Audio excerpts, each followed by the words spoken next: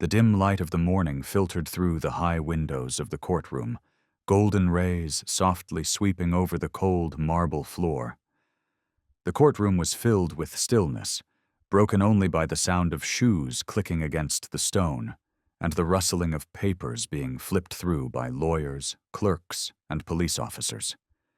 The atmosphere was tense and solemn, as if each step could alter the fate of someone in the room. Courtroom 4, where this trial was taking place, was not a place of warmth or friendliness. The hard wooden benches were arranged in long rows. Everyone sat in silence, their eyes distant, not daring to speak. All attention was focused on every word, every testimony that would be presented. Lena Morgan sat alone in the front row, with only one empty seat beside her, where her daughter Sophie should have been sitting quietly, holding her soft bunny toy. Sophie's wide eyes scanned the room, her pale skin catching the light of the morning as it reflected off her delicate figure, making her appear like a small shadow in the vast space. Though Lena tried to remain calm, she could not hide the anxiety in her gaze. She had been called to testify in a warehouse robbery case, where she would speak of an event she had only glimpsed through her kitchen window, a masked figure running hurriedly. Although Lena couldn't clearly identify the person, her testimony about the direction and time of the event was critical to the case. Outside of Lena's calm exterior, Sophie remained quietly seated, her eyes following everyone in the room. She had never felt this tension, yet her curiosity about the surroundings seemed unusually intense. The adults around her were absorbed in their tasks, but Sophie seemed to be searching for something that the others couldn't see. The door to the right of the courtroom creaked open, causing everyone to glance up. A group of police officers entered, all dressed in dark uniforms, their straight-backed forms exuding a sense of authority. Leading them was Officer Ethan Hayes, a seasoned officer known for his many years of service in the K-9 unit. He walked into the courtroom with a cold, unwavering gaze, his demeanor suggesting that he controlled the situation with ease. Behind him was Max, a large German Shepherd K-9, his stern expression and sharp eyes missing no movement in the room. Max trotted alongside Hayes with military precision, his ears perked and eyes fixed ahead, as if on a dangerous mission. The strength and authority that Max radiated only added to the tension in the courtroom. This dog was no ordinary pet. With his extensive training, Max had been Hayes's most trusted companion in life-threatening situations.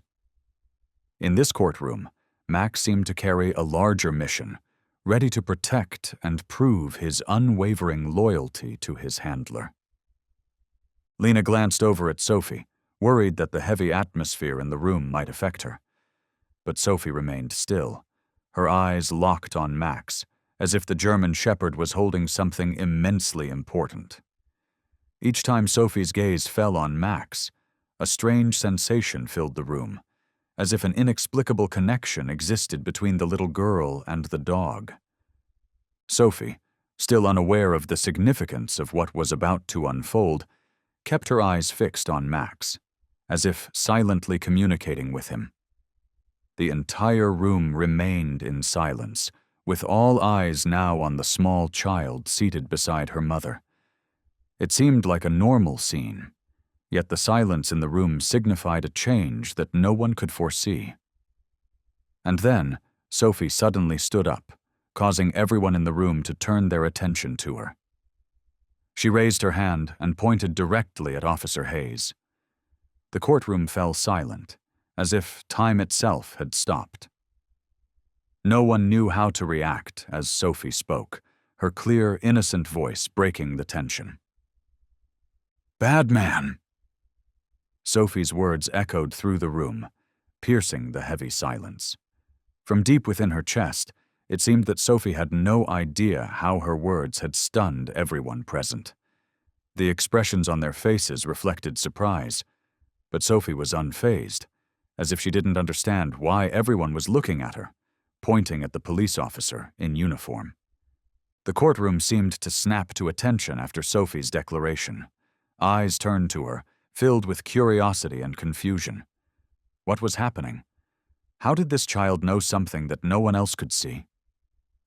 The eyes surrounding Sophie, from the lawyers to the prosecutor, and even the judge sitting high on the bench, couldn't help but wonder about the meaning behind the child's unexpected words. Lena, trying to remain calm, felt a rising sense of dread. She bent down and reached for Sophie's hand, but the child kept pointing at Hayes, her gaze never leaving Max, standing by his side. "Sophie, what are you saying?" Lena whispered, her voice trembling. Sophie looked up at her mother, her eyes clear and unshaken. She softly repeated her words that had left everyone in shock, this time in a smaller voice, but still crystal clear. "I saw him there. He's bad, in the dark place. And there was barking." The room fell into a heavy silence. The faint sounds of sighs from those around them felt like echoes in the air. Sophie's words weren't just the ramblings of a child. They seemed like a hidden truth. The people present, from the lawyers to the witnesses, felt something was amiss. But no one could explain why Sophie said what she did, and whether her words held any real significance. Was it just the innocent musings of a child? Or was there something deeper that Sophie had seen? And then, as if instinctively, all eyes shifted toward Officer Ethan Hayes. His eyes, usually cold and calm, now showed a flicker of unease. For a brief moment, a flash of concern crossed his face, but it quickly disappeared, replaced by his usual composure. He tried to maintain his calm, but no one in the room could fail to notice the brief uncertainty in his gaze. Lena looked at Hayes, feeling as if all the questions she had never dared to voice were now being answered, even if indirectly. What Sophie had said wasn't a coincidence. The little girl had definitely seen something. But what? And why was it only her who could see it? Every new question only made things more complex, and the tension in the room grew even thicker. Meanwhile, Max, Hayes's canine dog, stood silently by his side, showing no unusual reaction.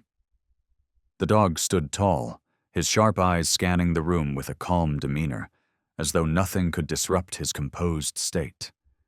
Yet, strangely, Sophie continued to gaze at Max, her eyes bright as if the dog held a secret, something only she and Max knew. The eyes of everyone in the courtroom were fixed on Sophie, but she couldn't tear her gaze away from Max, even though she knew her stare had caused the room to fall into an eerie silence.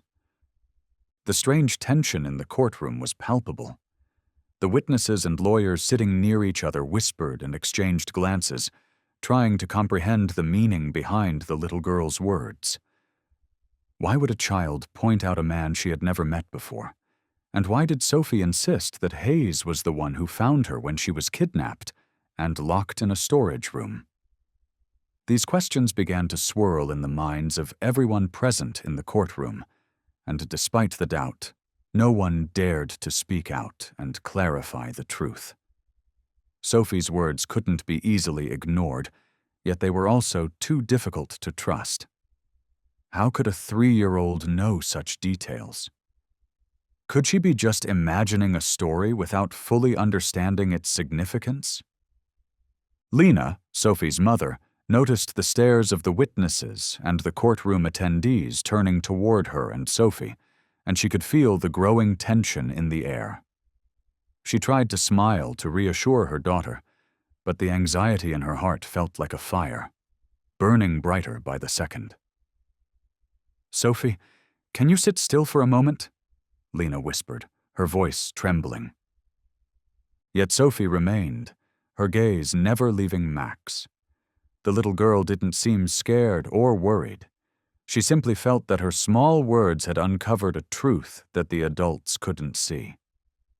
"I saw him in the storage room," Sophie whispered again, her voice soft yet firm. "He's bad. He locked the door and I couldn't escape." Though Sophie didn't fully understand her words, in that moment it felt as if she was speaking a truth that someone needed to hear. A heavy silence fell over the courtroom. The entire room went quiet. Murmurs began to ripple through the air, but no one dared to speak. Questions began to form in the minds of everyone present. Could Sophie's testimony be the truth? How could this little girl possibly see what the adults couldn't? Judge Ellen Mathers, sitting at the bench, began to feel a shift in the atmosphere. She didn't look directly at Sophie or Hayes, but cast her gaze towards the lawyers, signaling them to continue the proceedings. But in that moment, doubts about Hayes's innocence began to take root in her mind. A child like Sophie couldn't have pointed at someone without reason. She felt a strange gust of suspicion, one she hadn't felt before. The lawyers seated opposite each other exchanged glances, clearly hesitant to make a scene. However, Prosecutor Michael Green, who had been following the case from the beginning, couldn't help but question the strangeness in Sophie's words. "We need to clarify this," he whispered to Hayes's defense attorney. "If this is true, it could completely change the course of the case." Hayes's defense lawyer, who had been confident throughout the trial, now showed clear signs of confusion in his eyes. He turned toward Hayes, who remained standing with a cold expression. But there was something in his demeanor that made people feel like he was hesitant, as if he knew the growing suspicion surrounding him. A few other witnesses in the room also felt that something was off. A vague sense of unexplained events began to linger in their minds. Those who had witnessed Sophie and Hayes throughout the trial started noticing strange details, but no one dared to speak out, as they didn't have enough evidence to confirm anything. Sophie, meanwhile, continued to look at Max, her eyes gleaming. She didn't know that she had just unleashed a wave of doubt that couldn't be silenced. All she wanted was to share what she believed was the truth, that Max, Hayes's loyal dog, was the only one who understood her. Sophie didn't realize that her innocent remark had just unraveled an entire web of crime, shaking everything the adults had considered normal.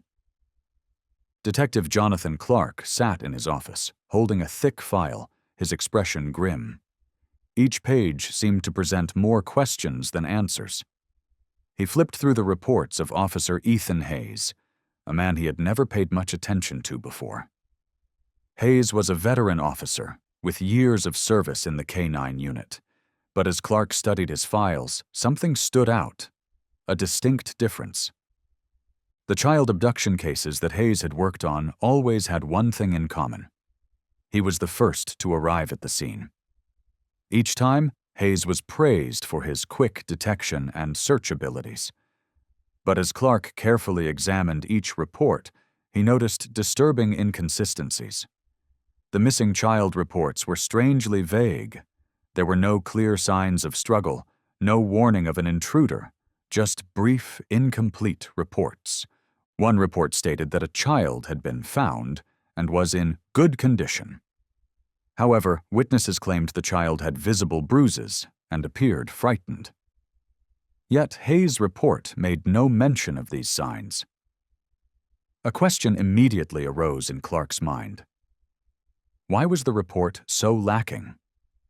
Was Hayes hiding something? Clark continued to sift through Hayes's files, discovering at least 3 missing children cases over the past 5 years, where Hayes was the only one reporting and handling them. Each report had unsettling omissions. The children that Hayes had found in each case exhibited abnormal behaviors, such as fear or signs of abuse, yet these details were entirely absent from the official reports. Suspicion grew in Clark's mind. He knew something was amiss with these cases. A person like Officer Hayes, with his rank and responsibility in the police force, why would he allow such important reports to go missing? This only deepened Clark's doubts about Hayes's involvement in the disappearances, and possibly the dark actions he was concealing. Adding to this, Clark couldn't ignore Max, Hayes's K-9 partner. While Max was often praised as an outstanding police dog, Clark couldn't help but notice a shift in the dog's behavior whenever Hayes was near. Max no longer behaved like a normal canine. There was an underlying anxiety, tension in the dog's posture that Clark began to suspect was a sign of unspoken events. If Max could sense something, maybe there were secrets Hayes was hiding. Clark continued digging deeper, searching for clues that might explain the oddities. One particular report made him stop. One of the missing children cases involved a girl who was found in an abandoned warehouse, and Hayes had been the first on the scene. The police reported the child was unharmed, but the details in the report suggested that she had been locked in and unable to escape. Clark felt a strange connection between this case and the others. An abandoned warehouse, the place where Sophie had been kidnapped, the place where she had just mentioned for the first time in the courtroom. Sophie had seen Hayes there, and that's when everything started to come into focus. As Clark reviewed these details, a cold feeling began to rise within him. He realized that not only were the reports missing important information, but there was also a chilling truth that Hayes might be trying to conceal. The missing children, the forgotten abuse, all seemed to have an eerie connection to Hayes. These pieces of evidence began swirling in Clark's mind, forming a dark picture that he hadn't fully seen yet. But that was enough to make him sense that something was wrong behind the perfect facade of the veteran officer. Clark couldn't stop thinking about Max, Hayes' loyal canine partner. In the days that followed, when Clark interacted with Max, he noticed something strange in the dog's behavior. Max, a stellar dog in the canine unit, had always been composed, but every time Hayes came near, Max seemed uneasy, as if there was a faint fear in the dog's eyes. His ears would perk up, his body tense, and each step Hayes took seemed to make Max want to pull away. Clark had noticed these behaviors before, but hadn't dared to acknowledge them. However, as he looked more closely, he began to understand that this wasn't just a random occurrence or simple behavior from a police dog. It was a clear sign of abuse. Max, the loyal dog who had stood by Hayes' side all these years, now reacted to him as if he feared something would happen. From the worried glances to the unsteady steps near Hayes, Clark was forced to ask, could Max also be a victim in this story? He decided to have Max examined. One morning, after getting permission from Hayes, Clark took Max to a veterinarian who was experienced in evaluating canine dogs. The veterinarian, a trusted figure in the police community, had examined many canines throughout the years, but with Max, there was something wrong. As the vet checked Max, he discovered strange marks on the dog's body, old bruises, faded scars, and notably signs of damage caused by rough rope burns around Max's neck and legs. These marks indicated that Max had been chained and abused for an extended period, something Clark had never expected. He stood in stunned silence as he listened to the vet. "He's been chained for too long and likely beaten during training sessions," the vet said, his voice tinged with concern. "These injuries aren't accidental. These are signs of systematic abuse." Clark was shaken. He couldn't believe that Max, a loyal canine dog, had endured such pain and suffering while working with Hayes. Not only did this make him furious, but it also shed light on part of the dark picture he was trying to piece together. The injuries on Max weren't just evidence of abuse. They could be the key to unraveling the entire truth behind Hayes' actions. Detective Jonathan Clark made a decisive decision to uncover the truth, believing that Max could be a silent witness to the case. Max, a brave dog, not only worked alongside Hayes but had witnessed the wrongful acts Hayes had carried out. Clark felt a connection between Max and the missing children, the cases that Hayes had been involved in. Max may not have been able to speak the truth, but he certainly had felt the abnormalities in Hayes' actions.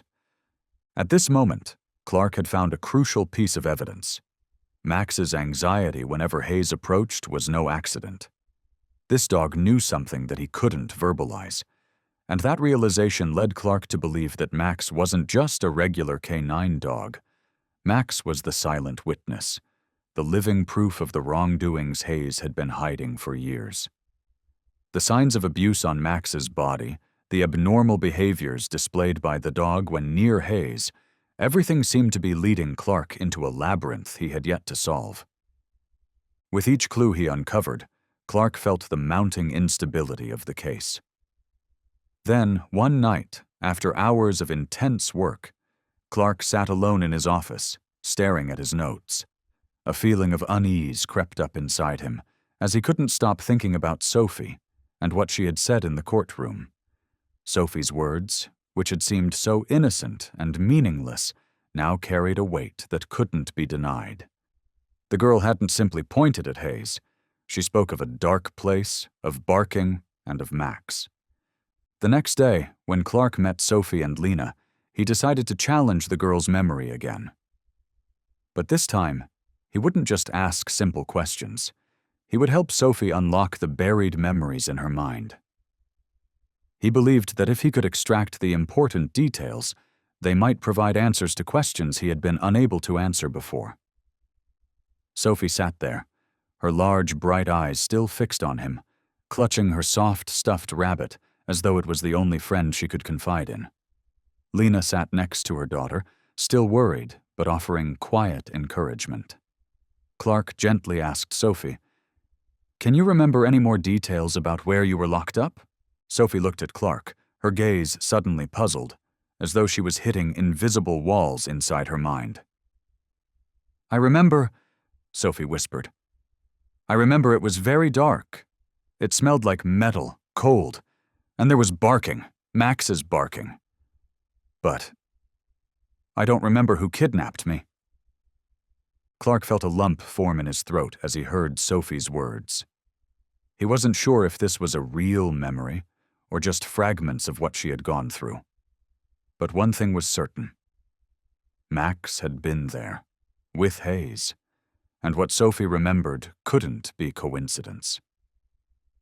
"Can you remember anything else?" Clark gently asked, prompting Sophie's curiosity. Sophie paused for a moment, then continued. "I remember a man, but I don't know who he is. I just remember he didn't say anything. He just did his work." Sophie's response sent a chill down Clark's spine. A man doing his work. But who could that be other than Hayes? Why would Sophie remember these details if they weren't the truth?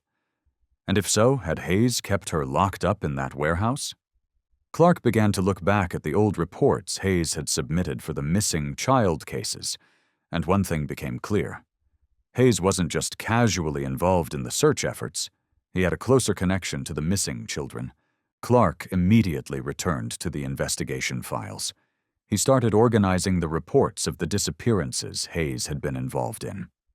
There was one clear common factor in these cases. Hayes was always the first to arrive when the children were found. But in Hayes's reports, there were always critical details missing about the state of the children when they were found. No injuries, no signs of resistance or abuse. It was strange. This only deepened Clark's suspicions. He had known there was something dark behind these cases. But now, with Sophie's testimony and her recollection of the warehouse, he felt that he had found a key point.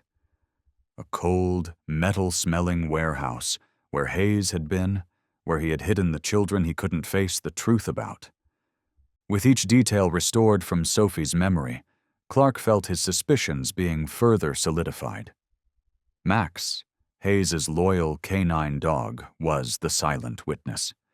He was the living proof of the secrets Hayes had been hiding. Or rather, Max was the first to recognize the abnormality in Hayes's actions. In the moments that followed, Clark knew he had to act fast. He began gathering new evidence, searching for any clue that could bring the truth to light. Every step he took, every discovery he made, brought him closer to understanding the truth behind all the missing children cases Hayes had been involved in. And in his heart, one thing became increasingly clear. Hayes wasn't just the one causing harm to the children. He was the mastermind behind this entire scheme, hiding the truth for years. At that moment, all of Clark's focus shifted to the courtroom, where every doubt was now being tested. As Sophie continued to point at Hayes, the little girl suddenly exclaimed, "He's the bad man!" Her voice cut through the tense atmosphere of the courtroom, piercing the silence and drawing everyone's attention. Sophie's simple, innocent words sent a shockwave through the room. The eyes of the prosecutor, the lawyers, and the judge all turned toward her.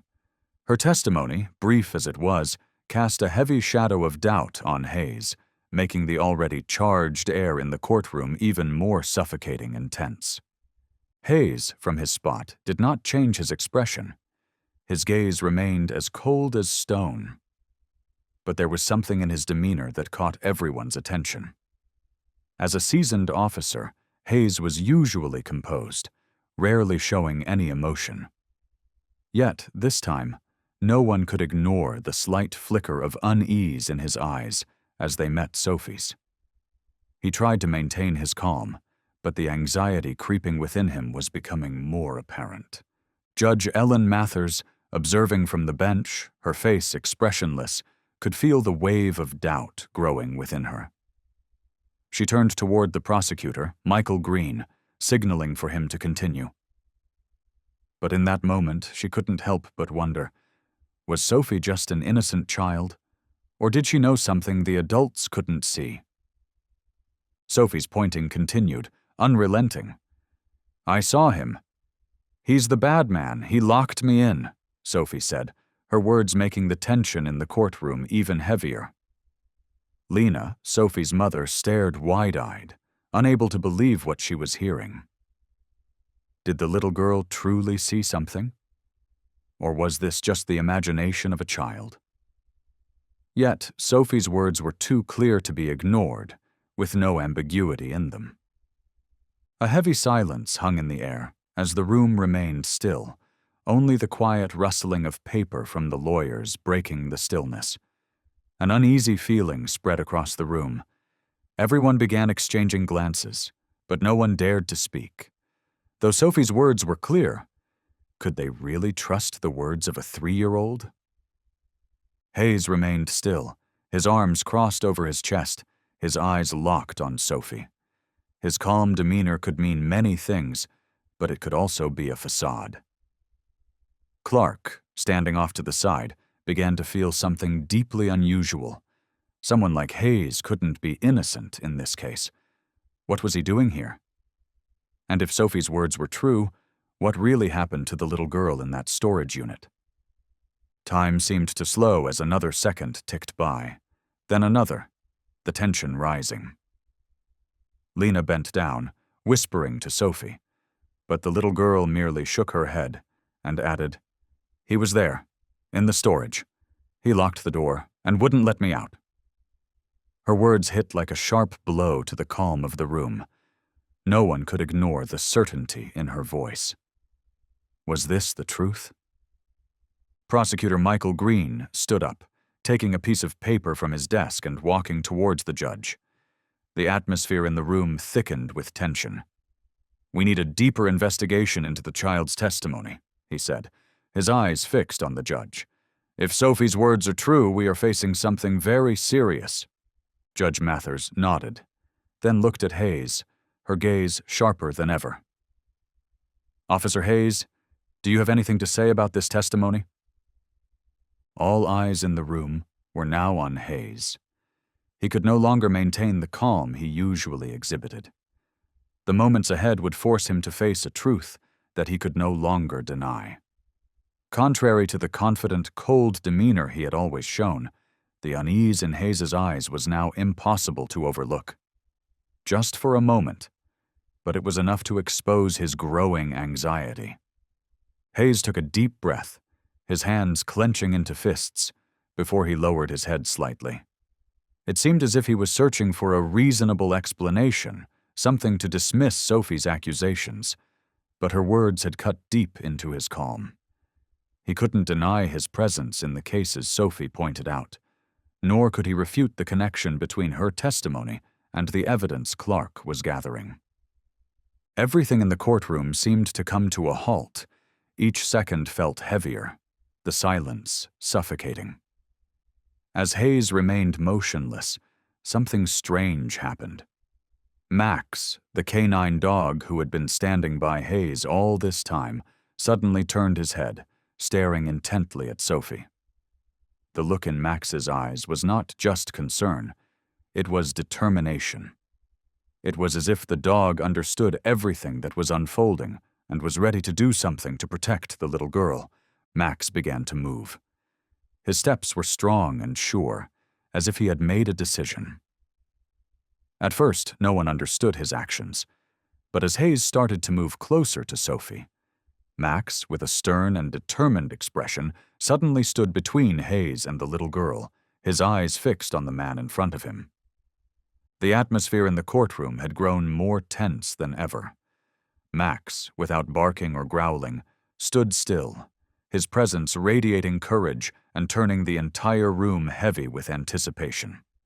Everyone in the courtroom felt the change in the air, a tension that couldn't be easily explained. No one dared to move.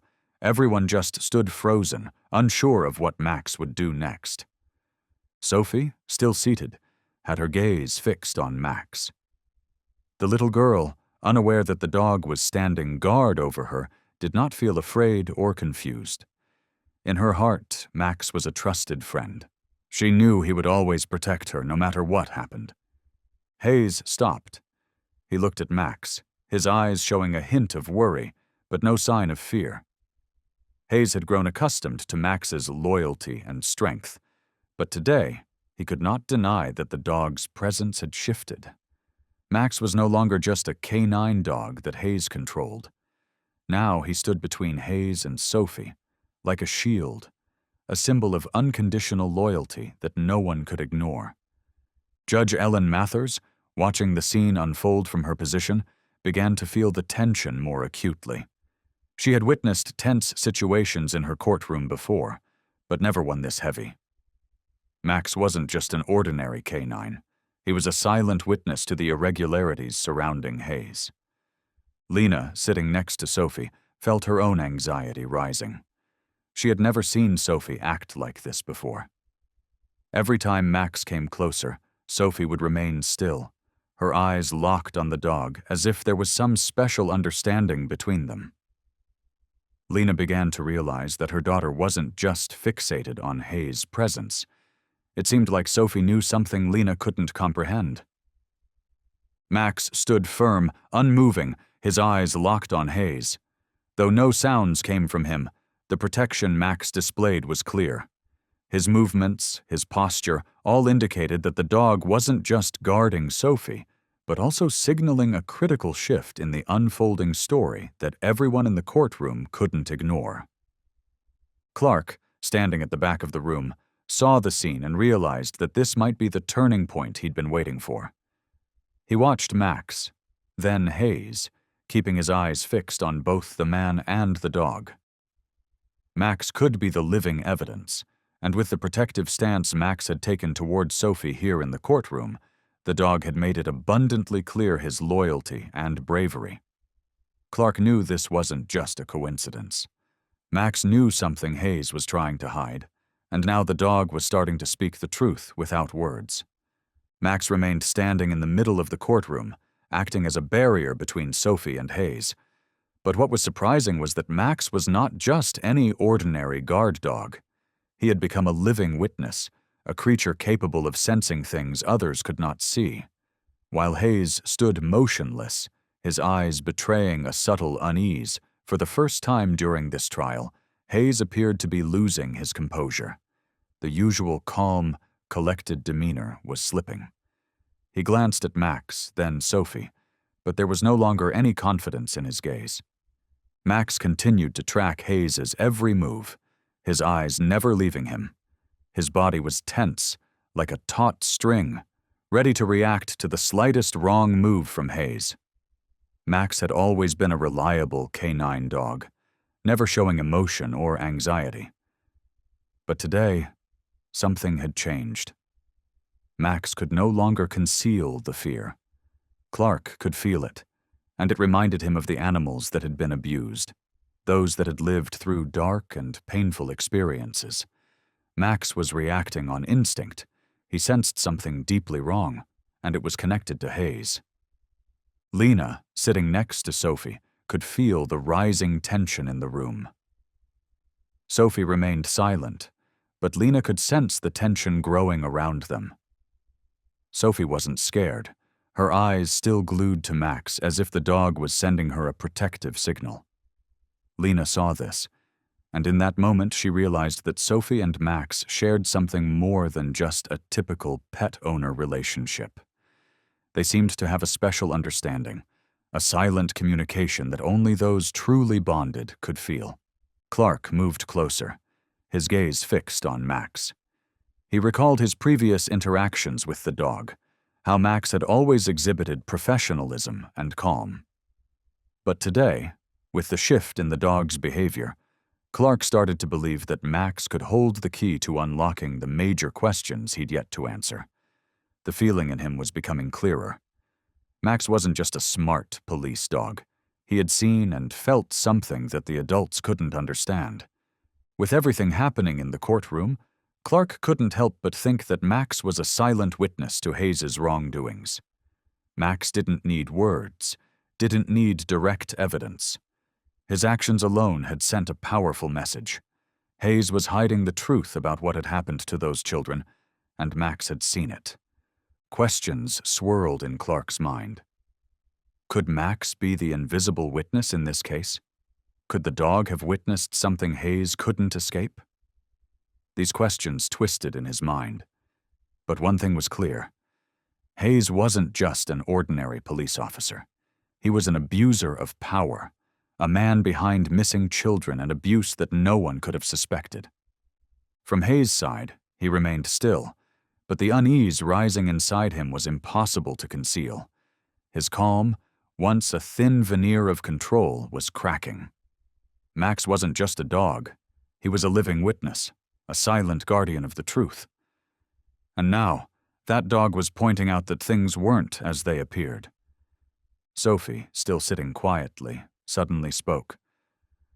I remember now he locked me in. I couldn't get out, her eyes still bright, her hands clutching her stuffed bunny. Her words once again could not be ignored. Sophie wasn't just saying something random. She mentioned a storage, a place that Hayes couldn't deny his involvement in. Clark looked again at Max, then at Hayes. His eyes locked onto the man and the dog. He knew he was facing a truth that couldn't be hidden, and this time, he wouldn't let anything obscure the path to justice. Despite Hayes' efforts to maintain his calm demeanor, or Max's silent protection of Sophie, Clark couldn't ignore the clues that were gradually unfolding in his investigation. Every piece he discovered, each time he reviewed it, became clearer and more significant. From the start of the investigation, Clark had suspected that Hayes might be involved in the disappearances of the children, and with every report he read, that suspicion grew. The night before, while at the office, he decided to dig deeper into Hayes' past.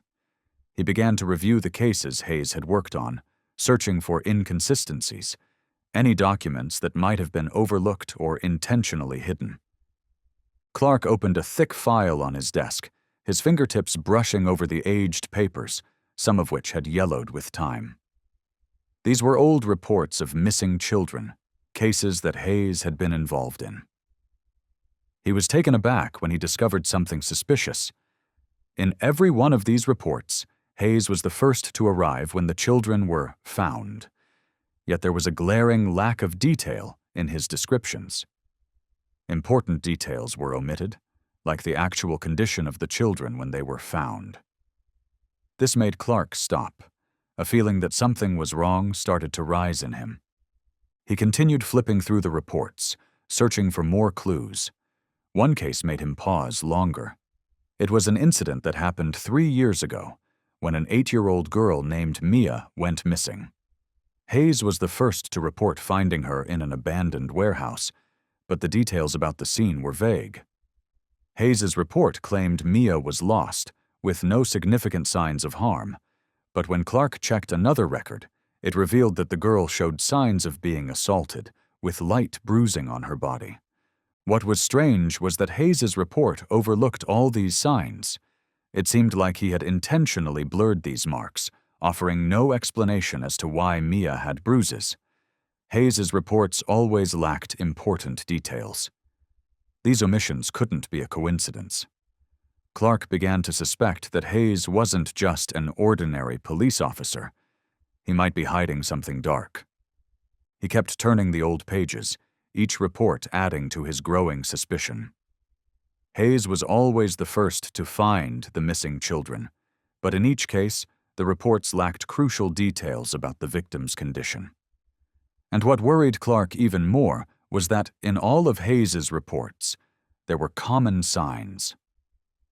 The children seemed unharmed, with no signs of resistance and no notable injuries. But when Clark cross-checked with other witnesses, the children showed clear signs of abuse. Another troubling detail that Clark couldn't ignore was that these incidents weren't unusual for Hayes. They were eerily similar. In each case of a missing child, Hayes was always the one to find them. This only strengthened Clark's suspicion about Hayes's actions. He couldn't stop thinking about Sophie's testimony in the courtroom, where she pointed at Hayes and said, "He's a bad man." Those words echoed like a loud clap of thunder, as though Sophie had seen something that the adults couldn't. Clark believed Sophie was right. Clark reviewed the documents again, starting to piece together the case. He began searching for more evidence related to Hayes and Max. Max, despite being a loyal canine, showed strange behavior. This dog not only displayed anxiety when near Hayes, but also reacted strongly in tense situations. Clark felt that Max wasn't just a tool in Hayes's job, but could be a crucial witness. He knew that if he could gain Max's trust and analyze these signs, he would uncover the truths Hayes had been hiding. The ambiguous reports, the missing details, and Max's behavior were undeniable clues. Clark felt that everything was gradually becoming clearer. He began to realize that Hayes wasn't just a police officer. He was someone with a dark agenda, concealing the truth behind the disappearances of the children. And Max might be the key to unlocking the truth. As the trial continued, the atmosphere in the courtroom grew unbearably tense. Hayes continued to deny all accusations. He stood there, his face cold and calm, as if Sophie's testimony and the evidence Clark had gathered were mere nonsense. Hayes, once known as a model officer, was now at the center of an investigation no one could have imagined. Sophie, still sitting quietly, continued to make statements that no one in the courtroom, not even the witnesses, could ignore. She looked at Hayes, her eyes bright and certain, then turned to Max, as if with the presence of the canine, she could recover a key piece of her memory. "He locked the door, and I couldn't get out," Sophie repeated what she remembered about the dark place she had been locked in. Her words struck like a blow to the air, making the atmosphere in the courtroom even heavier. Every word Sophie said was etched deeply in the minds of those listening. Everyone in the courtroom could feel the truth in her words. But at the same time, an incredible disbelief spread across the room. Could a 3-year-old really remember such specific details? Hayes, despite his efforts to maintain his composure, showed signs of wavering. He couldn't ignore the stares of everyone, the doubts that were growing in the room, even though he still kept up his calm demeanor. But deep down, he was probably beginning to question the events of the past. He couldn't deny Sophie's testimony, but he knew that if he didn't reject it now, he couldn't save his position. The courtroom seemed to fall into an unusual silence, not a single sound, only Sophie's words and the tense expressions of the people present. Max, standing next to Hayes, began to show signs of worry. He didn't bark, but his movements were unusually stiff. Max's eyes were locked on Sophie, and as Hayes started to walk closer, Max's body tensed, like a tightly stretched bowstring. A moment of tension passed through the air like a cold breeze. Max began to move, his steps firm, but it seemed the dog sensed something was wrong. Hayes stopped, but Max didn't. The dog positioned himself between Hayes and Sophie, lifting his head high, his ears pricked, and his sharp eyes never leaving Hayes. The courtroom held its breath again. Their eyes shifted from Sophie to Max, then back to Hayes. For the first time, a K-9 wasn't just an assistant in the courtroom, but a silent witness, embodying unconditional loyalty that everyone could feel. Clark stood at the back of the room, his eyes locked on Max, then back on Hayes. Every step Hayes took seemed harder now. Every movement from Max seemed to confirm something Hayes couldn't deny. Clark knew that if Max reacted this way, there must be a reason, and that reason wasn't coincidence. Judge Mathers also couldn't help but notice Max's actions. She realized that Max was showing a powerful protective stance towards Sophie, as though the dog knew her safety was at risk. She could feel the tension in the courtroom, and she began to take Sophie's testimony more seriously than ever before. Despite Hayes's efforts to maintain his calm demeanor, and Max standing silently, protecting Sophie, Clark knew that nothing Hayes could say would matter anymore. Max's actions had already spoken for everything. Clark began mentally noting every detail, preparing for the next steps in his investigation. He understood that what was unfolding in front of him was a pivotal moment, and Max was the only living proof he had.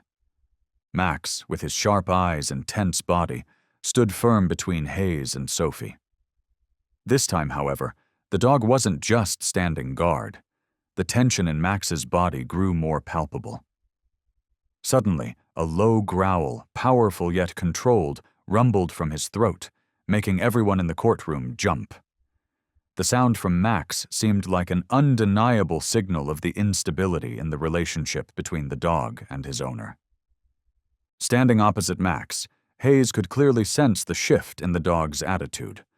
For the first time in all the years they had worked together, he no longer had control over Max. This dog, once obedient and loyal, had become a creature of protection, an entity Hayes could no longer command. Max was reacting purely on instinct, an instinct everyone in the room could feel. The dog was protecting Sophie, and no one could stop it. Clark couldn't tear his eyes away from Max. He saw the tension in the dog's body, the muscles twitching as Hayes took a step closer. Max slowly turned his face toward Hayes, and in that moment, Clark knew something monumental was about to happen. Max might not fully understand everything, but the dog knew Hayes was a threat, and protecting Sophie was the only duty he needed to fulfill. Hayes, at this moment, could no longer hide his anxiety. He stood frozen, arms crossed over his chest, but his eyes flickered between Max and Sophie. He knew that if Max took any further action, everything he had worked for would unravel. All the things Hayes had done over the years were now beginning to surface. But instead of stepping back, he moved forward toward Max. A challenge, it seemed, as if daring the dog to make the first move. The moment Hayes took another step toward Max, the dog lunged at him, swift as lightning. A roar rang out, strong and full of authority. Hayes didn't have time to react. Max approached quickly, eyes blazing like fire, jaws clenched tight. The dog did not attack, but the threat was unmistakable. Sophie, still sitting quietly, never took her eyes off Max, but she didn't feel afraid. She looked at Max with trust in her eyes. She knew Max would never hurt her, and the dog would protect her no matter what. It was as if an invisible bond existed between them, a silent communication that only a child and a loyal dog could share. Hayes finally realized his helplessness. He stood motionless, his eyes wide, too stunned to act. He was no longer in control of the situation in that courtroom. In that moment, all the truths he had been trying to hide for years began to unravel. Max was not just a police dog. He had become the guardian of the truth that Hayes could no longer deny. Judge Mathers, witnessing this turn of events, felt the tension in the air rise. She realized that things were no longer as they seemed. This was no longer just a routine trial. It was a battle between evil and justice, between lies and truth. Max, in his silent protection, had become the key witness, an essential figure in this case. Clark stood, watching, fully aware that things were finally starting to come to light. He knew that the next steps in the investigation would be crucial. Max had shown him the undeniable truth. The only remaining question was how much longer Hayes could continue living in his web of lies. Every clue, from the abnormal behavior of the canine to Sophie's trembling testimony, pointed to one undeniable truth. Hayes was not just another cop caught up in routine investigations. He was part of something much darker, a man cloaked in the illusion of duty, hiding behind a badge polished to perfection. Day by day, Clark felt the threads pulling tighter, drawing him toward a picture far more sinister than scattered incidents. He began reassembling old reports, combing through archived files, searching for overlaps between Hayes and the missing persons cases he had handled. The gaps weren't random. The omissions were too precise. Evidence overlooked, timelines blurred, and statements that once felt standard now rang with hollow certainty. The deeper Clark dug, the more disturbing the patterns became. There was Mia, an 8-year-old girl who had vanished 3 years ago. Hayes was the first to find her, hidden in an abandoned storage unit. But when Clark cross-checked witness reports, the cracks became glaring. Mia had bruises, scratches, signs of prolonged distress, yet in Hayes's report, none of it was mentioned. Not a word about the pain she had clearly endured. Not a line about the silence in her eyes. It wasn't negligence. It was deliberate. Clark widened his search, following Hayes through the ink trails of other disappearances. And then, the truth began to breathe. Low, cold, and cruel. The children Hayes rescued were never taken to hospitals. Some had visible injuries, some couldn't speak, but none were examined. None were seen by professionals. And that, to Clark, was no coincidence. This was method. This was a cover-up. And Hayes, he wasn't alone. As Clark peeled back more layers, he found names, officers linked to Hayes, men and women with clean records on paper but red flags buried deep, corruption allegations that never surfaced, internal investigations that evaporated without explanation, veteran cops who had partnered with Hayes, whose connections reached into the city's darkest corners, where the law bent for the right handshake or the right threat. But it wasn't just paperwork that spoke. It was Max, the K-9 unit, trained for discipline, trained to obey. And yet, whenever Hayes was near, Max would freeze. Not in fear, but in something deeper. A resistance that came from memory, from something seen and remembered. Clark had begun noticing it more and more. Max's flinches, his averted gaze, the shallow breaths, and once a low growl that stopped as soon as Hayes left the room. Max was trying to say something. The scars on Max's side weren't from the field. Clark had seen too many service dogs to mistake those for random injuries. These were deliberate, systematic.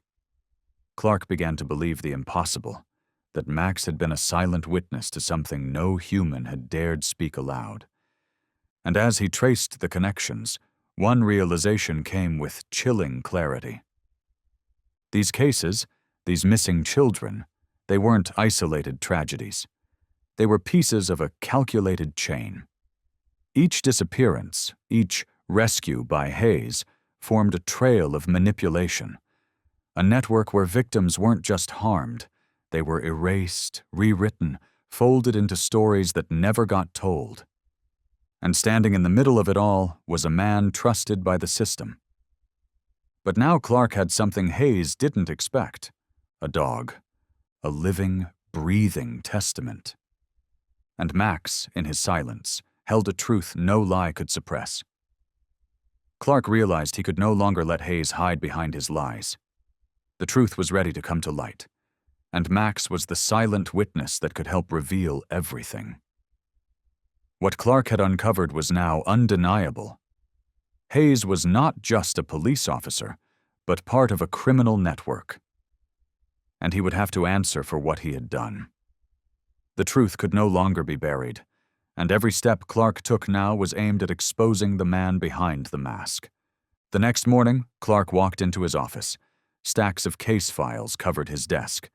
He opened one report he hadn't had time to read carefully the night before. It was from an old missing child case Hayes had been involved in nearly 5 years ago. The file contained no clear signs that the child had been abused, even though other witnesses gave contradicting descriptions. Clark noticed Hayes's report was missing key details, like the exact time the child was found and Hayes's actions at the scene. Once again, something felt deliberately left out. Clark knew he couldn't wait any longer. He had to find more evidence to confront Hayes directly.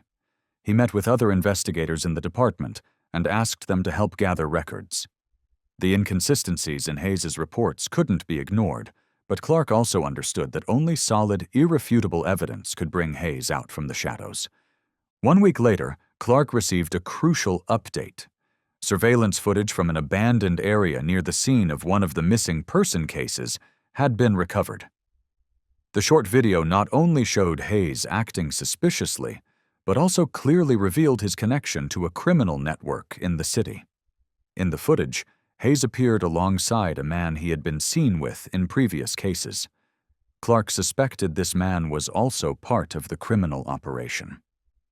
The two were speaking privately, and Max was visible in the frame, standing nearby, yet not acting like a typical canine on duty.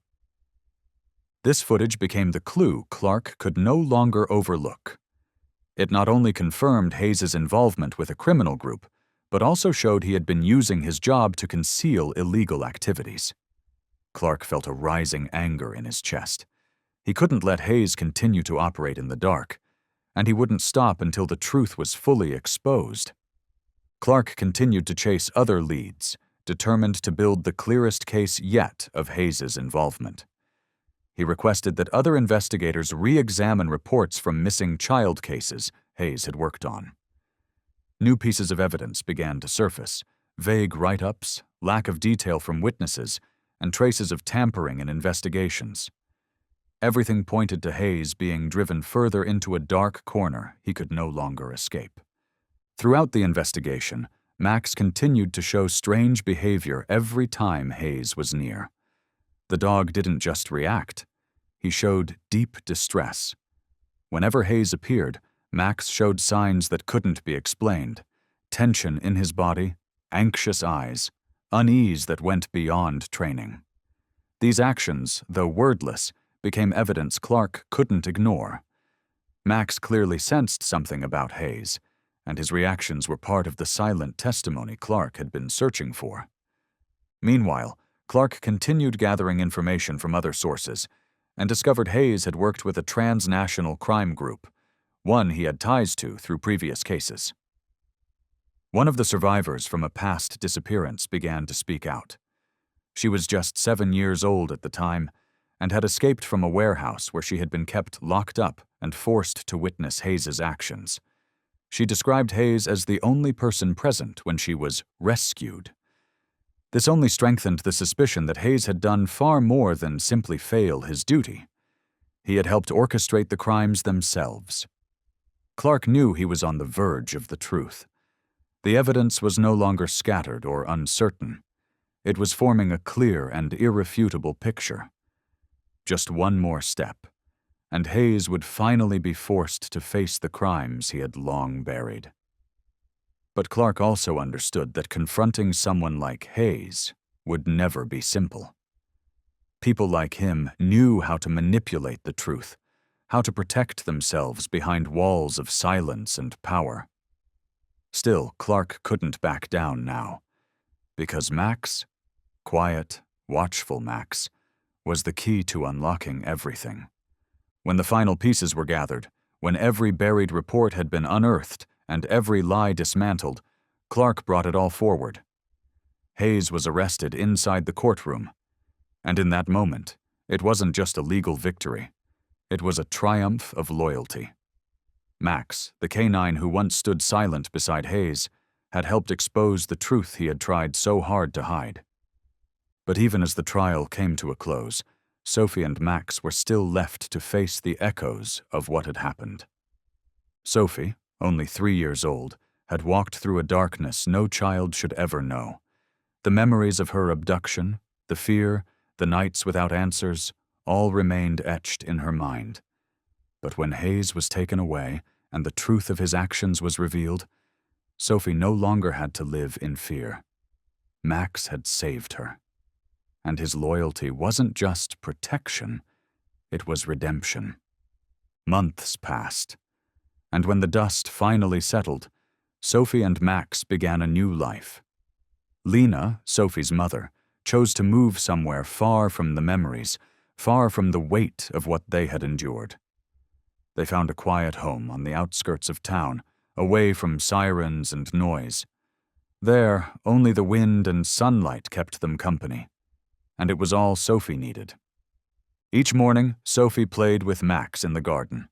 They chased one another through the tall grass, laughter ringing like bells in the morning air. Her voice, once silent with trauma, now danced with joy. Max was no longer a K9 on duty. He was Sophie's guardian, her friend. He didn't have to wear a harness or follow commands anymore. He was free. And in that freedom he found healing. The scars on his body, the shadows behind his eyes, they slowly faded.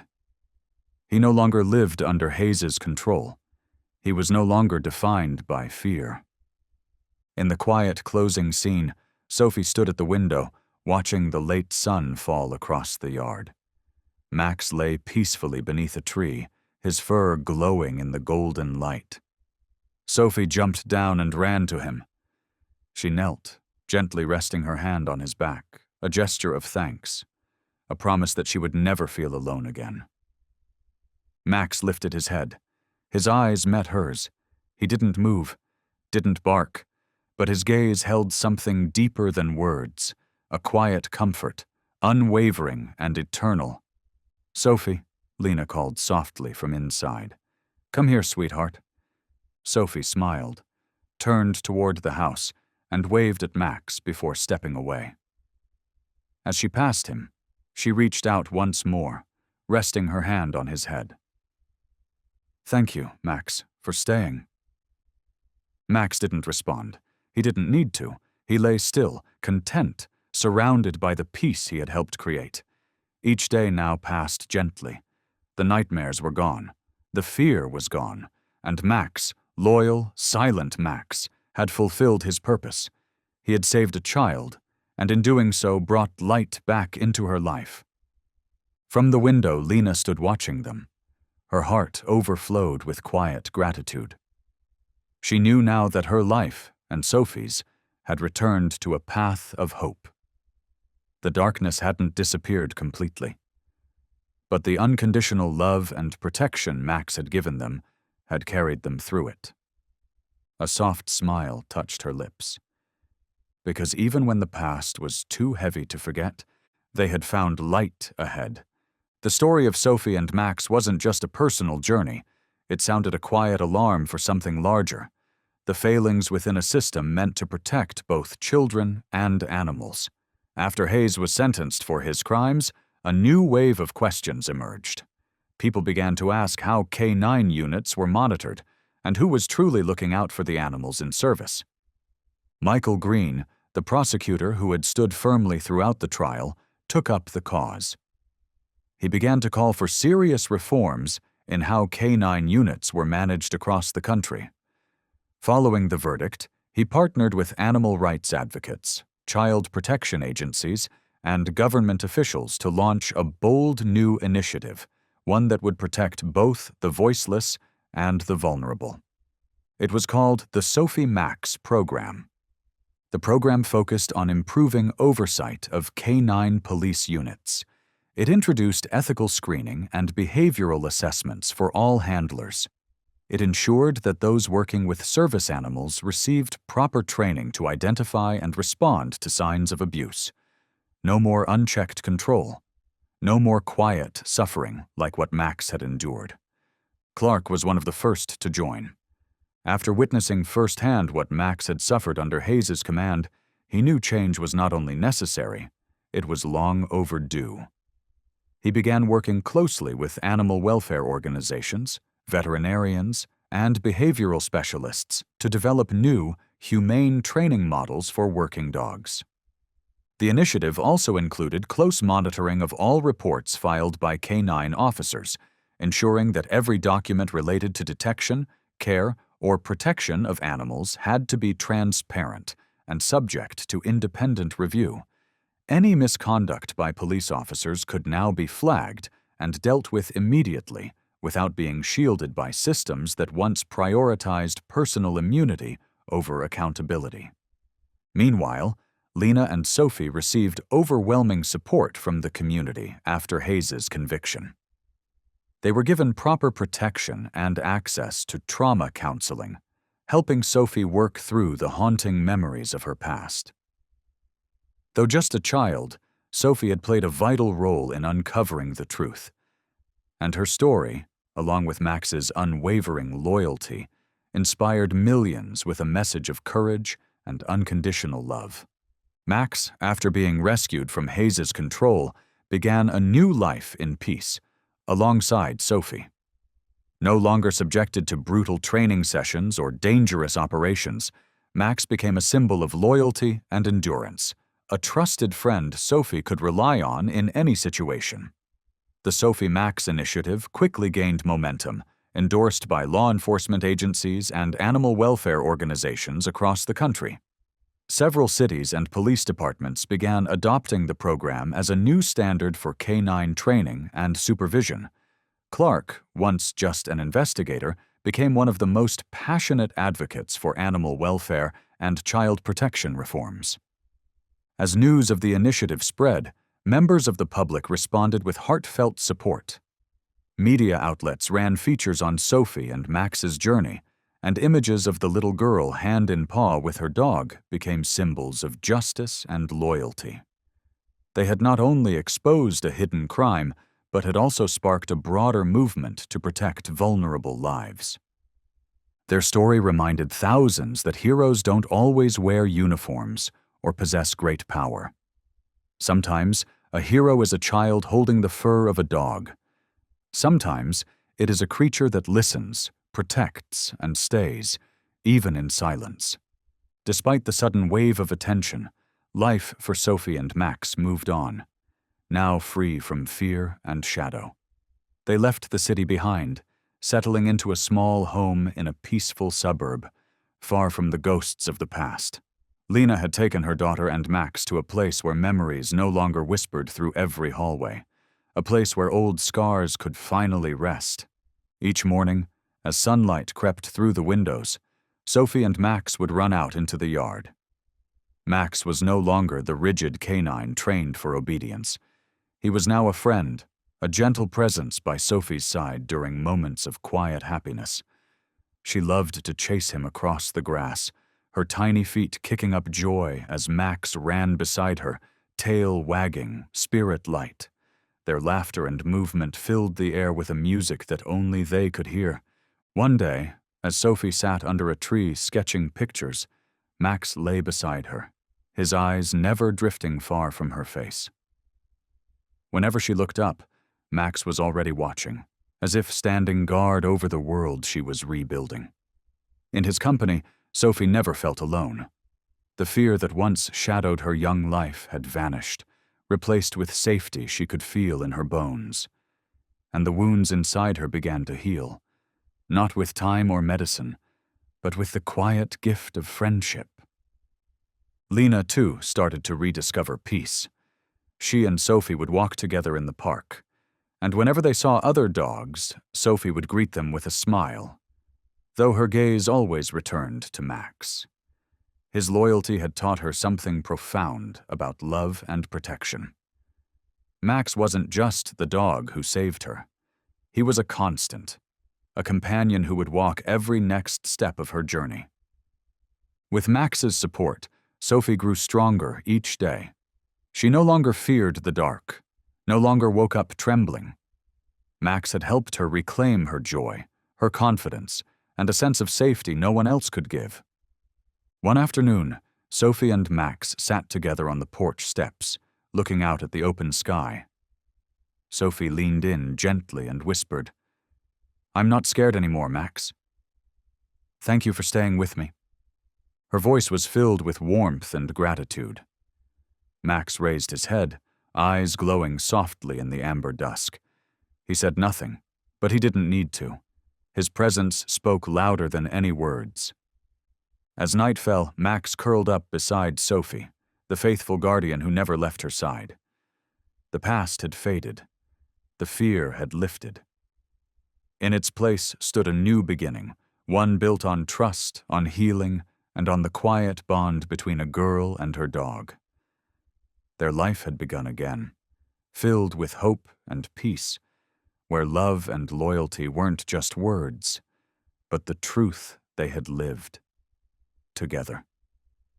But for Clark, peace hadn't come for everyone just yet. The investigation he was leading was far from over, and the truth still lurked behind layers of thick, deliberate deceit. What had unfolded in court was only the beginning, a small crack in the wall of lies surrounding the case. Hayes might have been arrested, and his falsified reports exposed, but Clark couldn't shake the feeling that something far more sinister lay beneath the surface. From what he had uncovered so far, Clark knew Hayes wasn't just a rogue cop playing with power. He was a piece of something much bigger, a thread in a criminal network that, if left unexposed, would continue harming innocent children and voiceless animals. That was why Clark couldn't close the file just because Hayes had been convicted. He started re-examining all of Hayes' past reports on missing children. These weren't just random cases the officer had happened to be involved in. Clark suspected they were fragments of a much larger, darker scheme.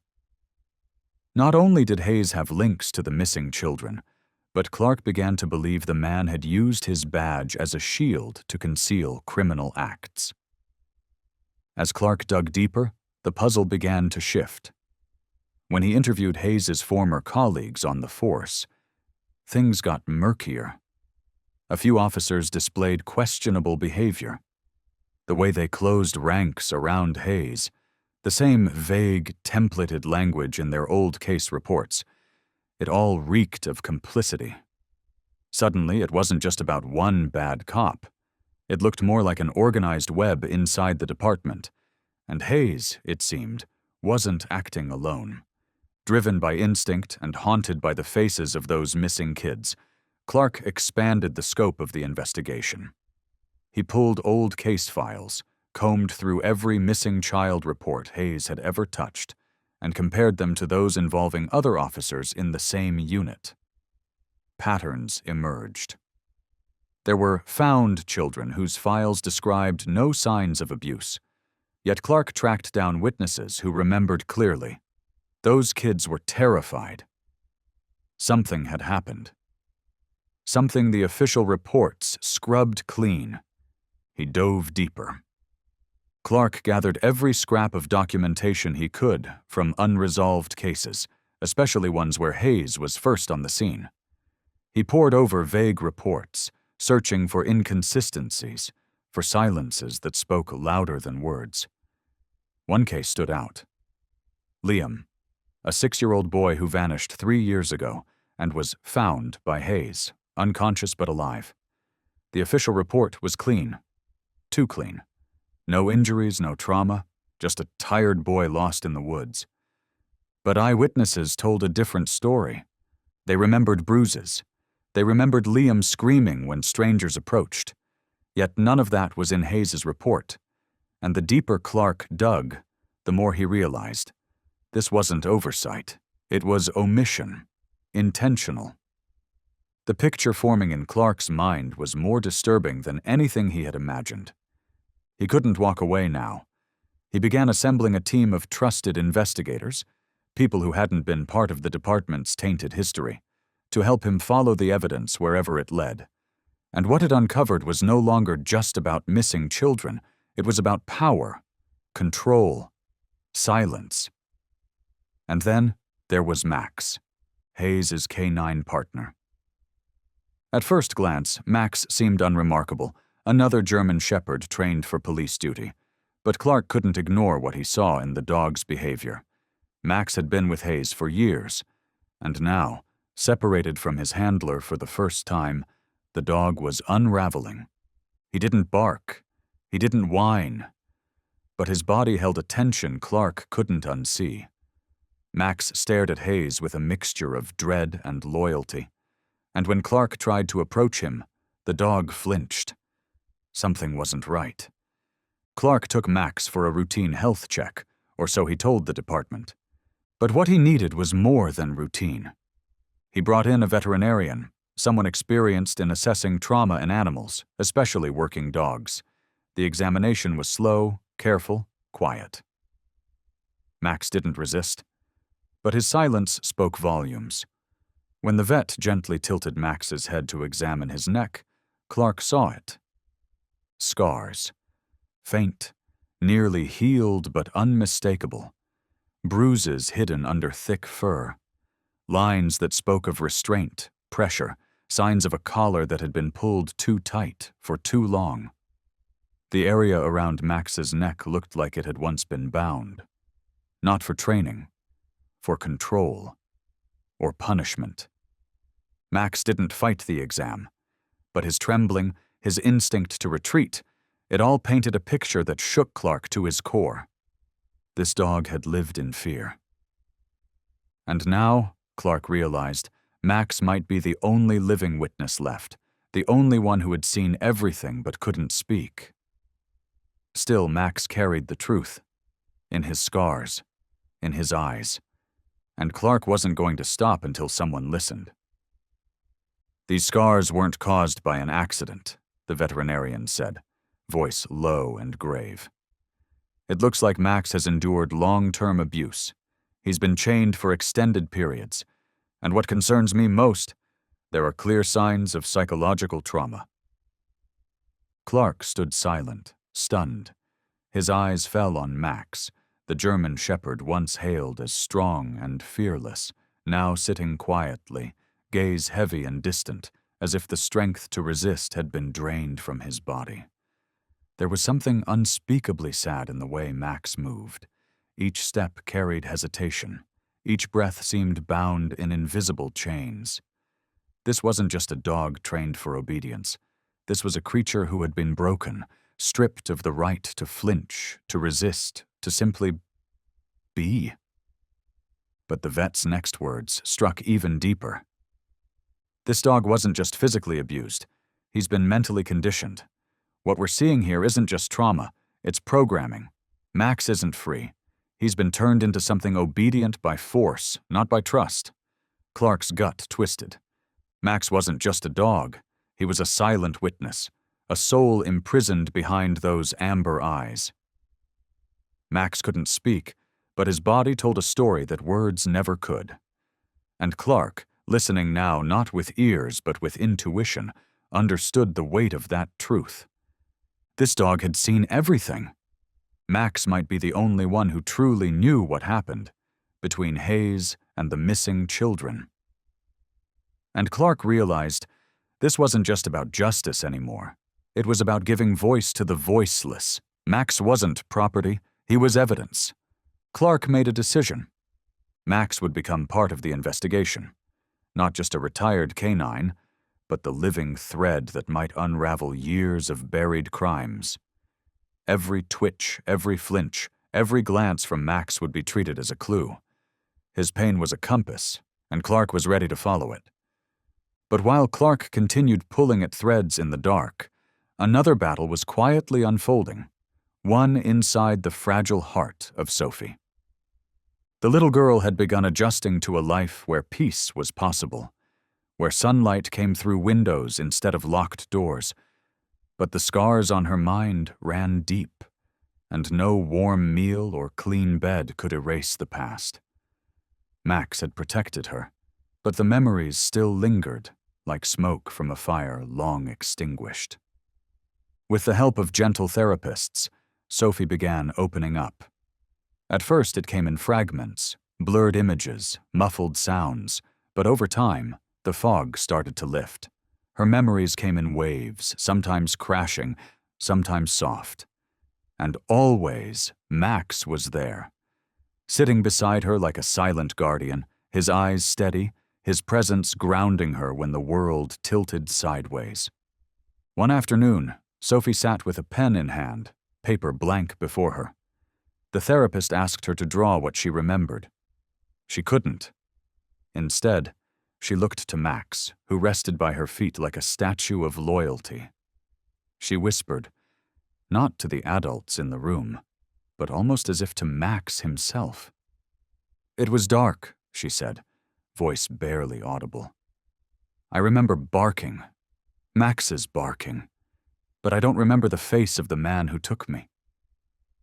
Her voice trembled, her fingers clenched the pen. But then, more came. Bit by bit, Sophie began to recall the metal smell of the storage room, the cold floor, the panic. And then, like a flash, a face, not clear, not vivid, but present. Hayes. She couldn't describe every detail, but she remembered how he stood, still, detached, cold. He didn't ask if she was okay. He didn't kneel. He didn't speak with warmth. He just watched, like it was routine. Like she wasn't a child, like she wasn't anything at all. When Clark heard Sophie's account, something inside him stirred, a kind of righteous fury that burned slow but hot. These weren't just the words of a child. They were puzzle pieces. They were the proof he needed to connect Hayes to something darker. Sophie's pain wasn't just trauma, it was testimony. Clark began to see Hayes differently, not just as a corrupt officer, but as a predator who had hidden behind a badge, a man who abused animals and manipulated cases of missing children, a man who was always first on the scene, who always wrote the reports, who always made sure nothing incriminating ever made it to the paperwork. Now that carefully built facade was cracking. With every word Sophie shared, the timeline became clearer. The storage room, the smell of rusted chains, the fear, the barking. Maximum. Max had been there, and Max had fought for her, silently, fiercely. Even now he stayed at her side like her shadow, the last piece of her nightmare that didn't make her afraid. The only presence that told her, deep down, "You're safe now." Clark listened to Sophie's trembling voice and watched Max's calm strength, and for the first time, he saw not just a child and a dog, but survivors, witnesses, warriors in their own quiet way, and the truth was finally beginning to emerge. He couldn't stop now. Every detail Sophie remembered, every tremor in Max's body, they were guiding him. The lies Hayes buried were being pulled into the light. And Max was no longer just a retired canine. He was the unspoken proof, the key to justice, the soul that could unravel everything. This wasn't just Sophie's story anymore, or Clark's, or Max's. It was the story of justice breaking through silence, one bark, one tear, one memory at a time. The next day, Clark sat quietly in his office, surrounded by neatly arranged files, every report, every investigative record from the missing child cases involving Hayes. He stared at the evidence he'd gathered, the inconsistencies in Hayes's reports, Max's silent testimony, and the tension from the courtroom the day before. He knew one thing with absolute clarity. This investigation couldn't stop now. He was closer to the truth than ever before. The trial resumed. But this time, it wasn't just about charges. It was about something more powerful. a direct confrontation between Sophie and Hayes. Inside the courtroom, Sophie sat beside her mother, her eyes fixed on Hayes with a quiet intensity. Under pressure from Hayes's defense attorneys, she held her ground and said again, firmly, "He's the bad man." The air turned sharp, nearly unbearable. A silence fell. All eyes were now on Sophie. Then they turned to Hayes. He sat there, face still, trying to maintain calm. But it was impossible to ignore the unease growing in the room. People began whispering. Was the girl telling the truth? Could her words be trusted? But Sophie's gaze didn't shift. Her tiny hands clenched a stuffed rabbit, her fingers steady. She pointed at Hayes, eyes glowing not with fear, but with truth. Then came a moment no one could have predicted. Clark, waiting outside the courtroom, could feel the pressure building. This wasn't just testimony. This was a reckoning. Sophie's voice, small but strong, was bringing it all to the surface. And that's when Clark saw what he hadn't before. Hayes wasn't just an abusive officer. He might be the orchestrator of something far worse, a hidden criminal network. He hadn't simply made mistakes. He might be behind it all. As the trial pushed on, Clark went back through case after case, every child Hayes claimed to have found. It struck him again. None of those children showed physical injuries, and yet eyewitnesses recalled how terrified they looked when they were rescued. Hayes's reports conveniently left those details out. Over and over. That was no coincidence. Clark made a vow. He would uncover everything Hayes tried to bury. He expanded the investigation even further, digging through every case file Hayes had ever touched. Every child found by Hayes shared the same pattern. No bruises, no wounds, but deep-rooted fear. Clark knew this wasn't luck or protocol. It was manipulation, and Hayes was at the center of it. Soon, more victims began coming forward, now grown, once voiceless. Their stories were hesitant at first, fragile, but every testimony painted a similar picture. Hayes wasn't a hero. He was a threat, a man who found them too easily, stayed too calm, asked too few questions. Most haunting of all, the gaps in his reports. Pages of missing truth, crafted to hide pain. Clark began connecting the dots. This wasn't random. It was a pattern, a system. Hayes had been covering up not only his own crimes, but possibly the crimes of others. Clark could see it now, a tangled network of silence and complicity, and right at the heart of that silence was Max. Max, who had guarded Sophie with his life, who stood as a voiceless witness to everything Hayes had done. He wasn't just a companion. He was the last thread of truth no one could erase. But Clark's mind kept returning to Sophie. The little girl who now stood in the center of the storm, no longer just a victim, but the one person brave enough to face Hayes head-on in court. The trial continued. The courtroom was packed. Tension crackled in the air. Sophie sat beside her mother, still clutching her stuffed bunny. But her face, calm, determined, never looked away from Hayes. She knew her voice mattered now, that what she said could change everything. Hayes, usually composed, began to slip. He tried to hide it, but those in the courtroom could see it, the stiffness, the nervous eyes, the shallow breath. Then Sophie stood. She faced Hayes directly, no hesitation, pointed and said again, clear, strong, unwavering, "He's the bad man." Her words echoed. The silence was absolute. No one dared move, not even breathe. Sophie's innocence made the truth heavier. Even the lawyers fell quiet. Hayes's mask shattered. He stared at her, blank, stunned, then slowly turned toward Clark, as if seeking help. But Clark offered nothing. It was too late. Sophie continued, steady as ever. It wasn't anyone else. He's the one who locked me in the storage room. The room turned to stone. Those few words crushed the atmosphere. People shifted uncomfortably. Prosecutors exchanged looks. Even Hayes's lawyers went pale. Clark watched from behind. He could feel it, the weight of the moment, the shift in the tide. Sophie's confrontation wasn't just emotional, it was decisive. Hayes had nowhere left to run. Max nearby stood quietly. He didn't growl, didn't bark. He didn't need to. His eyes never left Sophie, alert, gentle, protective. There was something sacred about that silent bond between them. No one could break it. Hayes, cornered now, sat frozen in his chair.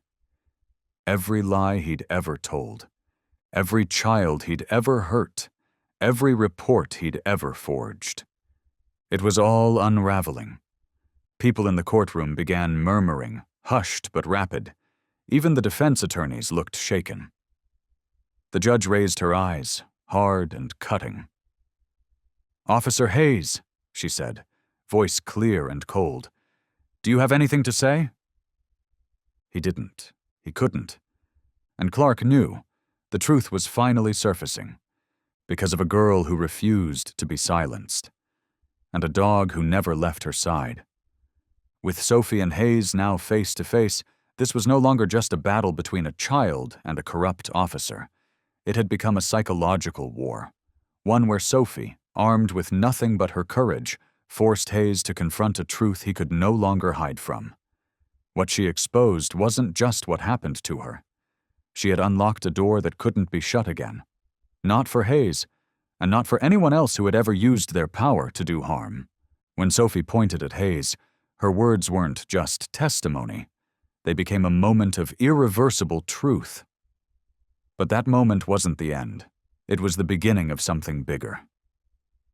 Standing beside her was Max, Sophie's silent guardian.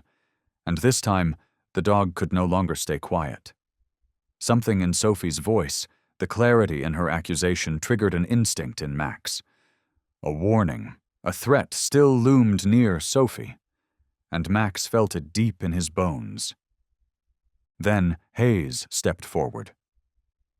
Max moved. Though trained as a calm, controlled canine unit dog, Max couldn't suppress his emotions this time.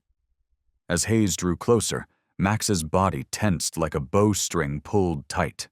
His eyes locked onto Hayes. His hackles rose.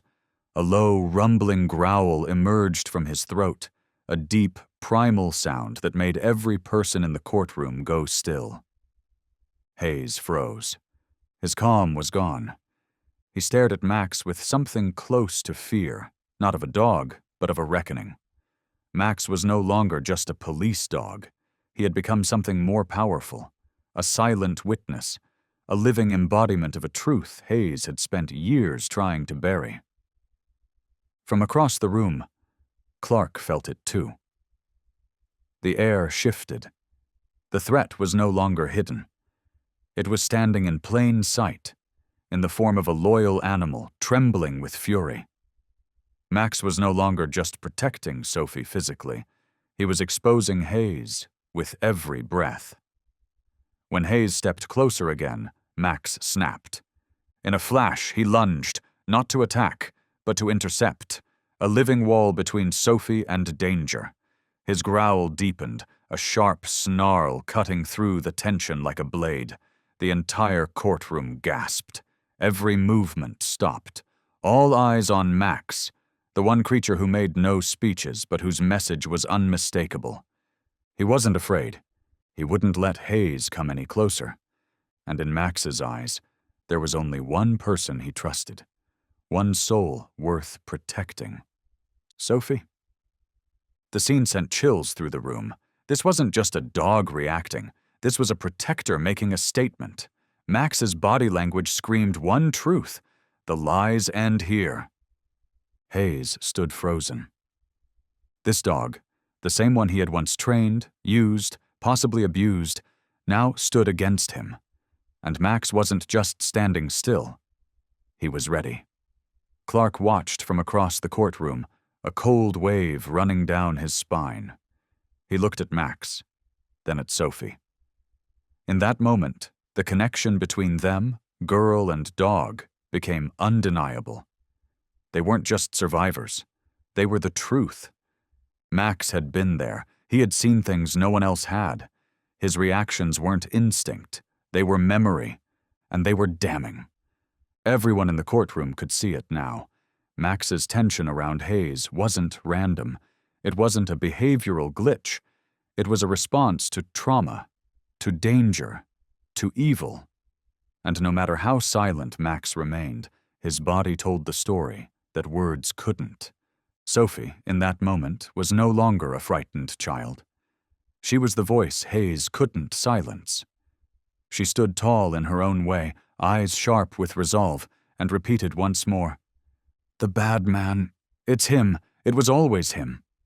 Her voice shook no one, except Hayes. The truth wasn't imaginative fantasy. It was a reality none of them could unsee. Judge Mathers watched it all unfold, her gaze darting from Max to Hayes, her brow furrowed. Doubt turned to suspicion. She looked to Clark, then back at Hayes, who now stood paralyzed, as if Max's stance had pinned him in place. This was no longer just a testimony. It was a turning point. And Hayes had run out of places to hide. Right after the trial, Clark couldn't sit still. He knew he had to act, and fast. Hayes' carefully constructed web of manipulation was starting to unravel. The evidence so far, Sophie's testimony, Max's reactions, had cracked open the silence Hayes had hidden behind for years. But it wasn't enough. Clark needed more. Something that would expose the full extent of Hayes' crimes. A few days later, while combing through old case files, Clark received a call from his investigative team. Urgent. They had discovered old surveillance footage from a storage facility, the very one where Sophie had been held. The video was a breakthrough. It showed Hayes and Max at the site during the exact time Sophie had gone missing. Clark's heart sank as he watched the footage. There was Hayes standing near a vehicle, and Max pacing nearby. Hayes didn't look like a man trying to save a child. There was no panic, no urgency. His demeanor was calm. Too calm. The footage told a different story, one that Clark could no longer ignore. Hayes hadn't stumbled upon Sophie by accident. He had known. Clark immediately called an emergency meeting with the investigative team. What they had just uncovered was a turning point. The video placed Hayes at the scene, not as a rescuer, but potentially as the perpetrator. It wasn't conclusive, but it tightened the noose. Clark knew they needed more footage, more leads, anything to complete the picture. And the picture was getting clearer. The missing child cases Hayes had been involved in began connecting like pieces of a hidden mosaic. Each time, the children were found unhurt, physically, but every witness remembered the fear in their eyes. And every time, Hayes had written the reports, clean, polished, deceitful. This was no coincidence. Clark saw the pattern now. Hayes had used his badge to cover his tracks. He wasn't a lone offender. He was part of something larger, an organized system, a machine of silence. From falsified documents to manipulated rescues, Hayes had weaponized his authority to protect something dark. Through it all, Max remained steady, not just as a witness, but as a guiding force. Clark had watched the dog closely. Every time Hayes came near Sophie, Max would tense. Every time Sophie trembled, Max stood taller. These weren't random behaviors. They were warnings, messages, proof. Max had seen what no one else could, and Clark finally understood. It was Max's protection that had opened the path to the truth. Now, with undeniable evidence and Max's unwavering presence, Clark had no doubts left. Hayes wouldn't walk free, Not this time. The crimes he'd hidden were coming to light, and Max, loyal and silent, was the witness who could not be silenced. The next day, the courtroom filled once again, tension at its peak. Sophie, no longer the frightened child, stood tall beside Lena. Her eyes never left Hayes. She had grown stronger, and everything she said now rang with clarity and truth. Across the room, Hayes sat motionless. The cold stare he wore so often couldn't mask what was happening now. He was surrounded by evidence, by testimony, by the past. The trial resumed, and the pressure escalated. Hayes's defense attorney stood and tried to deflect. "This child's words cannot be considered reliable," he argued, voice sharp. "She was only 3 years old at the time. Memory at that age is too fragile to serve as legal proof." But what he didn't count on was the strength in Sophie's eyes. She didn't flinch. Under pressure, she stood her ground and declared, again, that Hayes was the one who hurt her, that he had hurt others too. Clark watched from the sidelines. But he wasn't just an investigator anymore. He was now a witness to justice rising. The prosecutor, Michael Green, stood and began laying out the evidence, clear, irrefutable. Hayes had inserted himself into every case. Always the first to find the children, always filing the reports, always making sure nothing seemed out of place. But now, it was all unraveling. "And most importantly," Green said, turning to face the judge and jury, "this evidence here?" He pointed to Max, standing calmly beside Clark. "This dog is not ordinary. His behavior speaks louder than words. Every time Hayes approached, Max reacted. Not out of confusion, but recognition, out of memory, out of fear." Green stepped closer. "Max is a living witness, a silent but powerful presence. He stood by Sophie not just as a guardian, but as the one who knew the truth, long before we did. And every movement he's made in this courtroom has told us what we need to know." Clark stood tall, Max by his side. And in that moment, Max was no longer just a dog. He was the last link, the final piece, the living proof that Hayes could no longer hide. The atmosphere in the courtroom had grown razor sharp. Hayes had nowhere left to hide. He could deny the charges all he wanted, but with each new piece of evidence, he was being cornered. Sophie and Max had stood their ground, not just in defense of justice, but as living proof that no one could outrun the truth. Clark could feel it now. The end was within reach.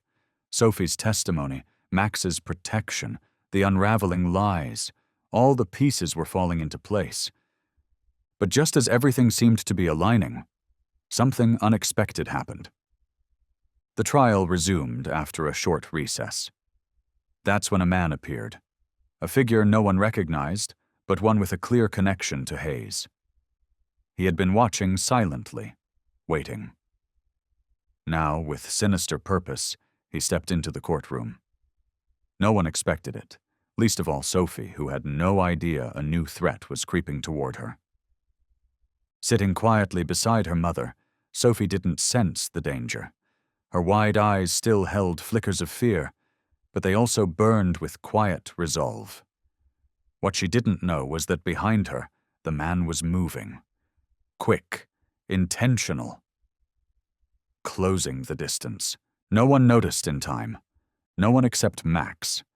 The canine, who had been allowed to rest near Clark's side, suddenly stirred.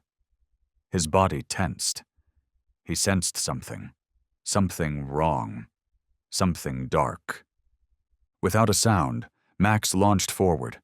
There was no bark, no growl, just a blur of muscle and purpose as the dog tore across the room, moving with terrifying speed toward Sophie.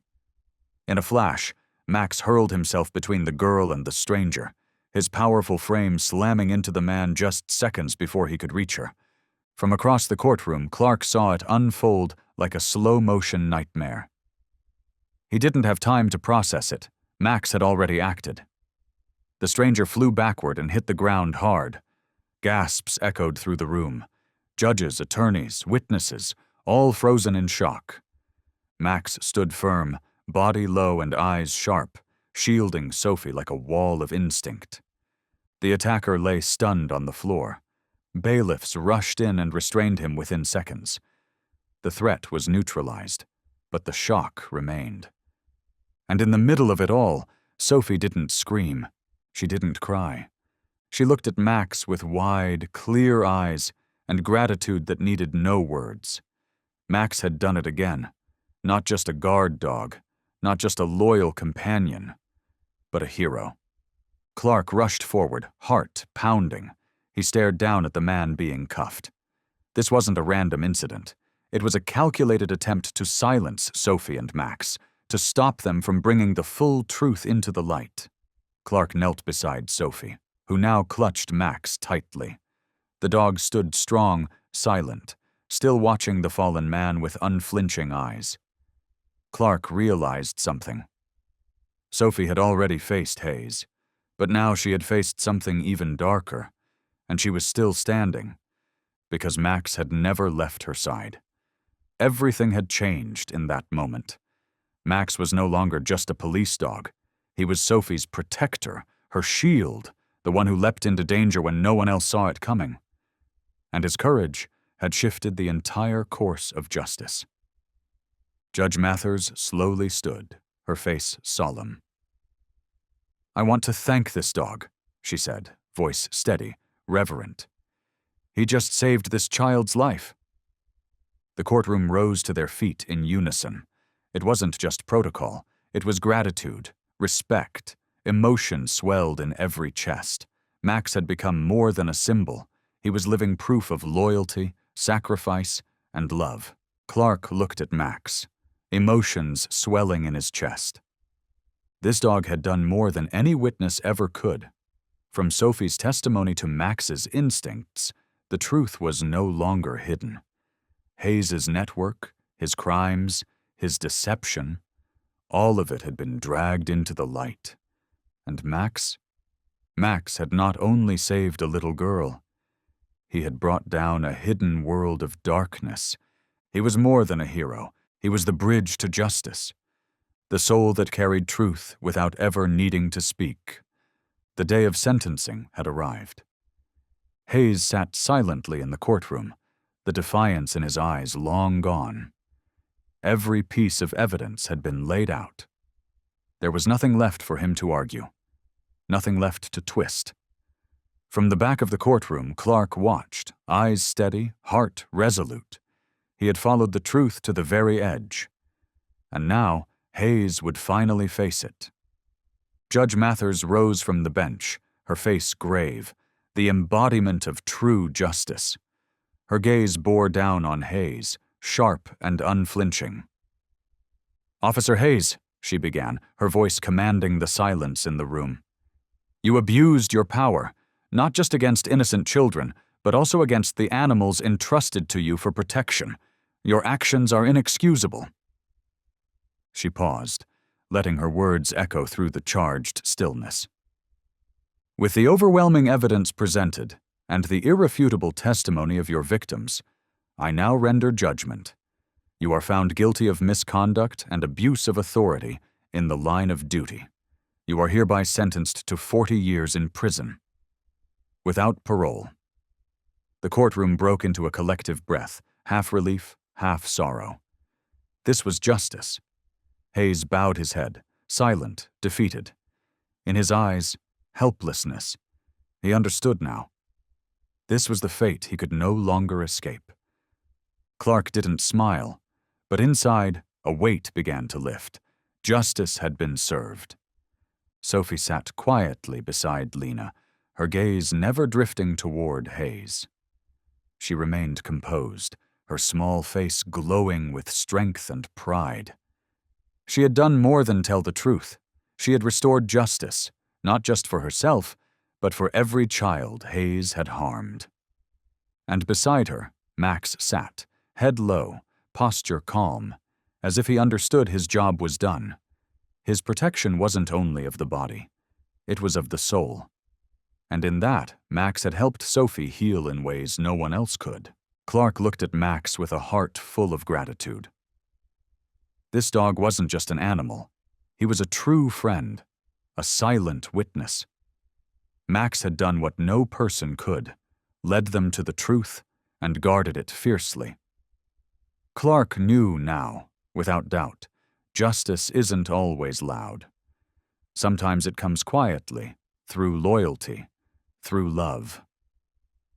After the verdict, it wasn't only Hayes who had to face consequences. It was the system, too. Clark didn't stop there. He began working with animal rights organizations, determined to make sure cases like this would never happen again. Sophie and Max had become symbols of justice, proof that love and loyalty could prevail, even against darkness. The case of Hayes was no longer just a criminal investigation. It was a wake-up call. From it, the Sophie Max Initiative was born, a movement to protect the voiceless, both children and animals, from those who misuse power. Reform began to spread through police departments. Clark stood outside a packed conference hall, organized by advocacy groups and police reform leaders. For the first time, he saw real momentum. Lawmakers, animal welfare experts, community leaders, all gathered to support the Sophie Max Initiative. Its mission was clear: overhaul the way canine units are monitored and treated. Ensure no dog was ever again a tool of abuse, but instead a partner, respected and protected.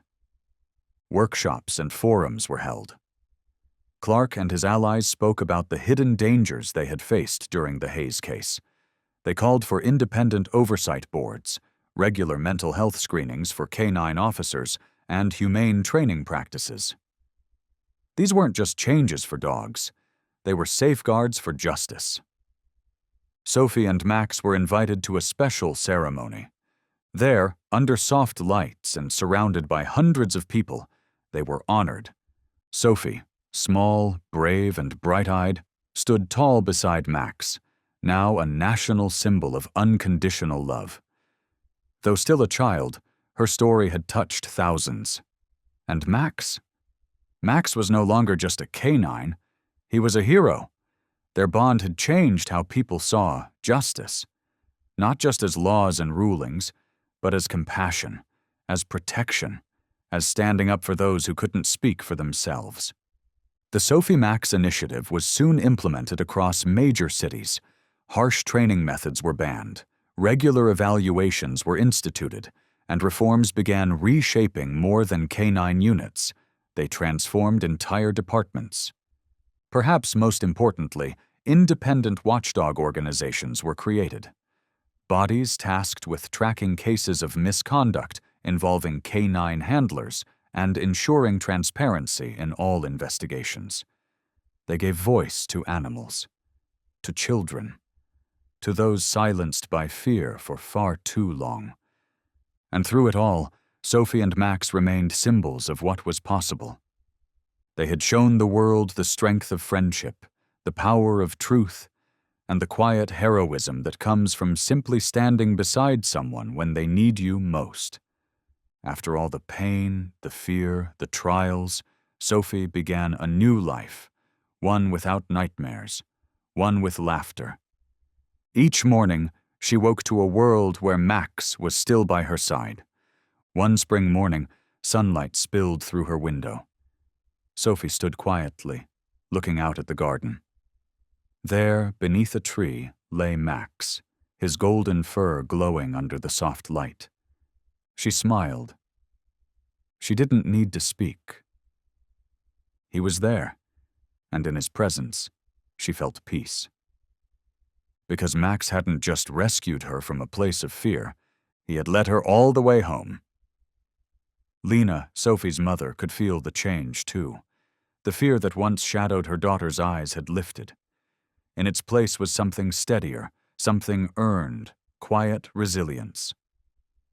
Sophie had grown through pain, and beside her through it all was Max, the irreplaceable friend who never left her side. Their lives now were no longer defined by the weight of the past, but by a future blooming with hope and love. Whenever Sophie faced something difficult, she no longer felt alone. She knew, without doubt, Max would always be there, not just as her protector, but as the calming presence that steadied her heart. Every night, before bed, Sophie would wrap her arms around him, burying her face in his warm fur. "Thank you for staying," she whispered. It wasn't just gratitude, it was love, pure and wholehearted.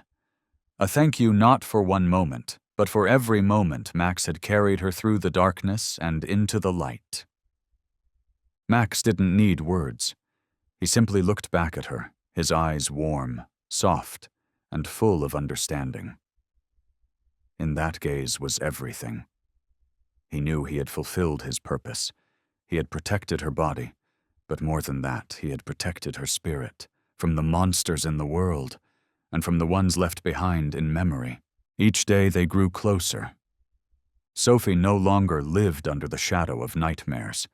She didn't need to, because Max was always there, not just as her guardian, but as her anchor, her reminder that no matter what she had faced, she had made it through, and that now, she was free. Together they built a new life. No fear, no pain, just laughter, healing, and the soft rhythm of pause following small footsteps into a brighter day. Sophie had learned something not all grown-ups understand, that real heroes don't always come with grand gestures or shining armor. Sometimes, heroes come in quiet forms, in loyalty, in gentle eyes, in the unspoken promise that someone will always be there. When she hugged Max, she felt it, a bond deeper than words. The past no longer held power over her. Because Max wasn't just a dog. He was the soul that stayed, the friend who never let go, the steady heartbeat in a world that had once felt broken. His love, his loyalty, had helped her overcome everything. And now, at last, they could live in peace. The story of Sophie and Max closes not with a dramatic ending, but with a truth so soft, so enduring, it doesn't need to shout, that real heroes aren't always the ones with the greatest strength. They are the ones who love, who protect, who stay, whether they're human or animal. Their story is a powerful testament to the loyalty and unconditional protection that can exist not just between people, but between people and the animals who choose to love them. Through this story, we are reminded that true strength often lives in sacrifice, in devotion, and in the kind of silent companionship that never wavers. Max, though just a dog, embodied all of it, courage, loyalty, and love that shielded a child from unthinkable pain and helped her rise again. He was never a tool. He was never just a working dog. He was a friend, a healer, a living example of what it means to stand between someone and the storm. Their story calls on us to remember our responsibility to animals, to protect those who cannot speak. Just as we fight for the vulnerable among us, so too must we stand for the creatures often overlooked or used. The message here is timeless, that love, loyalty, and mutual protection matter between all beings, across all boundaries, and sometimes the greatest heroes have 4 legs, a soft coat, and eyes that never look away. The story of Sophie and Max is more than a courtroom drama. It's a reminder of the quiet power of love, loyalty, and healing. At the heart of it stands a German shepherd, a breed known not only for its intelligence and strength, but for its unwavering devotion. Max wasn't just a canine. He was a guardian, a silent protector who stood between darkness and a child's fragile hope. His presence reminds us of the incredible bond that can exist between humans and animals, one built not on words, but on trust. This story calls us to protect and cherish those who cannot speak, innocent children and loyal animals. It encourages us to treat every dog, especially working breeds like the German Shepherd, not as tools, but as living souls capable of love, sacrifice, and courage. Let us build a world where animals are seen as companions, not commodities, where kindness outweighs cruelty and justice is shaped by compassion, because sometimes a wagging tail and a steady gaze are all it takes to change a life, or to save one. And in that we find our greatest strength, loving, protecting, and standing by those who need us most.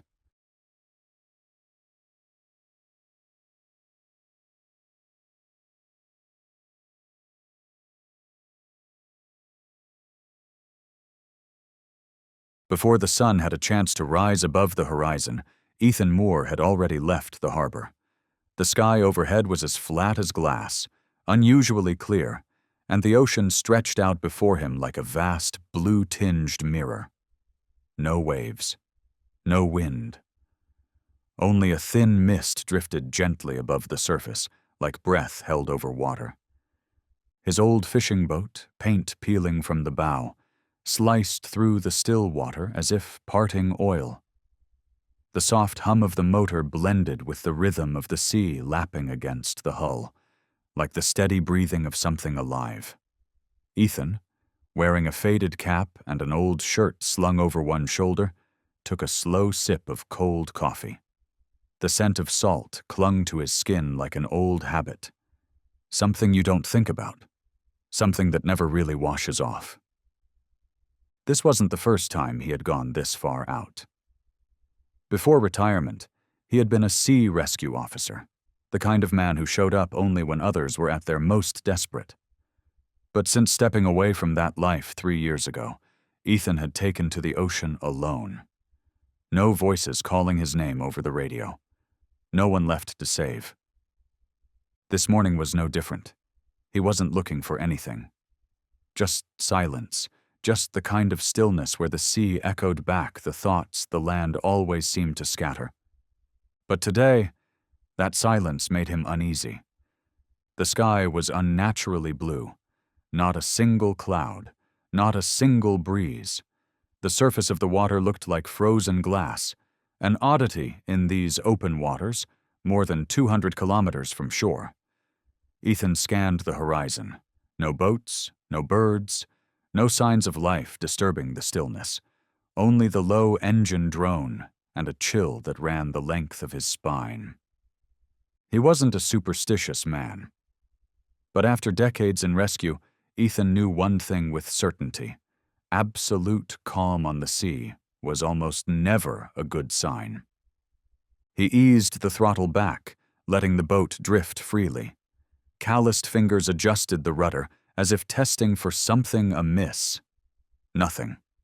Everything worked perfectly, and that, more than anything, made him cautious. His weathered eyes narrowed toward the distant line where the horizon faded into morning light. And then, from that blurred divide, something emerged. Small, far, just barely noticeable. A black speck bobbing gently on the water. Not drifting, not sinking. He frowned. "That's not wood," he muttered.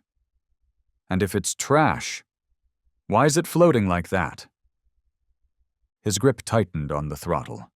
His heart, until then, steady and still, gave a sudden deliberate thump. Ethan eased the throttle forward. The old boat shuddered, parting the oil-slick water as it moved steadily toward the strange black speck. As the distance narrowed, the shape grew clearer. But the clarity did nothing to calm him. On the contrary, something in his gut clenched tight, as if his body understood before his mind could catch up. It wasn't driftwood, it wasn't trash, and it certainly wasn't the curved back of a whale or the shell of a sea turtle. What he saw was alive. And it was struggling. He reached for the binoculars hanging by the railing and pressed them to his eyes. The moment the image came into focus, his breath caught. It was a dog. A Malinois soaked to the bone, trying to keep its head above the surface. Its 4 legs barely moved, pawing weakly at the air, as if burdened by the weight of stones. Its fur, matted and dark, nearly disappeared into the ocean's color. Only its ears, flicking upward before drooping again, broke the silhouette. And the eyes. Even from this distance, Ethan could feel it. That wasn't fear. That was pure, undiluted despair. "My God!" He slammed the throttle forward. The engine screamed, shattering the fragile silence of the open sea. The boat surged ahead, racing toward the fading creature. The wind stirred, faint but strange. Small waves began to ripple, each one nudging the dog further downward. As the boat closed in, Ethan killed the engine and sprinted to the edge. In the dark water below, the dog could barely keep its muzzle above the surface. Its head bobbed weakly, mouth open, breaths coming in shallow, labored wheezes. Its paws moved sluggishly, purely by instinct, and its eyes were beginning to glaze. No barking, no sound. Nothing but the last shreds of a survival instinct clinging to life. Ethan didn't hesitate. He stripped off his shirt, dropped the rope ladder, and dove in. The cold hit him like a punch to the chest, seizing his lungs, but he pushed through it. His arms, trained from years of pulling people from whirlpools and wrecks, remembered their work. He swam fast, stroke after stroke, cutting a direct path to the sinking dog. As he neared, he dove beneath the surface and came up from below, wrapping his arms around the limp body. He was stunned by how light it felt, not from lack of weight, but from surrender. No struggle, no resistance. The body in his grasp felt like a wet rag. All tension gone. His heart wrenched, but he refused to let go. Come on, not yet." He kicked hard, pulling the dog toward the boat.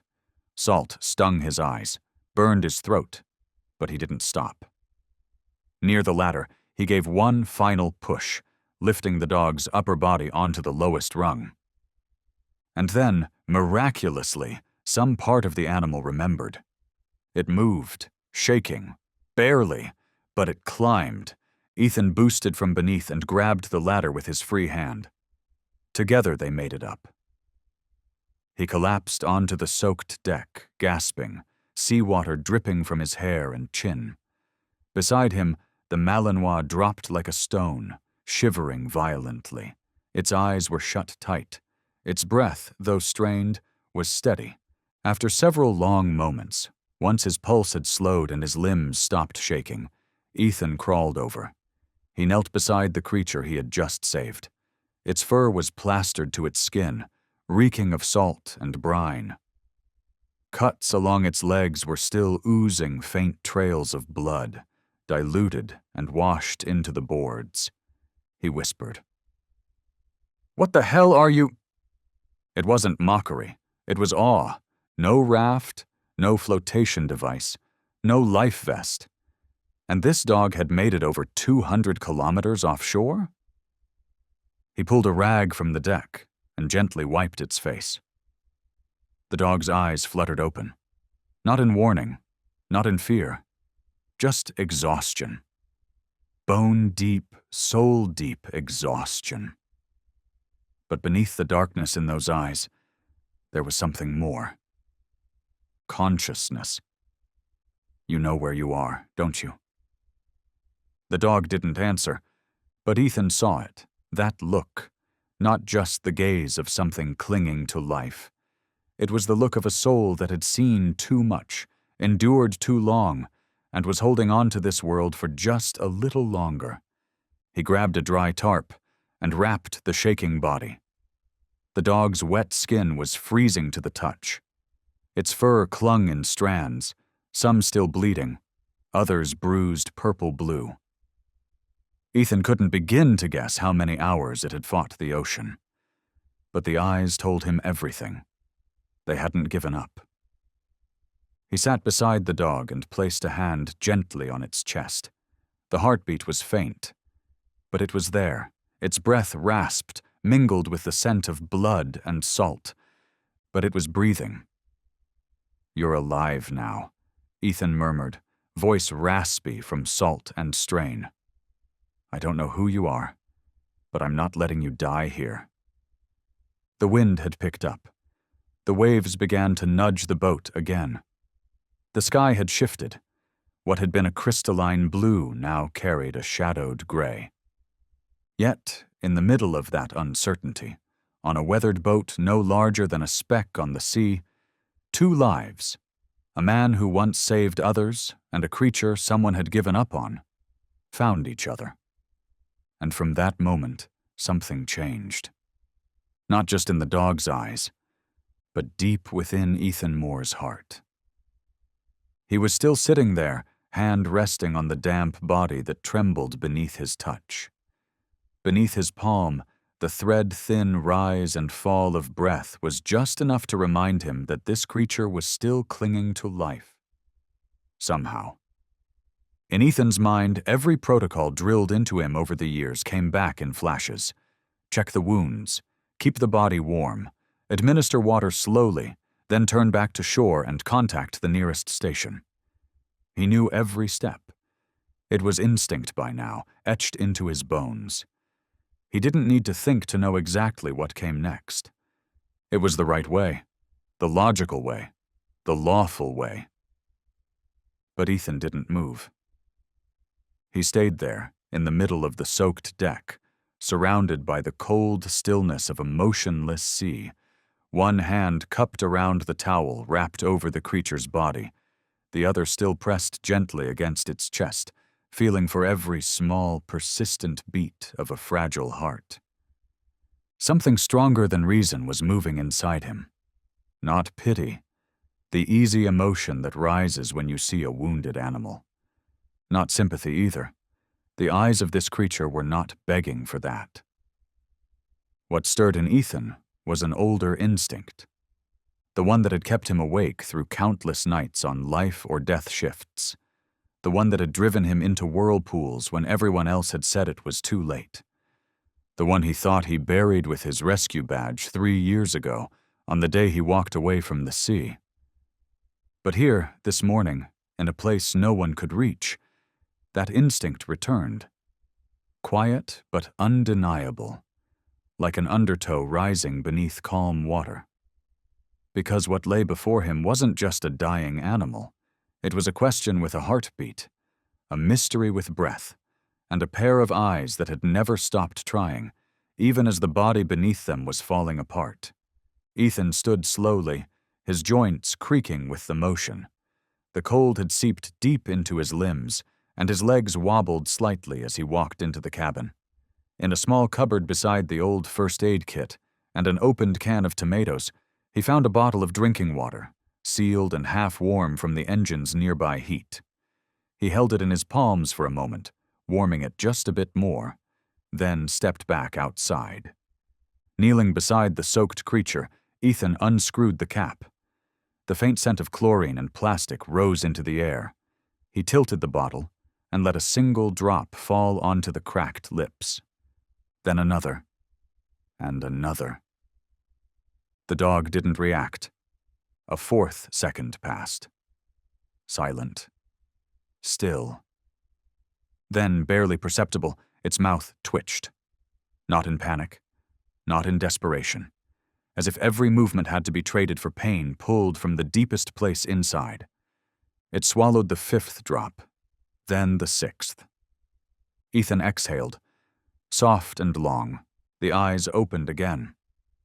This time they were no longer clouded by seawater, no longer shaking with panic that gripped the throat. They were simply present. There was no pleading in them, no warning, just a quiet kind of being, as if the creature were whispering without voice. "I'm still here." Ethan stared back, dazed. Something had shifted in the air, just below the salt-glazed light of morning. Something he couldn't name. A connection, maybe. A lost memory. Or just the quiet empathy between two beings who had once lost their reason to keep going. He leaned forward and gently examined the wounds. The chest was scraped deep, dried blood crusted between clumps of fur. The front leg showed skin peeled raw at the ankle, a classic sign of swimming too long in rough current and saltwater drag.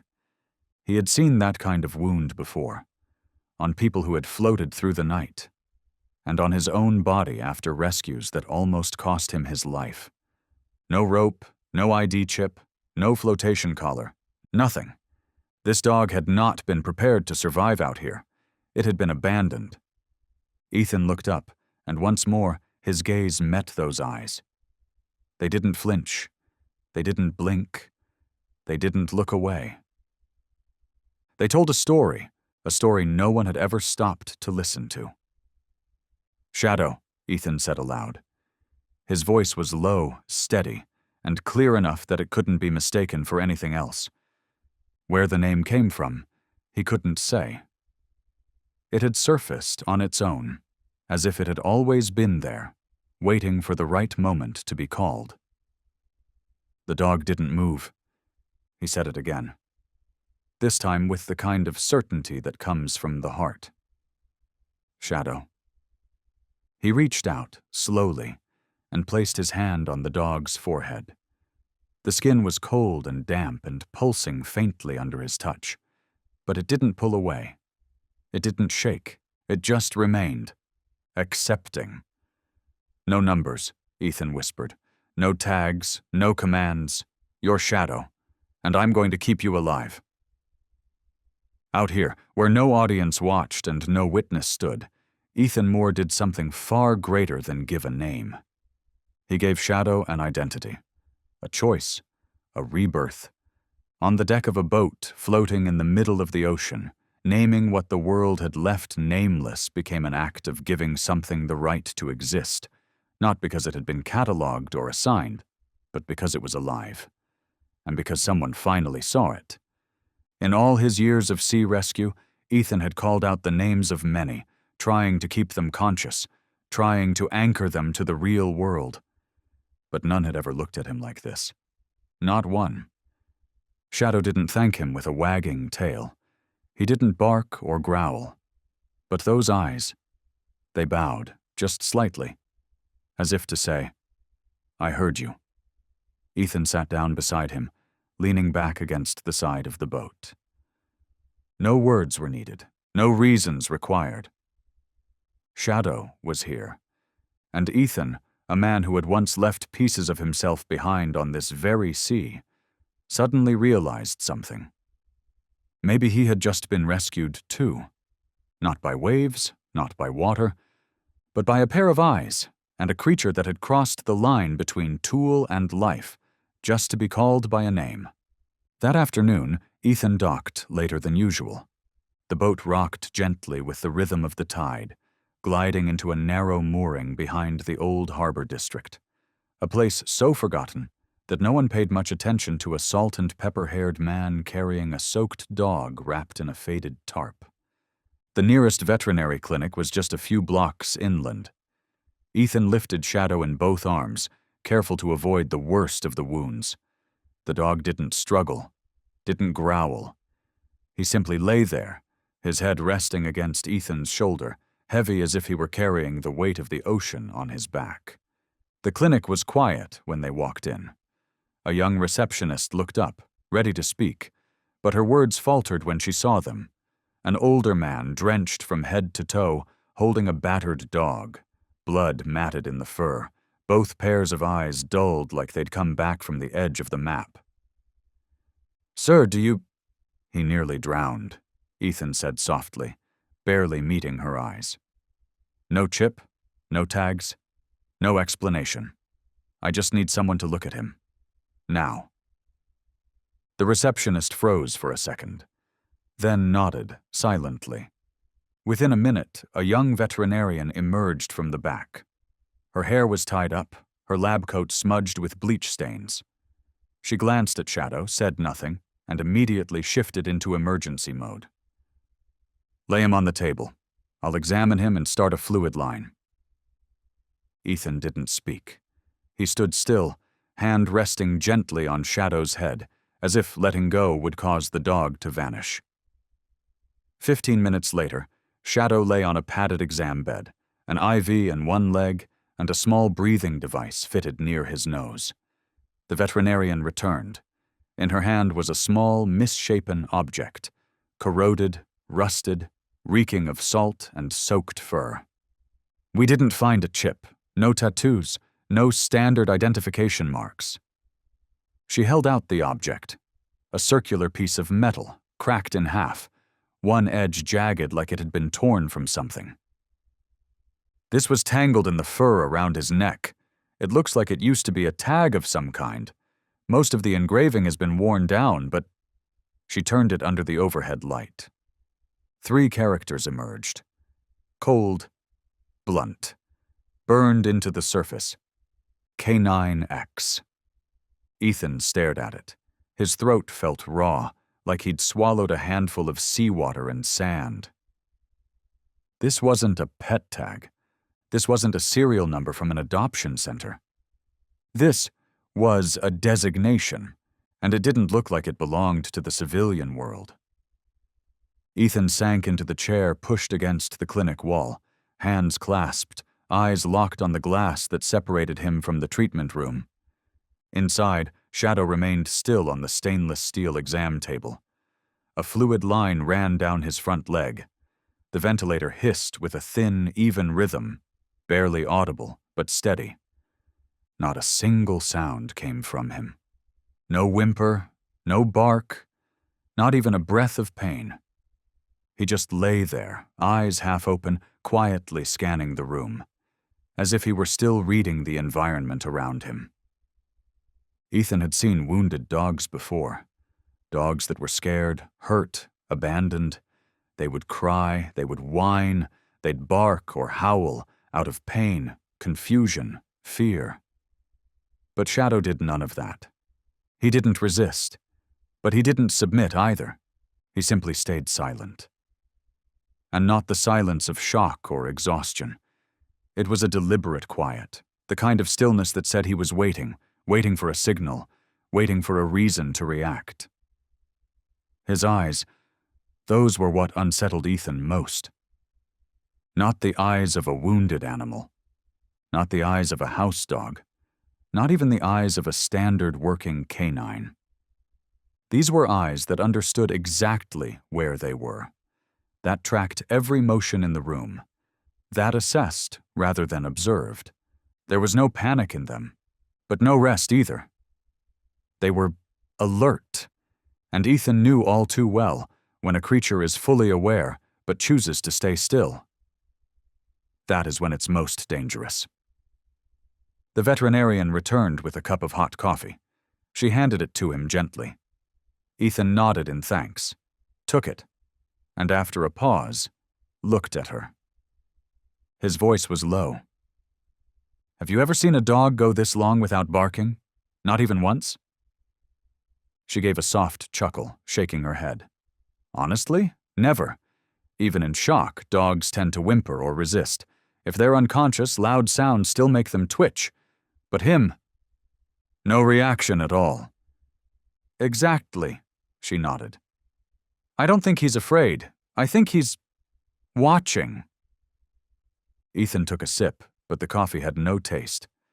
His thoughts had wandered back to the letters etched into that shard of metal. K9X. It wasn't random. K9 was standard, designating a working dog, but the X could stand for experimental. X could mean expendable, used, then discarded. Or worse, X might be the mark of a unit erased from the system altogether. Inside the room, Shadow turned his head. A small movement, but it was precise. Not accidental. His ears perked ever so slightly, like antennae catching a signal. Then, slowly, his eyes shifted, cutting through the glass. Ethan realized it. Shadow was looking straight at him. Not scanning, not glancing, looking, holding the gaze, unblinking. Ethan set the coffee down. "Shadow," he said. Just one word. Software, not a command. A confirmation. There was no immediate response. But in those eyes, something stirred. Not joy, not familiarity, but recognition. He knew he'd just been called by a name that wasn't printed on a tag, that wasn't encoded in a system, that wasn't issued by any handler or chain of command. It was a name chosen from a look, and spoken again with trust. Shadow didn't nod, didn't wag his tail. But something in his eyes, just the faintest shift, had softened. And for Ethan, that was enough. The sky had turned to ash by the time Ethan left the clinic. Shadow lay curled in the back of the old pickup, nestled into 3 thick blankets the vet had pressed into Ethan's hands before he left. The dog still hadn't made a sound. The 4th line had been removed, the wounds cleaned and dressed, but those eyes of his, they hadn't stopped watching the world beyond the window. Ethan drove in silence. His mind was blank, but his heart beat to a strange rhythm. Not fear, exactly, but something closer to anticipation. He didn't know what, exactly, waited behind each quiet movement from the creature in the back. But he knew, somehow, that his life had shifted. From the very moment those eyes lifted to meet the sea, something had changed course. His cabin stood 4 miles from the harbor, nestled at the edge of the woods where the trees met the ocean. It was the kind of place people came to when they'd spent their lives in storms and finally wanted to listen to the quiet. The place was old, the wooden siding peeled in long strips. The porch creaked like it would collapse in any hard wind. But Ethan needed nothing more. Here, he had the sea. A deck facing the sunset. A few mismatched mugs still coated in salt stains from years of careless rinsing. And now, he had a life beside his own. One he'd named Shadow. When the truck rolled to a stop at the front gate, Ethan climbed out first. He opened the tailgate and looked in. Shadow was still lying there, motionless.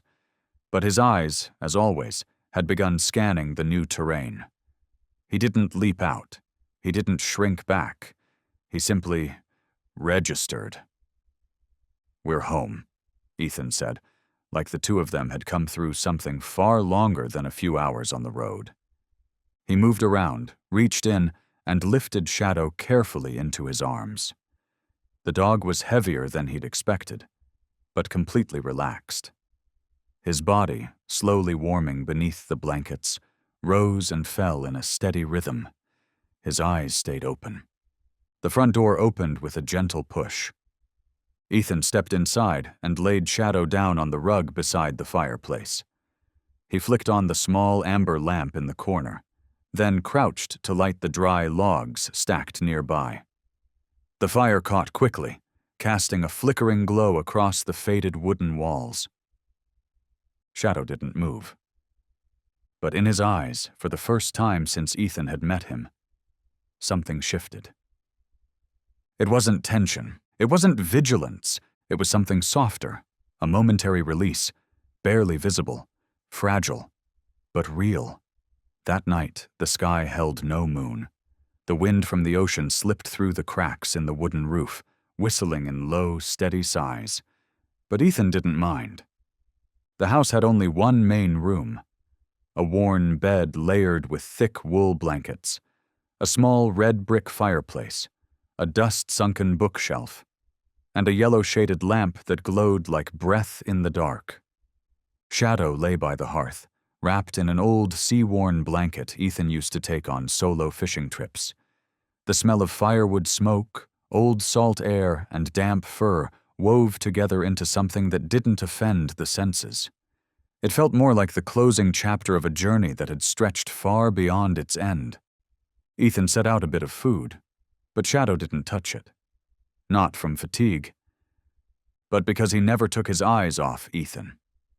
Every step Ethan took across the room, every time he bent to tend the fire or lifted a glass of water, those eyes followed. Quiet. Awake. Not piercing, not guarded, just watching as if trying to remember what it meant to be close to a human again, as if relearning the language of proximity after forgetting it for too long. Ethan sat in the wooden chair by the table and pulled out an old notebook. He didn't write, just flipped through a few worn pages, then let out a long breath.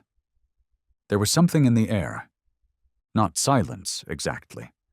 Something rougher. A kind of unspoken tether. Present but unnamed. He glanced to the right, to where the firelight danced across the curled frame. Shadow was still looking at him. His eyes hadn't blinked, hadn't drifted. He didn't sleep, though his body had to be exhausted. He didn't whine or stir. He just stayed there, as if Ethan's presence was the only anchor point left in the world he had just been dragged back into. Ethan gave a quiet laugh, shaking his head. "You don't have to keep watch on me all night?" There was no answer, but the eyelids lowered slightly. Not out of trust, not fully. But it was something, a signal, that he had heard and understood. Before turning off the lamp, Ethan pulled the blanket up to his chest and turned to face the wall. But in those final seconds before his eyes closed, he knew that gaze was still there. Steady as the tide. And in that small house by the sea, their first night passed without a single word. But perhaps more had been understood than most people ever managed to say. That morning, Ethan didn't wake because of sunlight. He woke because of a silence that felt wrong. He was no stranger to quiet. He was used to the rhythm of waves rolling in, to wind whispering through the cracks in the roof, to the deep, slow breathing of a house that had long grown used to being alone at the edge of the forest. But this silence was different, cold, rigid, like the absence of something that should be there. He sat up abruptly, feet hitting the chilled wooden floor. His eyes darted toward the fireplace. The old blanket was still there, folded neatly. Shadow was gone. Ethan stepped out of the room, passed through the narrow kitchen, and walked straight to the front door. Not a single sound met him. No scratch of nails on the floorboards. No subtle breathing in the corners. As if the dog he'd pulled from death just a day ago had never existed. And then he saw him, standing at the edge of the porch. Shadow, still as a statue. Eyes fixed on the ocean, ears upright, body motionless. Even the wind didn't seem to stir him. Morning light spilled across his fur, painting it in pale amber hues, outlining a frame lean and poised. Not at all like a creature that had nearly drowned less than 24 hours ago. He didn't turn when Ethan approached. But when the man spoke, Shadow. The dog turned his head. Slowly. That gaze held no confusion, no tension. It was evaluative, as if he'd known Ethan would appear behind him all along. Ethan narrowed his eyes slightly. He lifted his hand and motioned gently. "Come on back inside." Shadow didn't obey immediately. He held the stare for a long moment, then turned and walked toward the door. Not trotting, not bounding, just walking, but without a single sound. Ethan watched each movement with quiet intensity. No claws tapped against the wood. No weight creaked the boards. Shadow glided across the porch like smoke, avoiding every object, every sunken plank, places where even a seasoned adult would step and make the wood groan. That wasn't survival instinct. That was training. Inside, while Ethan opened a cabinet and began pulling together breakfast, Shadow didn't come close, didn't wag his tail, didn't bark. He simply sat in a far corner of the room, eyes locked on every movement, unblinking, focused. Ethan placed a bowl of water on the floor, then stepped into the adjacent room. the one that used to be a supply shed.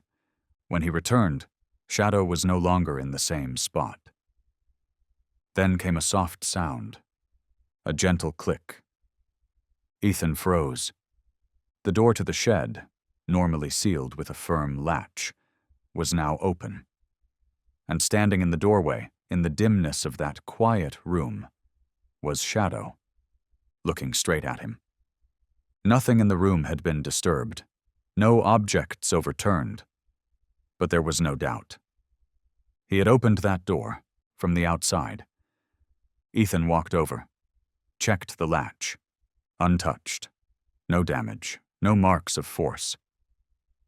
"How did you, he murmured, then stopped himself. Shadow stood calmly in the dark, eyes steady on him. Not proud, not afraid, just aware. Ethan exhaled slowly, and in his mind, one question rose with clarity, louder than any noise that morning. "Who were you, before the ocean brought you to me?" Ethan closed the shed door gently, but his thoughts refused to follow suit. He moved to the kitchen, his hands working on muscle memory. He grabbed an old ceramic mug, poured in hot water, dropped in a tea bag, and sat down at the small wooden table near the window. Morning light spilled across the floor in slow-moving patterns, like liquid gold, but none of it felt warm. Not after what he had just seen. A dog who had barely survived the ocean shouldn't move like breath on wood, shouldn't know how to unlatch a secured door, shouldn't map out the interior of a house like a reconnaissance officer. Ethan turned his eyes toward Shadow, now sitting on the rug facing the fireplace, back straight, eyes fixed on some invisible point far beyond the room.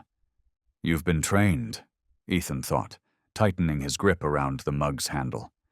And then he made a decision, just to be sure. "Stay," he said. The word was calm, tossed out like any dog owner might say on a casual morning. But Shadow reacted instantly, not like a pet, like a soldier. He sprang to his feet in one fluid motion, not a flinch, an engagement stance. His front legs lowered, shoulders dipped, weight centered forward, tail tucked close, eyes wide, pupils narrowing, ears turned and locked into alignment. His whole frame tensed, drawn taut like a bowstring, ready to strike. Ethan stood as well, not out of fear, but from sheer disbelief. "Easy. Easy there." Shadow didn't move forward, but he didn't relax either. He held position, utterly still, like a live weapon waiting for confirmation. Ethan stepped back. His voice softened, like someone speaking to a war veteran whose memory had just been triggered. "It's all right. You're safe now, Shadow. No orders, no command." One breath. Two. Shadow's posture began to change. His head dipped, hind legs flexed slightly.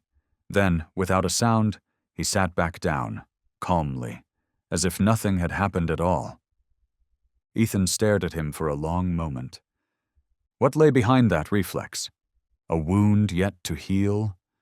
Or a fragment of something greater, something from a program he had once belonged to?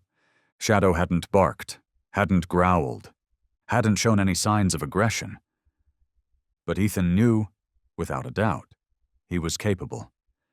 And if he had been trained to respond like that, instantly, precisely, then who had trained him? And for what purpose?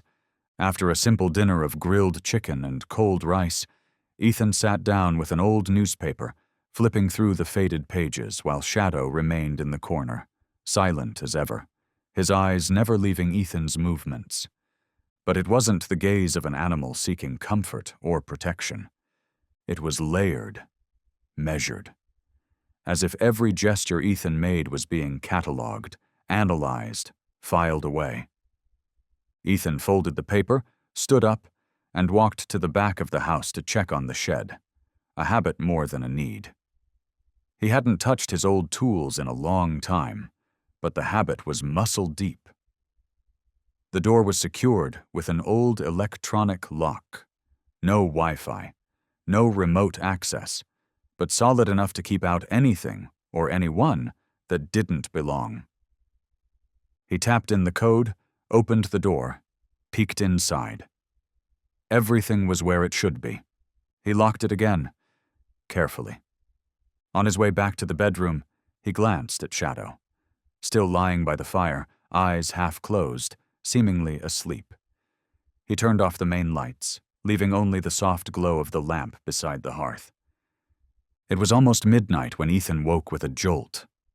A sound. Tiny. A soft click, like the quiet turn of an electric lock mechanism. At first, he thought he'd imagined it. Then came a second sound. Clack. Louder, longer. He shot out of bed. The house was dark, save for the faint spill of light from the kitchen. Shadow was no longer where he had been. Ethan moved slowly through the kitchen, bare feet silent against the wood floor. He reached the back hallway and froze. The shed door was open. Wide. The electronic lock's screen was still glowing. No forced entry, no damage, no blinking error codes. The door was simply open, like someone had entered the correct code.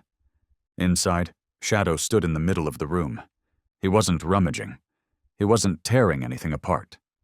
He just stood there, staring down at an old canvas bag, Ethan's former rescue kit. "Shadow," Ethan whispered. The dog looked up. And those eyes weren't guilty, weren't afraid, weren't the eyes of a creature caught doing something wrong. They were the eyes of something that knew exactly what it was doing. Ethan stepped in, heart pounding. He checked the keypad. No tampering. No malfunction. The code was unchanged.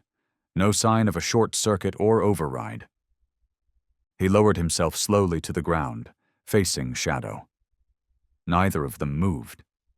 They sat there, in the soft glow of the control panel, shadows stretching long against the walls. And in that moment, quiet, breathless, Ethan felt something he hadn't felt since the day he stopped going out to sea. A chill that reached all the way through him, not because Shadow was dangerous, but because he wasn't just a dog. Ethan sat in silence beneath the dim blue glow of the old electronic lock, its faint hum the only sound in the room. Across from him, Shadow remained motionless, eyes fixed on him. No retreat, no advance, no explanation offered. The stillness wasn't empty. It was a question without an answer. Ethan inhaled deeply, rubbing his face with both hands, then glanced back at the keypad. Even for an outdated model, that lock required a 6-digit code. And he had never shared it with anyone. Shadow had opened it. Not by chance. Not by luck. He had known how. Ethan rose slowly to his feet and circled the dog, not to intimidate, but to observe more closely. Now that Shadow's dark coat had dried almost completely, the lines of his body were clearly visible. Defined haunches, prominent shoulder blades, a broad chest. His frame was lean and purposeful, built for controlled movement and power. There wasn't an ounce of fat, no wasted motion. Every step, every slight tilt of the head carried the kind of precision that bordered on the unnatural. Ethan thought back to that morning. Shadow hadn't barked, hadn't needed a second command, hadn't sought affection or shown fear. He had acted like a soldier, and more than that, like a soldier who had already been discharged. Ethan had worked alongside naval special operations before. He knew the posture, the internal quiet, the eyes of someone who had seen more than any human should have to. And now, standing in this room, he saw that same look in Shadow. Not searching for love, not begging for pity, just existing, waiting, silently, for something to switch back on. "You've worked," Ethan said quietly. Shadow didn't respond, but something in his gaze softened. No longer cold, no longer calculating, just quietly acknowledging. Ethan stepped closer, his hand resting on the dog's neck, where the tangled fur still held the remnants of the torn collar and the rusted tag. K9X, he whispered. You're not just a pet. You were something more. His voice lowered, thickened. You served. Shadow didn't nod, didn't bark. He simply closed his eyes. Once. And Ethan stood there, the pressure in his chest swelling, part awe, part sorrow. Because if Shadow was once a high-level working dog, what had happened? What could possibly have gone so wrong that he'd end up adrift in the middle of the ocean like discarded equipment no one wanted to claim? The next morning, Ethan brewed coffee earlier than usual. Not because he hadn't slept, but because his mind was still spinning, full of questions that had no answers. He sat on the front porch, the mug warm in his hands, steam rising softly into the crisp ocean air. His gaze stayed on the horizon, the same place where, days ago, a creature had emerged that didn't belong to this world. Shadow lay a few meters away, still in that semi-sentry posture, head resting on his front paws, eyes half-lidded but never fully closed. The kind of rest that was never truly rest. Ethan knew. It was time to act. He stood, went inside, and dug through an old drawer. Beneath the false bottom, buried behind faded paperwork and worn tools, was a phone with the battery removed. A kind of device retired operatives still used when they didn't want to leave a trace. He inserted the battery, powered it on, and searched for a single name: Martin Hayes. His thumb hovered over the screen for a long moment. Martin, former Navy signal analyst, a man who'd spent years decoding off-grid transmissions from operations no one ever acknowledged, one of the few people Ethan still trusted, and the last person he ever wanted to call unless it really mattered. He pressed dial. The line rang 3 times before someone answered.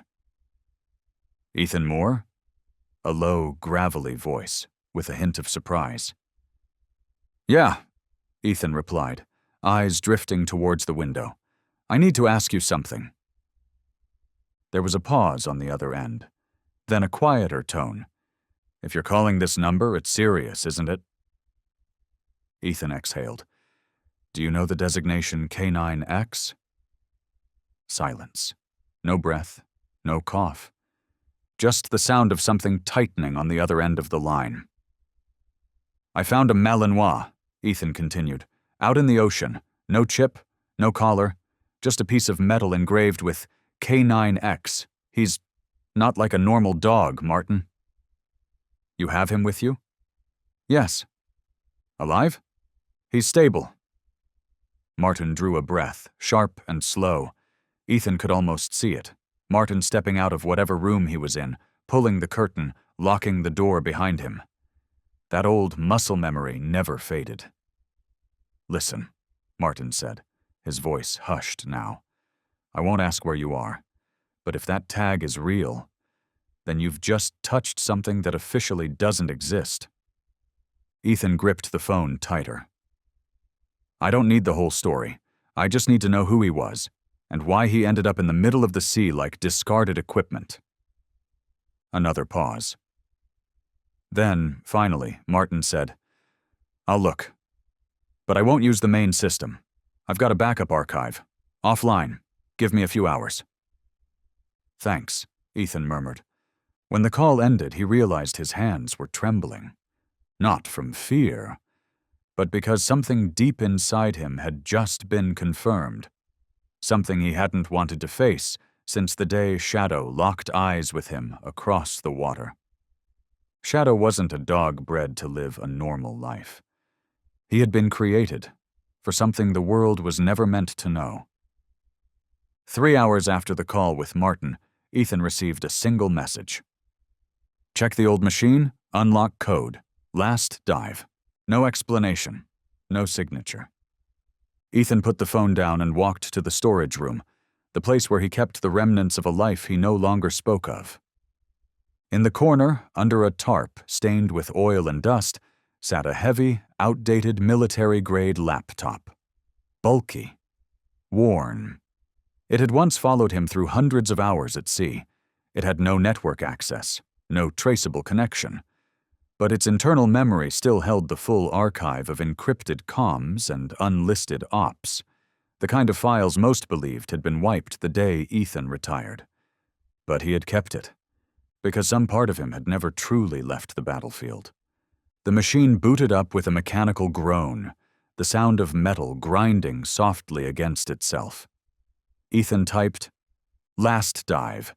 The screen blinked, then opened a plain interface. Black background, white text, a single search bar. He typed K9X. The first result was a renamed file, KXProJNR3. He opened it. What appeared wasn't a report. It was the ghost of a program that had never been made public. Project name, Revenant. Classification, Black Tier. Objective, strategic animal deployment for reconnaissance and high-risk terrain infiltration, international waters, unidentified submarines, covert docks. Ethan scrolled down. There were images, maps, schematics of training stations, each located at the edge of territorial boundaries, far beyond the reach of law or scrutiny. No flag, no nation, no ethics. Below them, a faded red stamp. Project Revenant is not affiliated with any official military unit. All traces will be terminated if leaked.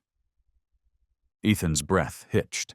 His hand curled into a fist, but his eyes stayed locked on that line, as if staring long enough could somehow make it untrue. But it wasn't.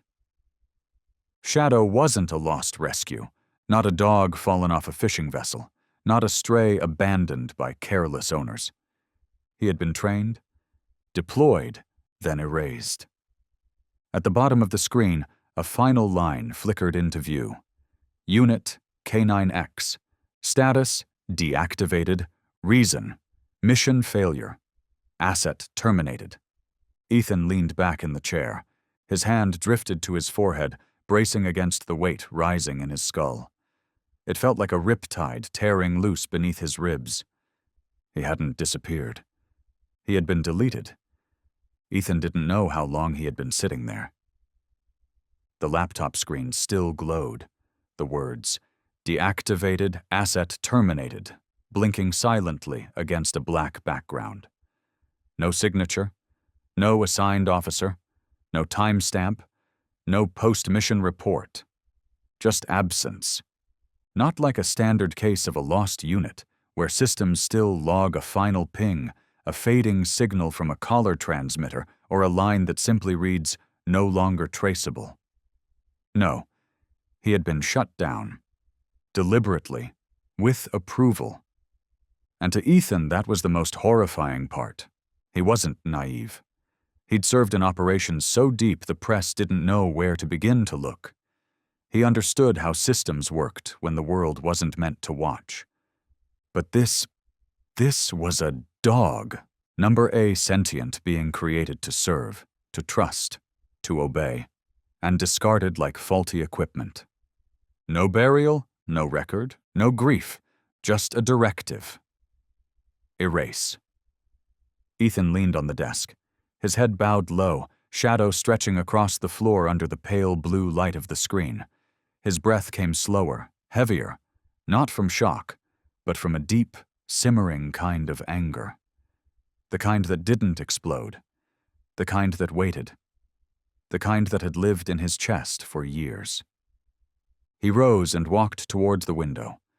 Outside, the sun was sinking into the ocean, smearing the water with streaks of red and orange, like blood dissolving into salt.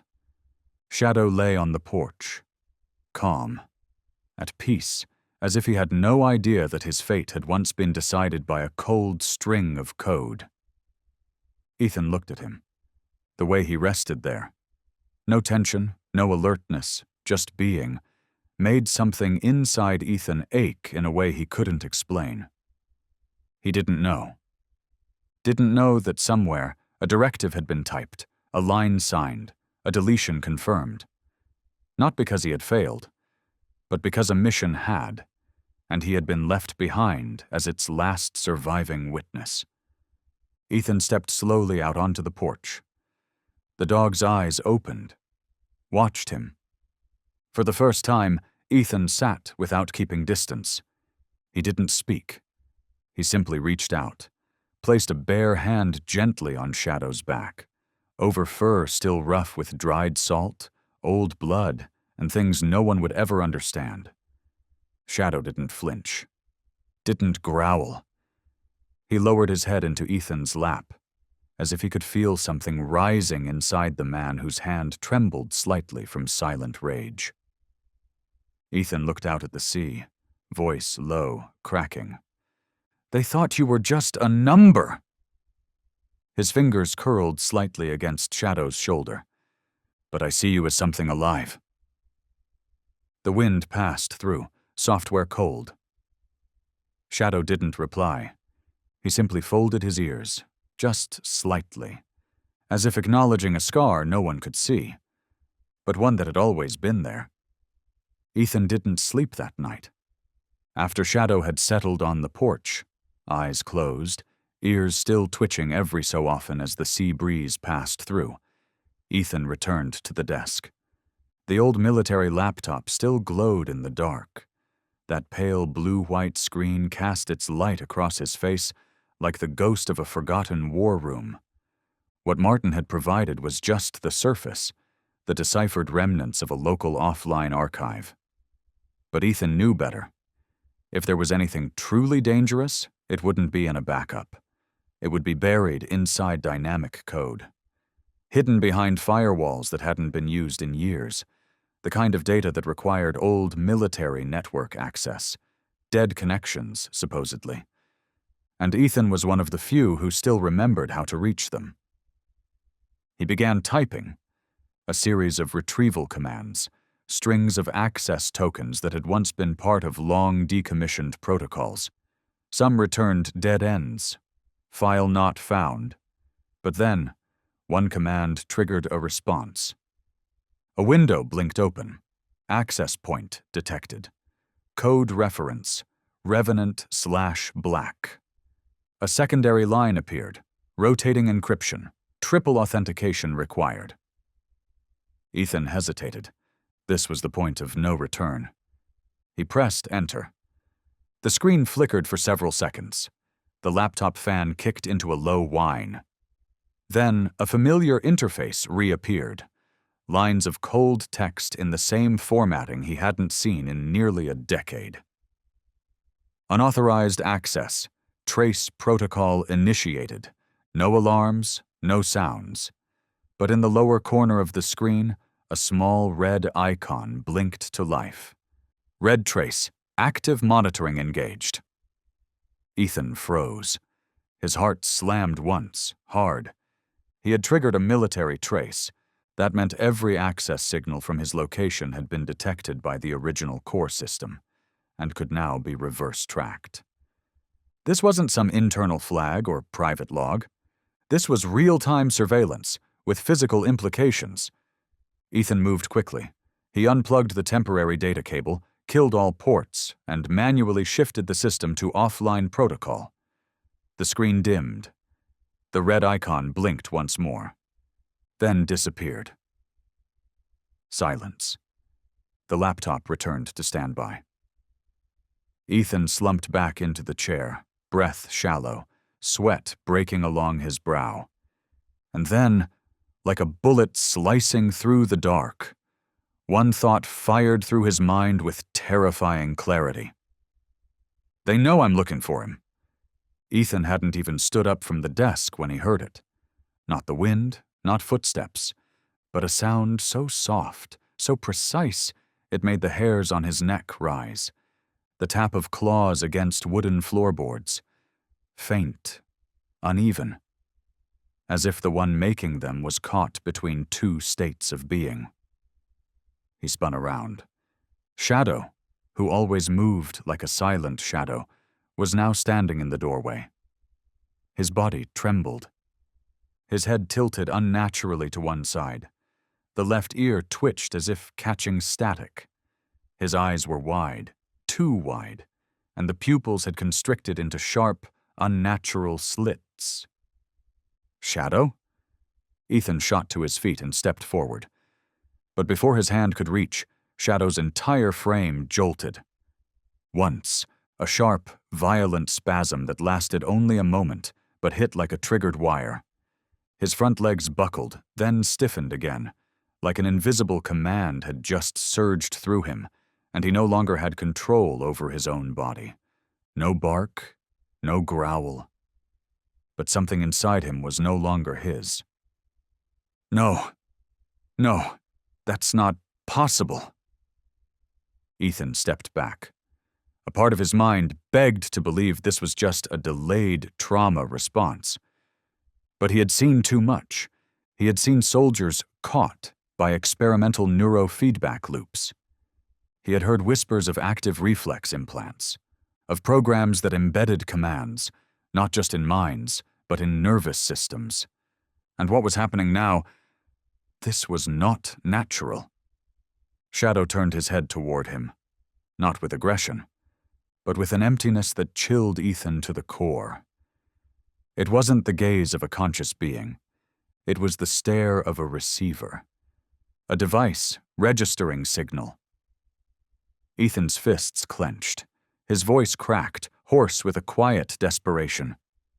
Shadow, if you're still in there, if you can hear me, fight it. The dog trembled harder. His chest heaved. His ear twitched rhythmically, as if invisible waves were pulsing through his nervous system. One paw lifted, his back arched.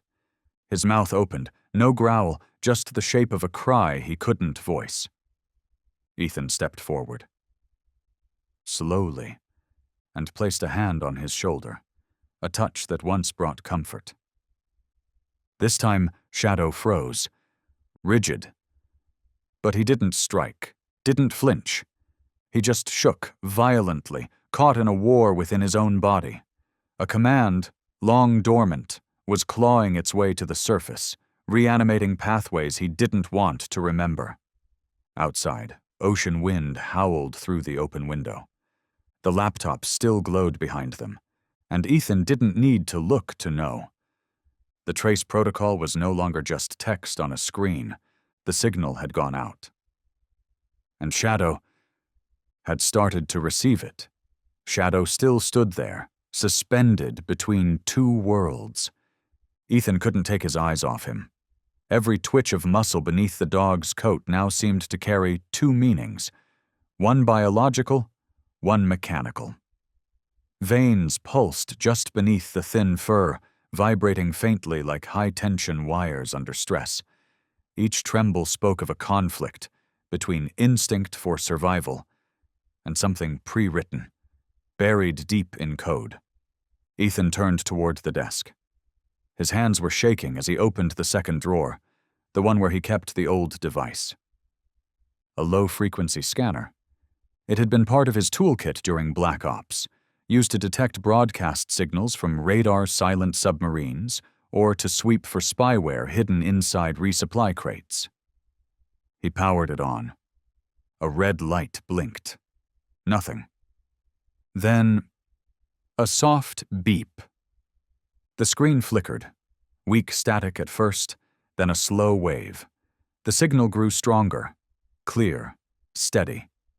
The transmission wasn't coming from the environment. It was coming from inside Shadow. Ethan froze.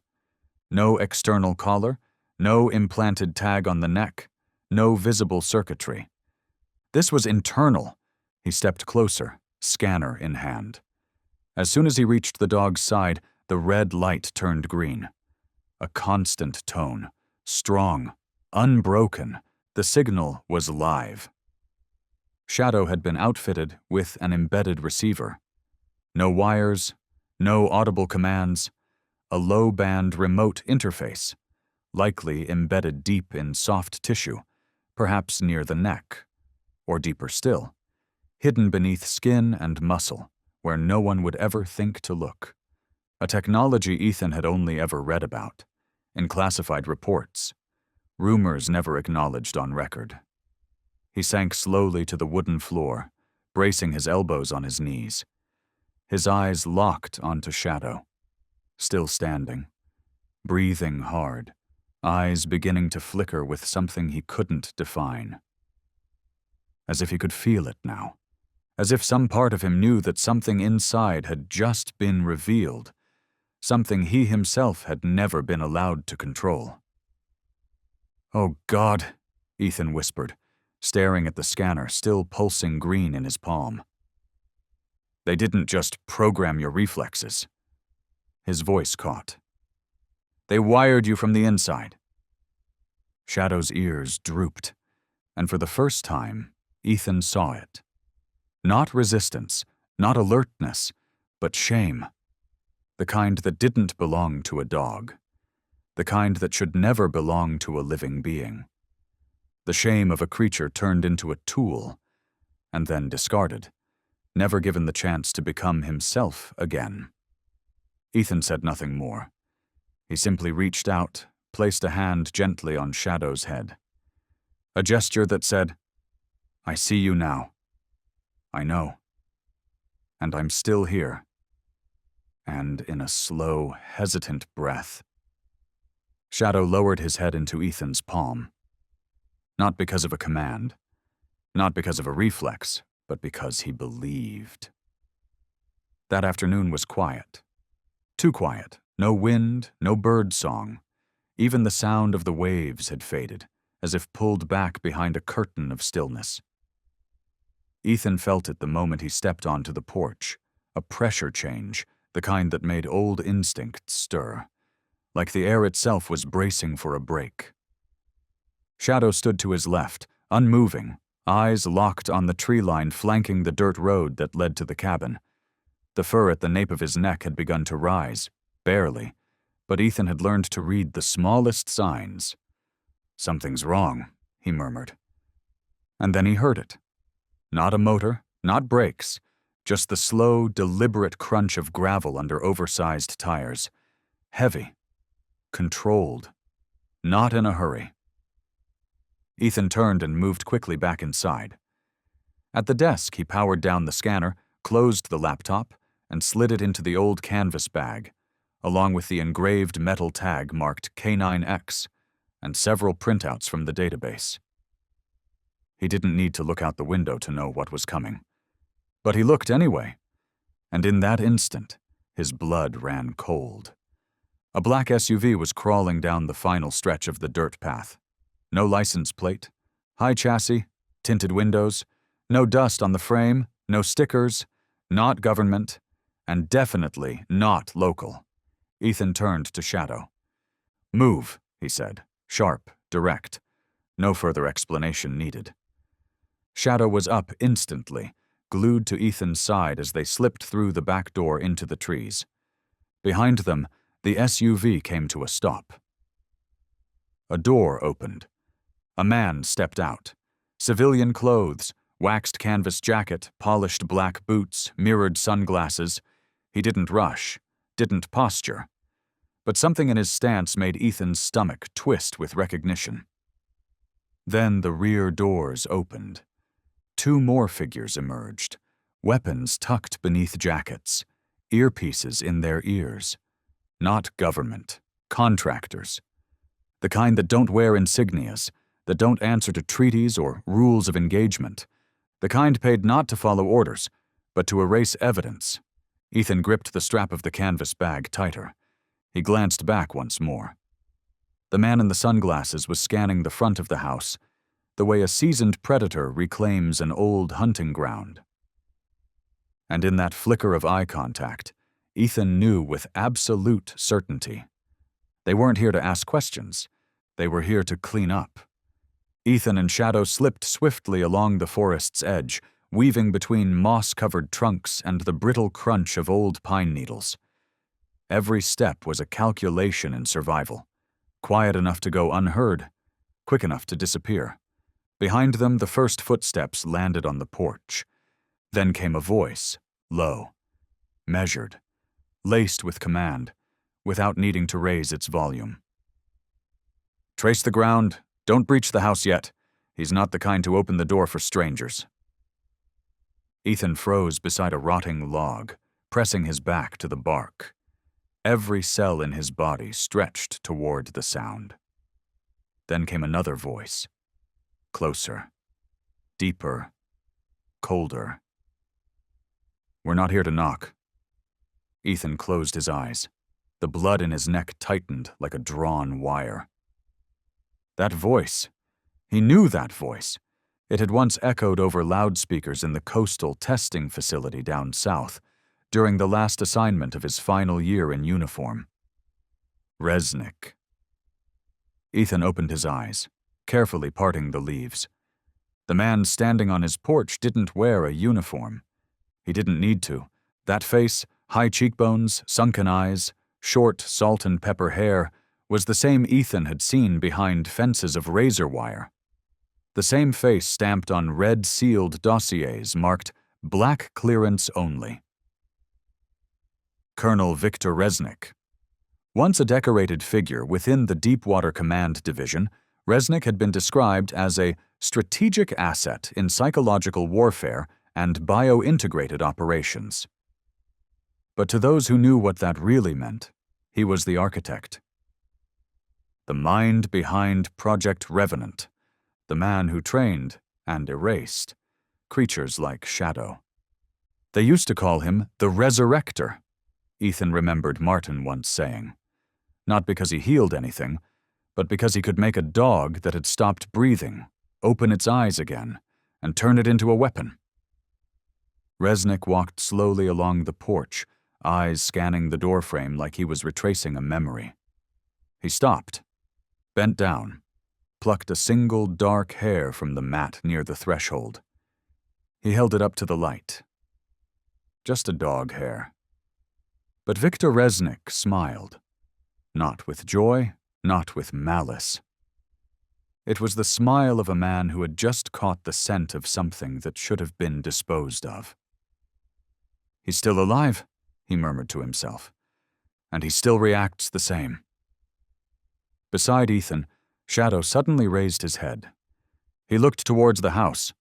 No bark, no growl, but his front legs twitched slightly, and something in his eyes shifted from alertness to recognition.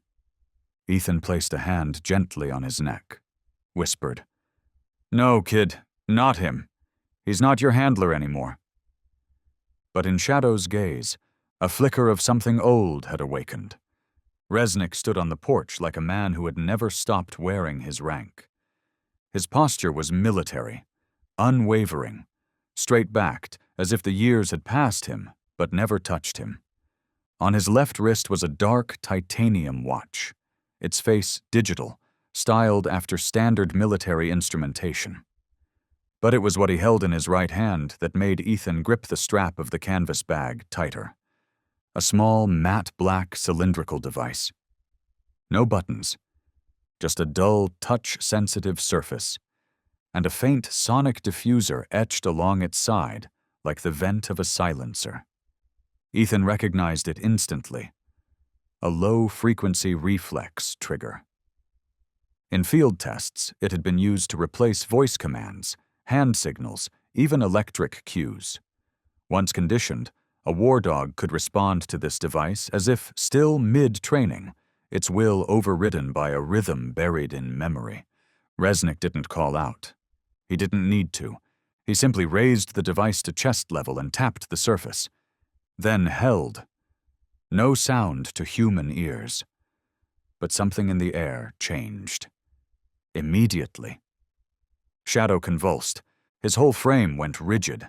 Head tilted sharply left, just as it had the night before when the signal was accidentally activated. Ethan, kneeling beside him, could feel it. Every ripple under the fur. The trembling that started in the shoulders, traveled down the ribs, reached the back legs. Shadow's ears dropped. His eyes flew open, wide and glassy, as if a foreign protocol had just invaded his mind, tearing through the fragile awareness Ethan had helped rebuild. "No, no, no, not now," Ethan whispered, clutching both of Shadow's shoulders, steadying him. "Shadow, it's me." The dog growled, low, strained, not at Ethan, but at the order trying to reclaim his nervous system. And somewhere beyond the tree line, in that thick electric silence, Viktor Resnick smiled. That familiar smile. Not cruel, not victorious, just knowing, as if something long buried had twitched back to life. And inside Ethan's head, a single thought echoed like a voice from hell. He still works. He still responds. Beside Resnick, one of the mercenaries monitored a tablet in his gloved hand. A screen blinked with biometric patterns, heartbeat variability, neural sync frequencies, reflex mapping. "Engagement patterns locking in," he muttered. "Hold it," Resnick said. "No attack threshold. I don't want a weapon." He glanced back toward the woods. "I want him to remember." Inside the trees, Shadow trembled once more. Then stepped back. Ethan pressed a palm to his chest, felt the erratic pulse. The body remembered something the mind couldn't fully name. Some place, some command, some dark corridor of conditioning. "Kid," Ethan's voice cracked, "they're trying to pull you back." Shadow looked up. 1 second, 2. And then his eyes lowered. Not in surrender, but in resistance. A low, grating sound rumbled in his throat. Then he turned. Away from the signal. Ethan didn't hesitate. He pulled the bag tight across his chest, eyes on the dog. "Run!" And this time, Shadow didn't wait. The forest thickened around them. Ethan and Shadow moved through layers of decaying underbrush, weaving between towering trunks draped in moss. The late afternoon sun pierced the canopy in broken shards, laying trembling light across Ethan's sweat-soaked shoulders and the dark, still shivering fur along Shadow's back. No one pursued them. No sirens, no gunshots. But the silence behind them was the worst sign of all. Viktor Resnick didn't chase out of desperation. He let Ethan run minus, because he wanted to follow, not to lose. Ethan veered onto an old trail, barely visible beneath fallen leaves and ferns. It wound deep into the part of the forest that had once served as a semi-military training ground, back when Ethan still wore a badge and a rank. It had long since been reclaimed by deer tracks and vines, but he remembered every dip in the earth, every bend where they used to plant tripwires. The canvas bag bounced softly on his back with every step. Inside, the military laptop, the rusted metal tag marked K9X, several printed documents from the Revenant archive, and the undeniable truth. Shadow had once been property. Now he wasn't. "They'll come back," Ethan panted as he reached a sloping ridge near a fallen tree. He crouched beside Shadow, eyes scanning the tree line behind them, where the last light of day was beginning to die. "But this time, they're not just here to erase you." Shadow lay low against the ground, his breathing heavy. His ears still flicked involuntarily, reflexes rattled by the signal. But his eyes were clear again. No longer glazed. No longer the eyes of a device. They were the eyes of something that knew. He had been chosen again. Ethan unzipped the bag and pulled out the corroded tag. He turned the metal over in his hand, running his thumb across the 3 letters he'd been carrying for days. K9X. Then he looked to Shadow, the one who once wore that code. "That name," Ethan said softly but firmly. "That's not yours anymore." Shadow didn't understand the words, but he understood the tone, the release. The rewrite. Ethan slipped the tag back into the bag, then rose. He placed a steady hand on Shadow's head. No command, no leash. Then together, they moved west. Toward a slope that opened into a line of soft hills and shallow creeks, known only to locals who had walked this forest long before it ever held secrets. It wasn't a perfect hiding place, but it wasn't about hiding anymore. It was the beginning of living, not surviving. And as their shapes faded into the gathering dusk, the last sliver of sunlight reached the porch of the empty house, where Victor Resnick stood motionless, watching the trace of their escape fade into the trees. He didn't follow. He didn't need to. The device still pulsed in his hand. The signal was still live. And in Ethan's chest pocket, he tightened his grip around the single page Martin had sent with the file. Revenant. Erased from record. Not from memory. Not all commands stay permanent. And in his heart, a new sentence was forming, one strong enough to carry through the darkness. If the system once taught Shadow obedience, then I will teach him freedom. The last light of day had just slipped away. Evening spilled sideways through the pine canopy, draining the gold from the forest and leaving behind a fine mist, thin as breath, heavy as an omen. Something was coming. Slowly, but it could not be stopped. Ethan stood at the porch threshold, a steaming cup of coffee in hand, but his gaze was fixed far into the blur of trees ahead, where shadows thickened and silence held its breath. That feeling, that whisper of danger he used to call the moment before the gunshot, brushed cold fingers across the back of his neck. Shadow lay at his feet, chin resting on his paws, eyes half closed. But his ears were never truly at rest. And this time, they twitched upright at the same instant Ethan's heart gave a single, sharper beat. A sound. Faint, distant, but real. The crunch of tires on gravel.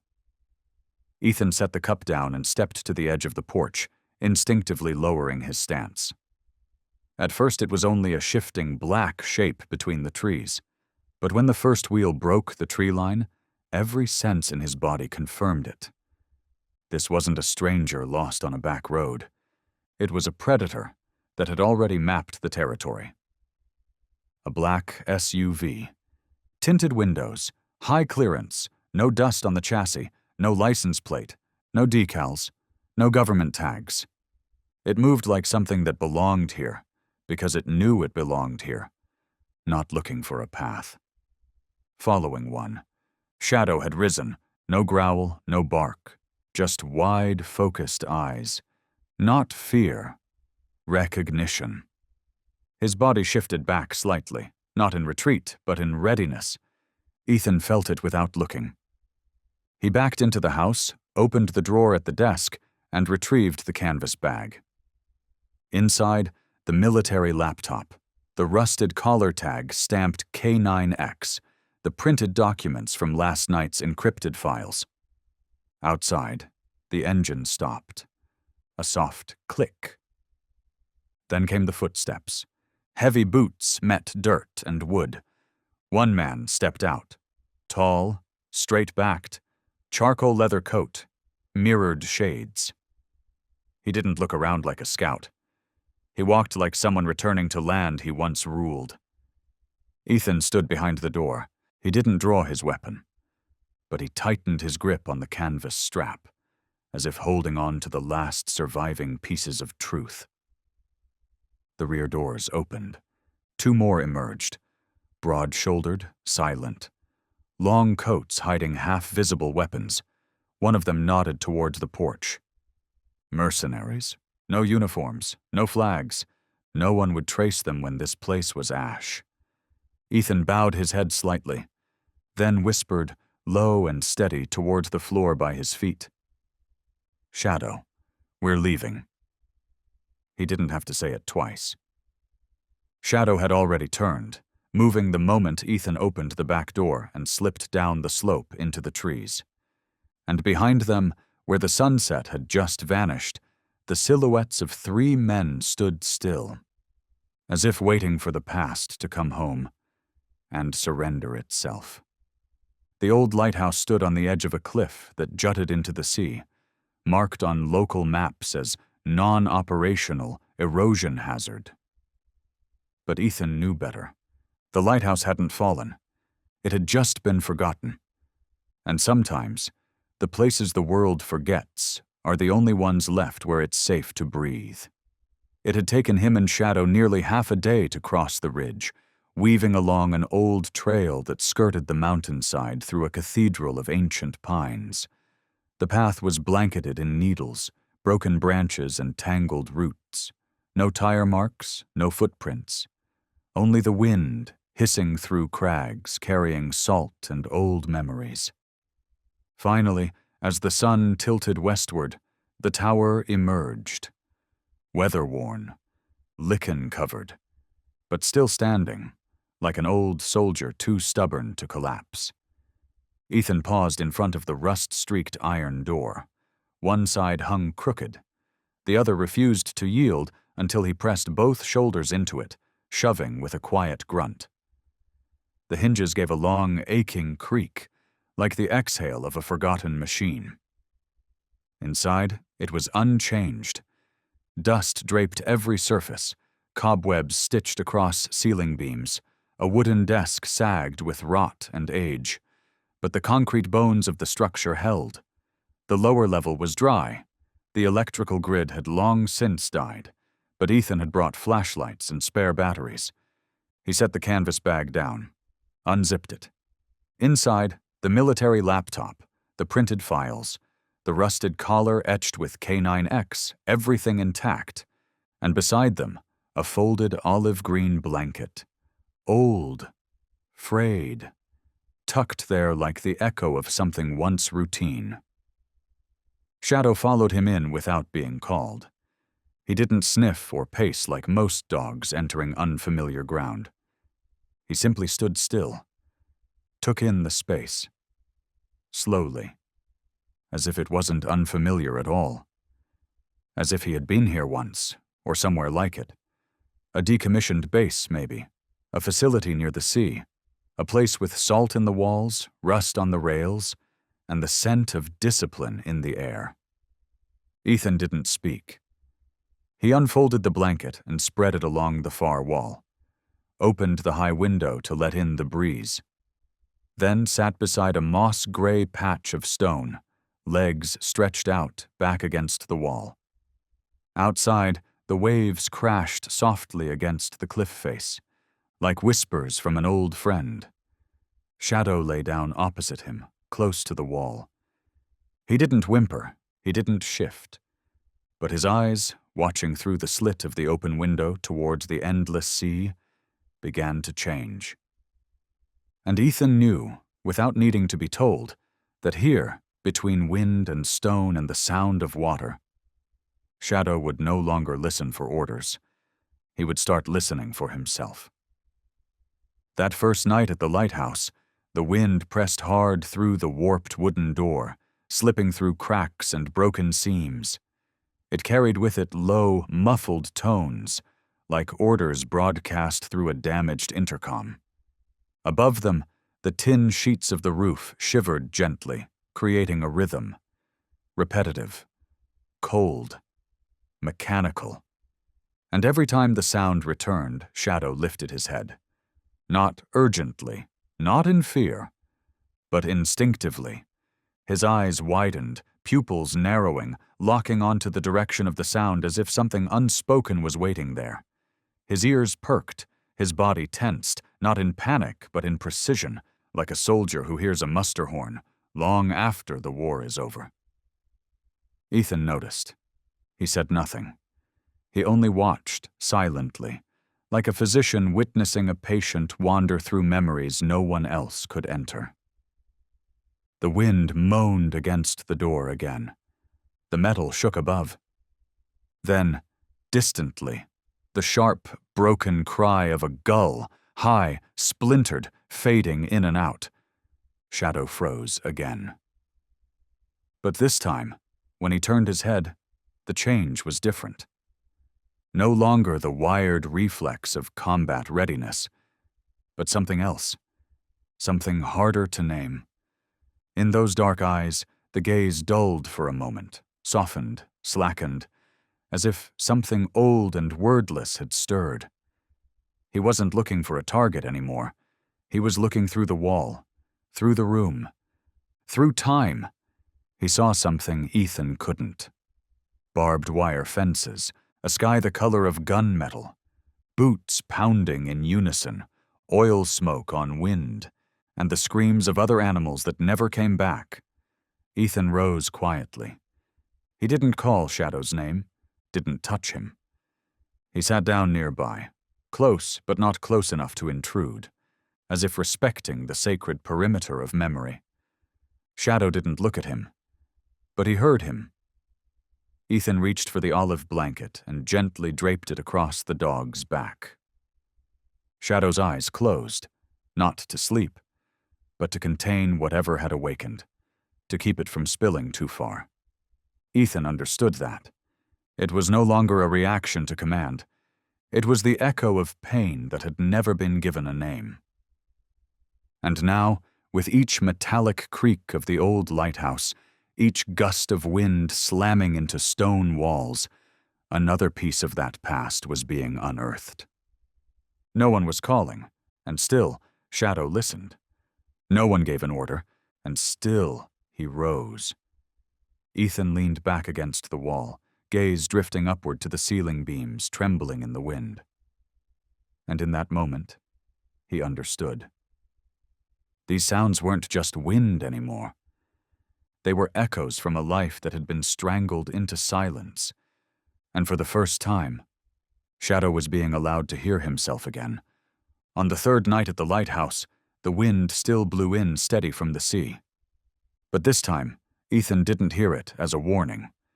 He heard it like a memory, a kind of language only those who have lived too long between survival and silence can truly understand. Shadow lay beneath the open window, his head resting on his front paws. His eyes were no longer sharp. His body still reacted to sudden noises, but not in the posture of someone ready to strike. He was no longer fighting. But he hadn't yet learned how to rest. Ethan sat a few meters away, back against the stone wall, holding a worn notebook in his hand. He didn't write. He just held it. A small flashlight rested between them, casting just enough light to create two overlapping shadows on the mold-stained wall, as if two beings were slowly learning to breathe in sync again. "You don't respond out of obedience," Ethan said quietly, not looking at him.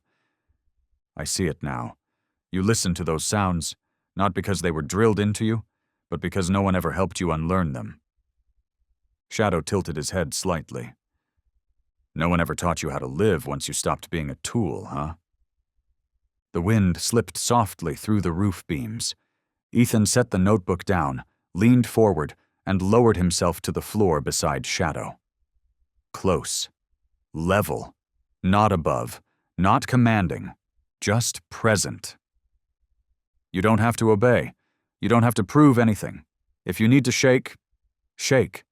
If you don't know what this feeling is, I won't ask you to name it." Shadow looked at him, longer than usual, and then, very slowly, he rested his head on Ethan's knee. Not because he was tired, not to be comforted, but as if he were trying to believe. Ethan placed a hand gently on his neck. Not to pet, not to praise, just to say, "I'm not leaving. And I won't ask you to be okay." Shadow's eyes closed, not in vigilance, but in something new, a rare kind of release, not full, but not locked away anymore either. Ethan gazed into the darker corners of the lighthouse, where the light didn't reach. And he understood. These weren't scars of training. They were memories still alive, still looking for a way out. And if anyone could stay long enough to walk beside them, it had to be someone who once lost the map and learned how to come back. On the 5th morning at the lighthouse, the sky was wrapped in a dense curtain of fog, thick and gray, pulled taut across the sea like a burial shroud. The wind was still, but the air felt thick enough to choke on, as if even the world itself had gone still, holding its breath. Ethan stood on the second-floor balcony, hands resting lightly on the jagged rust of the rail, eyes scanning the mist. He already knew what was coming. From the forest behind, a sound crept in, thin, unnatural, the low whine of tires rolling slowly over stone. Then footsteps, measured, not hurried, but organized. And then they appeared, like figures peeled from the edge of Shadow's worst unspoken dreams. A formation of men in muted black uniforms, moving in a tactical wedge. Each wore comm units tight to the ear. No insignias, no ranks, no license plates on the trucks they came in. But Ethan didn't need more signs. At the center of the formation, like the blade of a knife exactly where it was meant to be, stood Victor Resnick. Same slate-gray coat, same buzzed hair, same eyes that never needed to blink to know exactly where you'd run. This time he didn't carry the small cylindrical device. Now he held something else. A flat, black controller, lined with signal lights, frequency dials along one edge. His finger already rested on the touchpad. Ethan turned back into the tower. Shadow was standing in the center of the room, panting, ears stiff. He hadn't seen Victor, but he felt him. Ethan stepped toward him slowly. "Kid," he said softly. Shadow turned his head. And at that exact moment, click. A barely audible pulse was released, soundless to human ears. But inside Shadow's mind, it screamed like a siren. His body shuddered, like ice water poured down his spine, ears dropped, eyes wide. Frozen in place.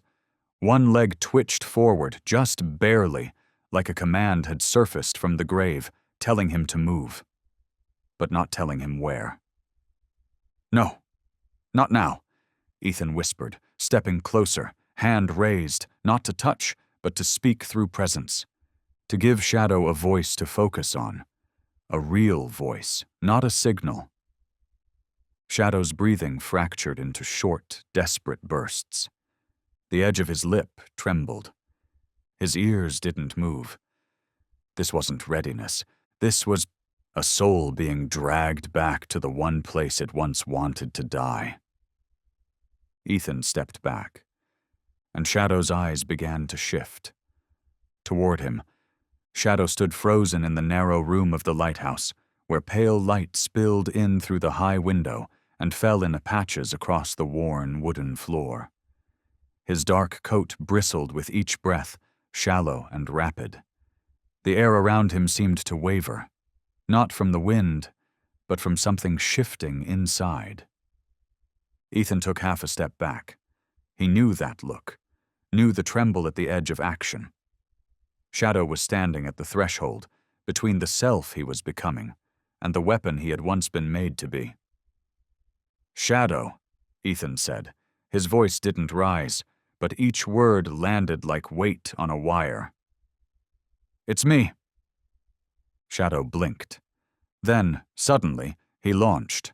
No growl, no sound, just a single clean strike, fast, low, precise. Ethan didn't run. He didn't take another step back.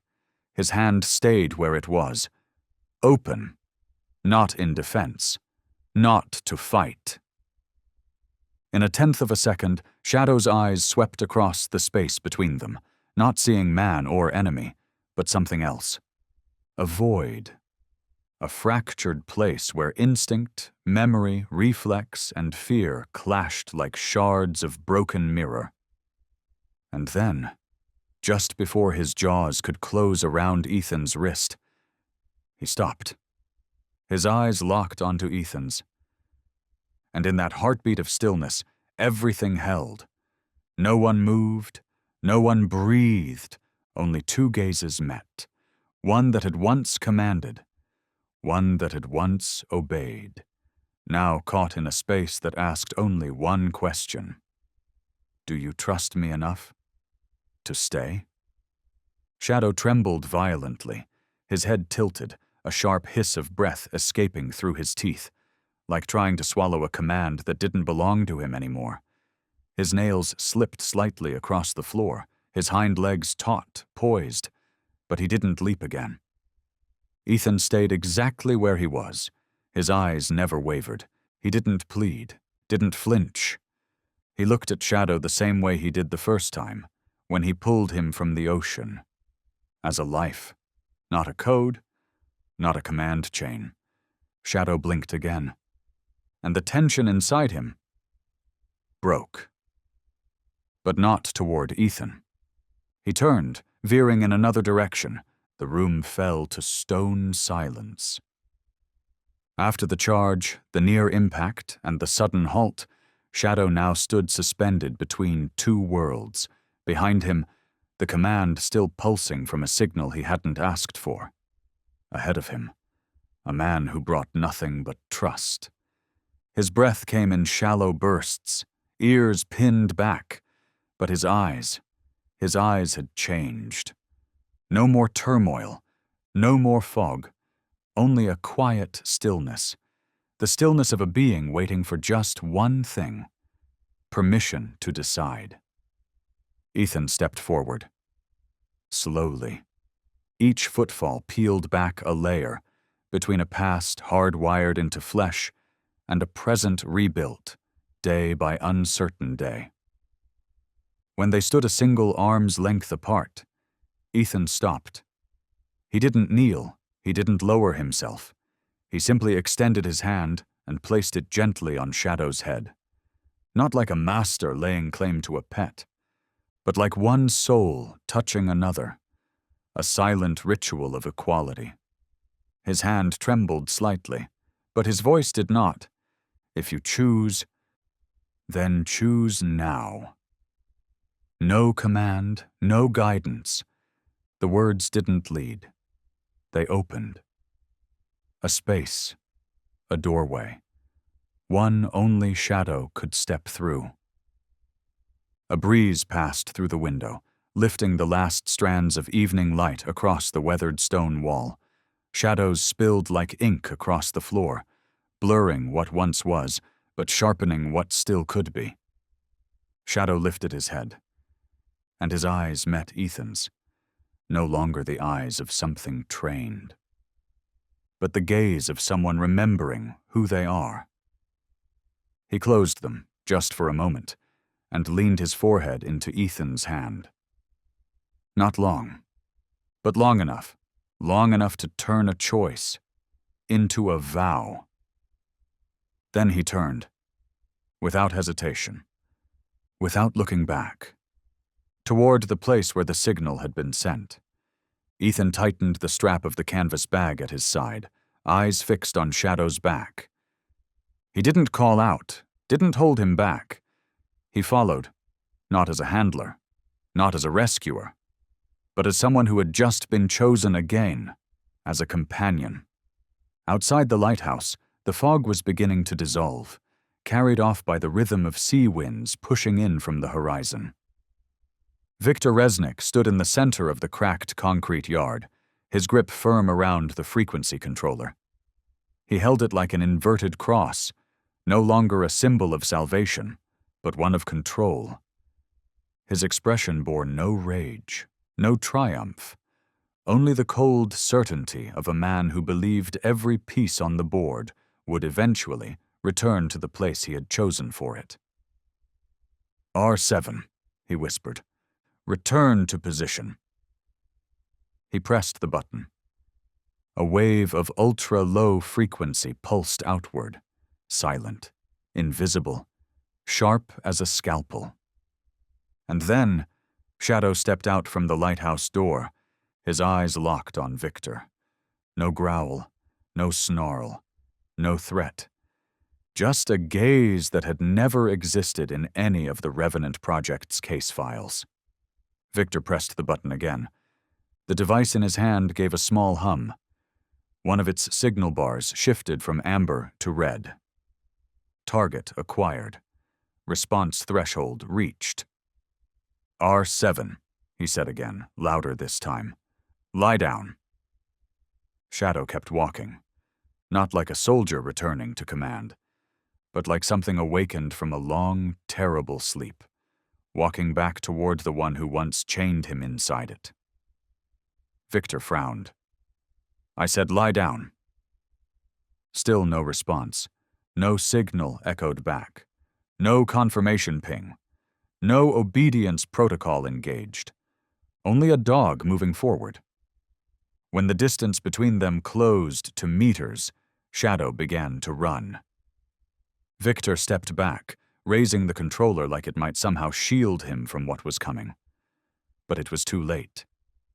Shadow lunged, cutting through the air in silence, sidestepping the sightlines of the two guards behind Victor with practiced perfection. It was the kind of strike he'd been trained to deliver. Only this time, not for a command. This time, he wasn't targeting a man. He was targeting the hand that held the leash. Crack! Shadow slammed into Resnick's arm, sending it flying backward.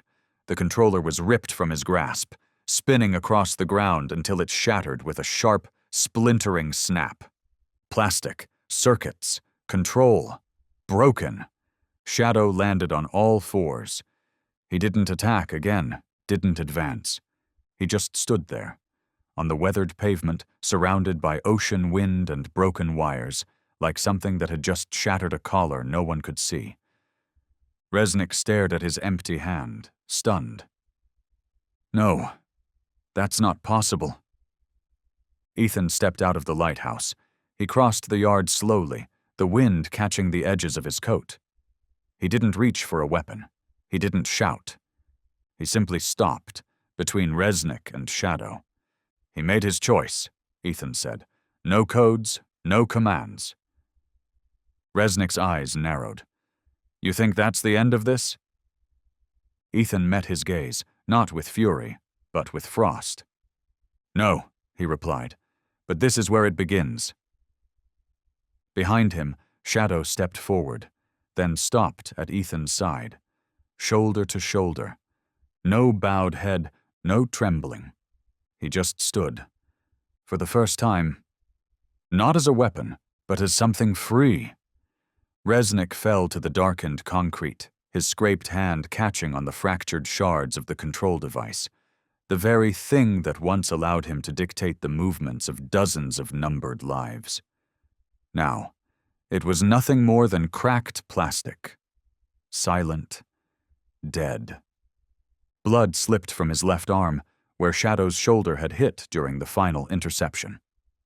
Not a fatal strike, but enough to bring him down, to a place he never imagined himself, without the reins. One of the mercenaries nearby stepped forward, gun drawn, but Resnick raised his hand.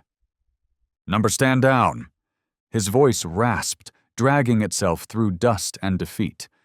But sir, it's over, Resnick cut in, eyes locked on Ethan and Shadow still standing in front of him, like two immovable silences in a world that once obeyed him without question. We don't control it anymore, he exhaled. And if it can't be controlled, it isn't an asset. Ethan didn't move. He let Resnick say the one thing he never thought he'd need to admit, that the so-called weapon now knew how to say no. A gust swept through the yard, laced with salt air and the bitter scent of something scorched. Not gunpowder, but power, burned down to ash. Resnick pushed himself upright, staggered toward the waiting SUV. No one helped. No one spoke. The entire strike unit, men who once followed every nod of his head, stood motionless, like statues losing their purpose. Because no one knew better than they did. When a program loses its signal, it isn't broken. It's rewriting itself. Resnick stepped into the back seat and turned once more, not to look at Shadow, but to glimpse his own reflection, mirrored in the eyes of the one he once designed. No hatred, no blame, just irrelevance. Ethan watched in silence as the vehicle reversed, tires grinding cold over gravel, no shots fired, no last threat hurled over a shoulder, no declaration of war, no ending. Only a man who once held control, now realizing the thing he created had stepped beyond his reach. The wind that followed the confrontation no longer carried threat. It was just wind now, cold and salty, sweeping through the lighthouse grounds as if to clear away the remnants of what had just been. Ethan stood in the fractured yard, the last pale light of day stretching his and Shadow's silhouettes across the cracked concrete, like shadows from a life that almost ended too many times. The SUV carrying Victor and the others had vanished into the fog. No goodbyes, no declarations. No one claimed victory, because the only one who truly left with something new wasn't Victor. It was Shadow. He stood beside Ethan, shoulder to shoulder, head tilted ever so slightly, like he was listening for something no one else could hear. His breathing had steadied. The tension once wired into his muscles was gone. What remained was presence, simple, fragile, real. Ethan bent down. For the first time since pulling him from the sea, he embraced him. Not like a handler hugging a trained dog, not as comfort for a job completed, but as one survivor holding another, no orders, no expectations, just two lives that still needed each other. His hand rested on Shadow's back, so gently it barely registered. And yet, it was that very softness that made Shadow shiver. Not from fear, but because something deep in his nervous system had just been unlocked, not by frequency, but by faith. "You did good," Ethan whispered, voice raw, hoarse with all the things he couldn't say. "You did so damn good, kid." Shadow didn't bark. He didn't need to. He simply nudged his forehead into Ethan's chest.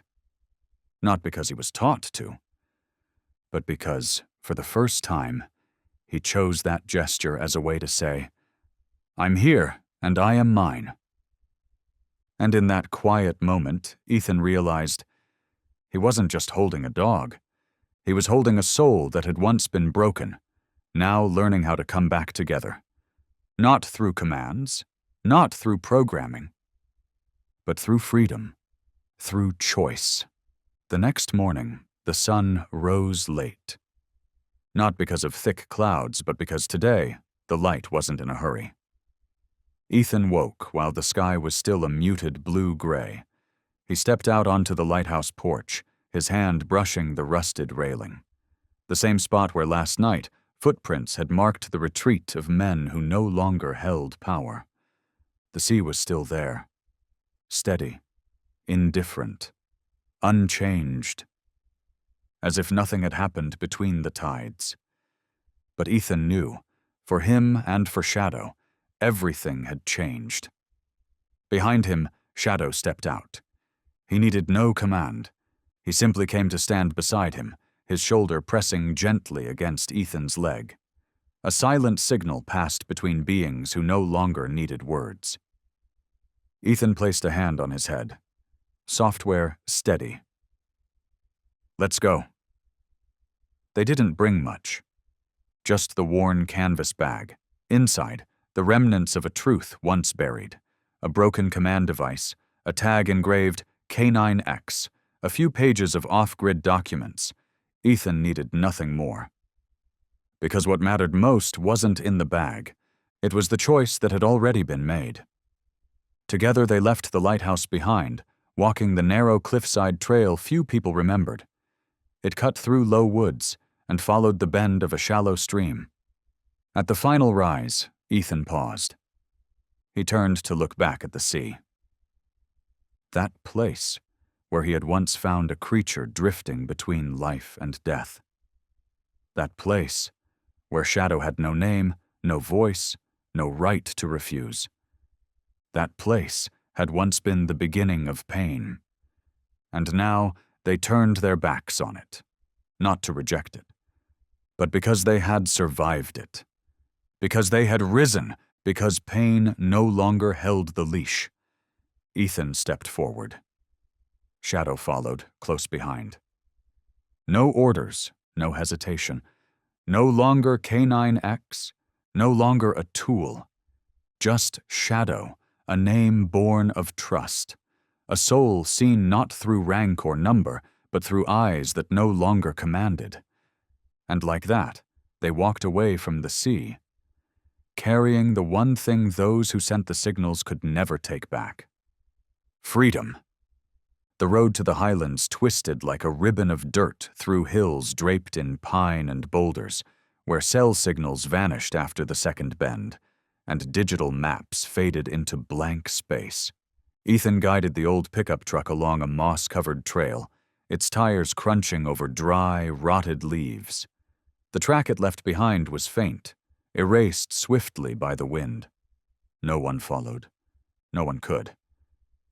Because the place Ethan was bringing Shadow to didn't exist on any map. A small wooden cabin, perched 3 stone steps above the forest floor, leaning into the northern tree line, built years ago by Ethan and a friend after their final deployment. Back then, they called it the last fallback point, not to fight again, but to learn how to stop fighting. That friend had passed on years ago, but the cabin remained. Ethan unlocked the wooden door with a rusted key that had hung behind his rearview mirror for a decade.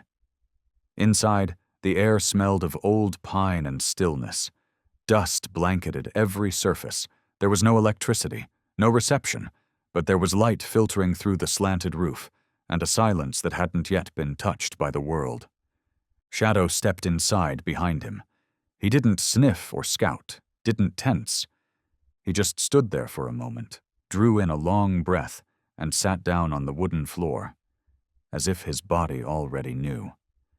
This was a place where nothing would be asked of him. Ethan lit a small gas burner with an old lighter, boiled water, and rinsed the dishes left untouched since another lifetime. He unfolded the worn olive blanket near the stone fireplace, laying it beside a thin rug.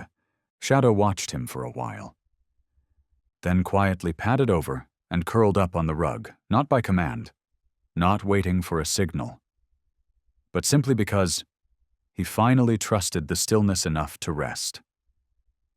Ethan leaned against the doorway, eyes catching the silhouettes cast by firelight. His and Shadow's shadows stretched long and quiet across the wooden wall. No choppers overhead, no boots in pursuit, no trail to trace, just a cabin, a forest, and a soul once bound by numbers, now safe beneath a roof that didn't need a name. At first, the changes came softly, like sunlight slipping through branches, invisible in form, but always present. Shadow began eating faster, not in the frantic gulping way of something starved or afraid of losing, but at the pace of a being who felt safe. He sniffed the food, licked his lips, and only then began to eat. No more pausing between bites as if waiting for an unseen command. No more sideward glances to check if he was being watched, judged, controlled. He ate as if that, in itself, was the most natural thing a living creature could do. At night, Ethan left the cabin door ajar, letting the highland breeze roll in. In the beginning, Shadow still curled tightly by the farthest wall, ears twitching at every creak from the forest outside. But by the third night, he stopped shifting in his sleep. He slept. No dreams of commands, no sudden jolts at sounds that no longer belonged to the present. Just sleep. Deep, even. The breathing of a soul no longer startled awake by echoes from the past. Ethan often sat on the porch at day's end, when the sunlight dipped into honey and spilled across the treetops. He never called for him, never gestured. But sometimes, Shadow would come out on his own, settle at Ethan's feet. No leaning, no asking, just being there. And sometimes, he would rest his head on Ethan's leg. Not because he needed protection, not because he was trained to, but because it made him feel still. Made him feel like he had the right to lean on someone without having to earn it through obedience. Ethan didn't speak. He simply reached down and ran his hand along Shadow's back, slowly, in gentle circles, like wind brushing over grass. And in that silence, he felt something small, something fragile, but perhaps the truest sign of all. That Shadow was healing. Not because the wounds had disappeared, but because Shadow had chosen Dash. Not to brace anymore. One morning after a light rain, when the ground was still damp and the air hung heavy with the scent of wet pine, Ethan pulled an old wooden box from beneath the porch. The box was darkened with age, hinges rusted, but inside, the carving knives, sandpaper, and square blocks of pine remained intact, untouched by time. Shadow lay a few meters away, beneath the shadow of a tree, watching. He didn't come closer, didn't tilt his head with curiosity. But his eyes followed every movement, quiet, steady, present. Ethan sat on the stone step, placed the block of wood on his knee. He drew the blade across the grain, slow, deliberate strokes. The pine was still slightly damp, but soft enough for each line to glide with ease. The first letter emerged. S. Ethan smiled, not because it looked perfect, but because it felt right. Letter by letter, he carved the name with the kind of care you reserve for something sacred. Not grand, but full of meaning. No more K9X, no more numbers, no more call signs. Just a name, not one used to summon him into combat, but one meant to bring him home. Shadow. Ethan sanded the surface gently, brushing the dust aside with his fingers. The name stood firm, etched deep into the wood, rough around the edges but strong, like the one who had survived every storm. He drilled 2 small holes into the top, threaded a thin leather cord through. Not for a leash, not for control, just for him to wear if he ever chose to. Ethan walked over to where Shadow lay and sat beside him. He held the plaque out in front. "This is yours." Shadow lifted his head, nosed the wood softly. He didn't lick it, didn't react out of instinct. He just looked at it. For a long time. And then he lay down, resting his head on Ethan's knee. No permission asked, no command awaited. Because sometimes, being called by your true name is a way of being born again. Ethan tied the wooden plaque beside Shadow's bed, not around his neck. Then stepped back, stood in silence. A small block of pine, carved with a name no longer stored in any database, no longer tied to a mission, no longer stamped with purpose or protocol. Only one reason for being now: to live, and to be called by choice. Shadow. That morning held nothing extraordinary, just a crisp highland dawn, the kind where the wind was soft, the sky wide, and the sunlight spilled across the yard like a thin linen sheet laid gently over green grass. Ethan was rinsing his hands beneath the spigot on the porch when he heard a strange sound from behind the cabin. A soft thud, then the quiet roll of something bumping through dirt.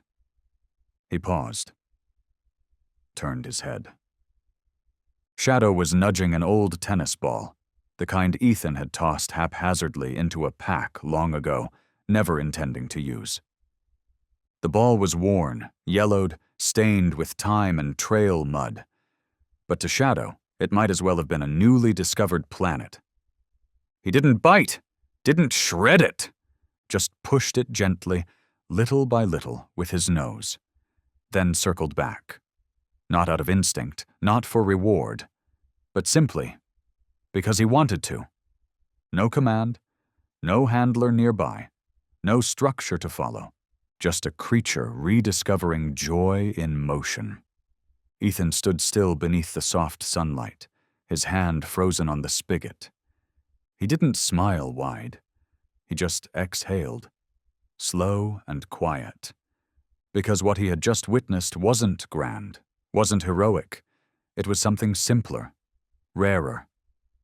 A dog playing. And for Shadow, that had never been a small thing. A being who once knew only how to respond to signals, who once curled into corners beneath the weight of programming and invisible tethers, was now chasing a dirty old tennis ball across the grass, in the sun, on his own. Shadow paused, pushed the ball toward a bush, then turned to look at Ethan. Not to ask for approval, not for a treat, but as if to say, "You see? I know how to do this." Ethan gave a small nod, eyes never leaving him. "Yeah," he said softly, just loud enough for the morning to hear. "I see it." And in that quiet, unscripted moment, nothing dramatic happened. Except for one thing.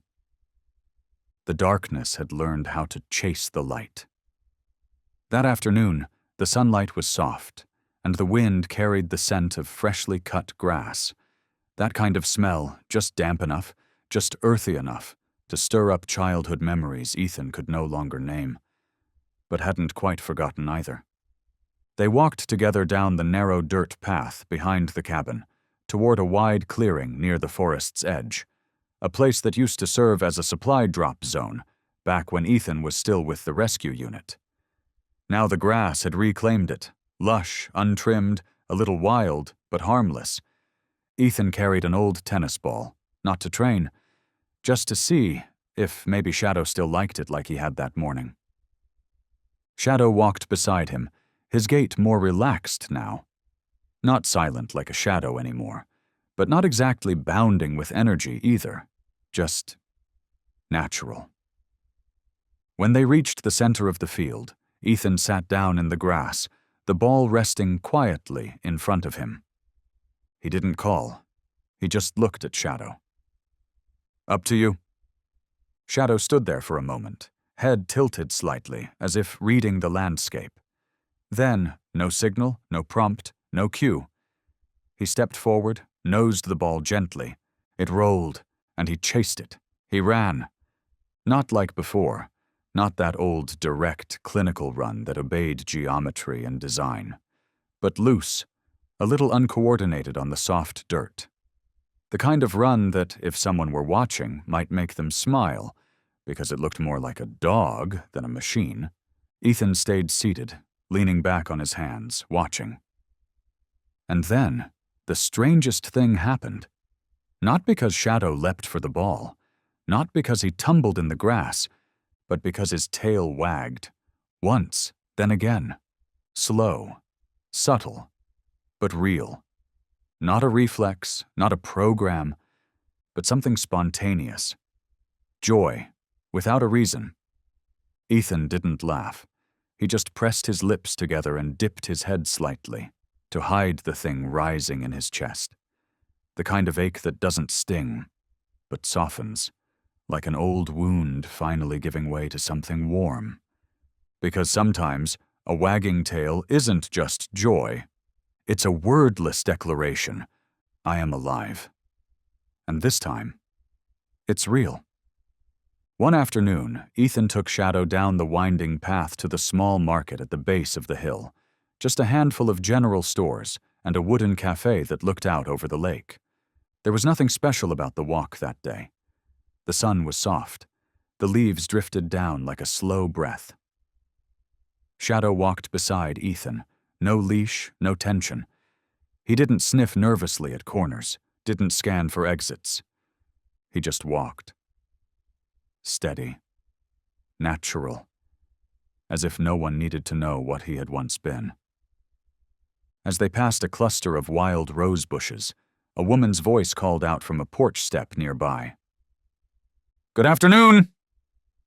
Ethan looked up. An older woman sat on a wooden chair, a cup of tea in her hand. Her hair was soft and silver, but her eyes were keen. A small, fluffy dog lay dozing at her feet. She tilted her head slightly, gazing at Shadow, and then smiled gently.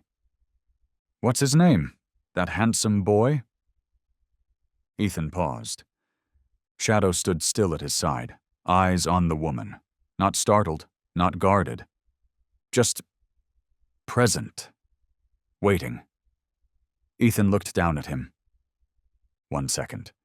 Then he turned back to the woman. In his voice, there was no grand declaration, no heavy pride, only something quiet, like relief and respect. "He's no longer K9X, Ethan said slowly. "He's Shadow, and now he has the right to keep that name." The woman gave a slight nod. Her eyes softened, as if she understood far more than had been said. "It suits him," she murmured. "And it's a good one." Shadow glanced at Ethan. He didn't understand the words. But in that moment, when no one called him by a code, when a stranger asked his name as if he were just another soul walking the world, something inside him settled. Something that had once been taken. Now it had been called back, and it would stay, not by command, not by classification, but by a name. Shadow. Morning arrived slow, golden and warm. Sunlight filtered through the slats of the porch roof like breath through old wood, steady, soft, and unhurried. Ethan set his coffee mug down on the counter, wiped his hands on a coarse apron, then reached for a small wooden box he had tucked into the corner of the kitchen since the day they moved in. Inside, there were only 2 things.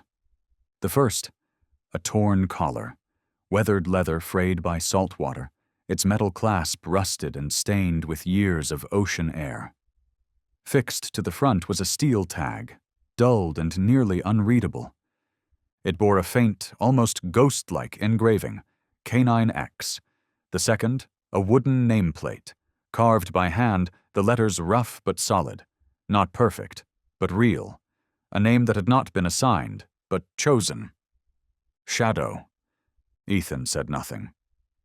He walked to the wooden wall beside the kitchen window, where the morning light streamed in on an angle, turning the space into a quiet, framed, still life.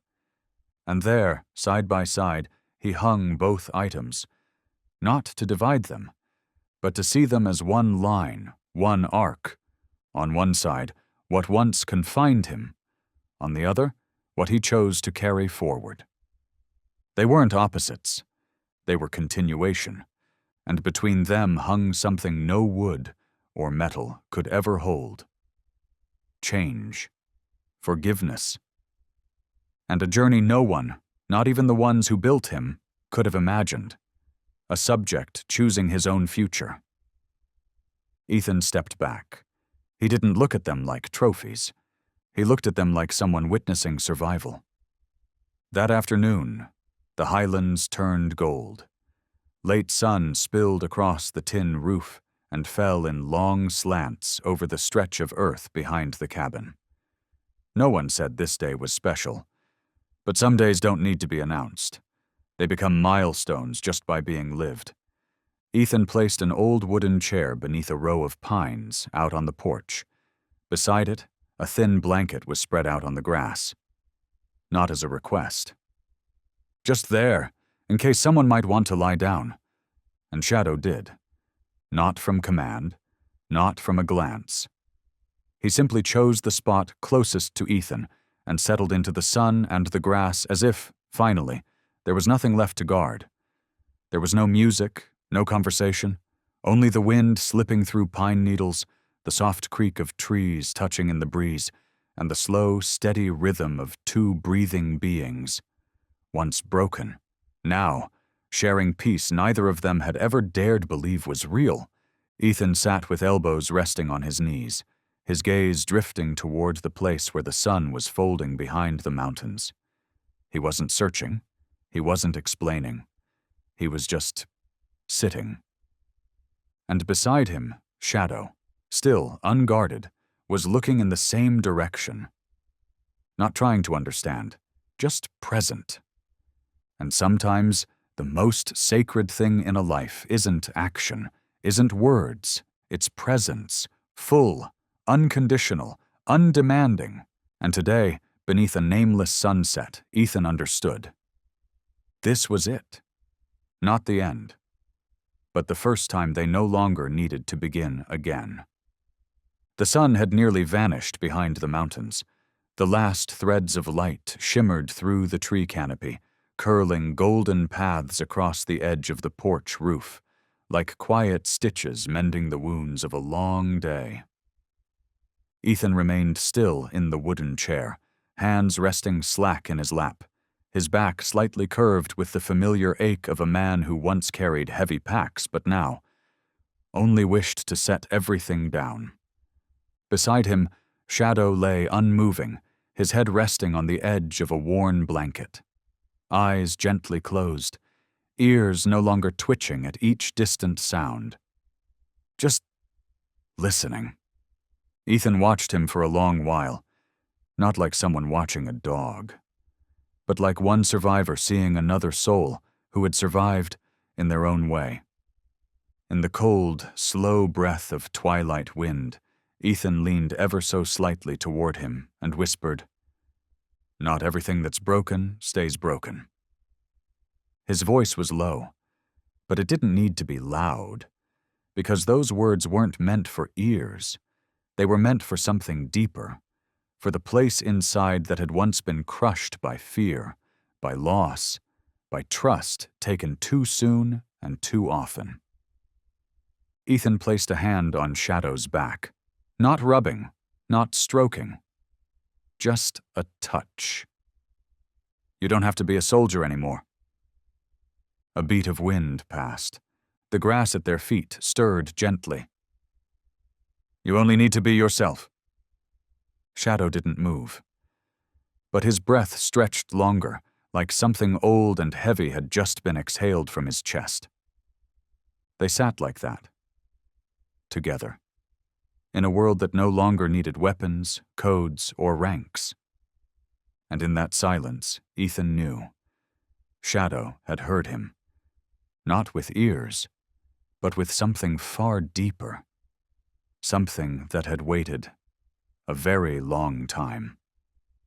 Ethan remained seated, his gaze lingering on the horizon, where the sky had turned a deep indigo and the first stars began to flicker behind the silhouette of leaves. Beside him, Shadow's breathing stayed steady, but deeper now. He no longer lay facing outward, no longer alert or watchful. For the first time, he was lying there simply because he wanted to. Ethan said nothing more. The words that needed to be spoken had been spoken. The wounds, they didn't need to be touched to be known. A breeze passed through, light and quiet. And then, like a movement unprogrammed, untouched by any old command, Shadow lifted his head, inched closer, and gently rested it on Ethan's lap.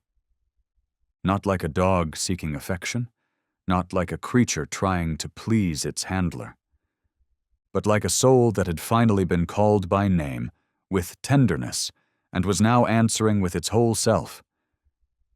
"I trust you. I'm here. I don't need to do anything else." Ethan lowered his eyes, letting them settle on the thick, dark fur now resting on his legs.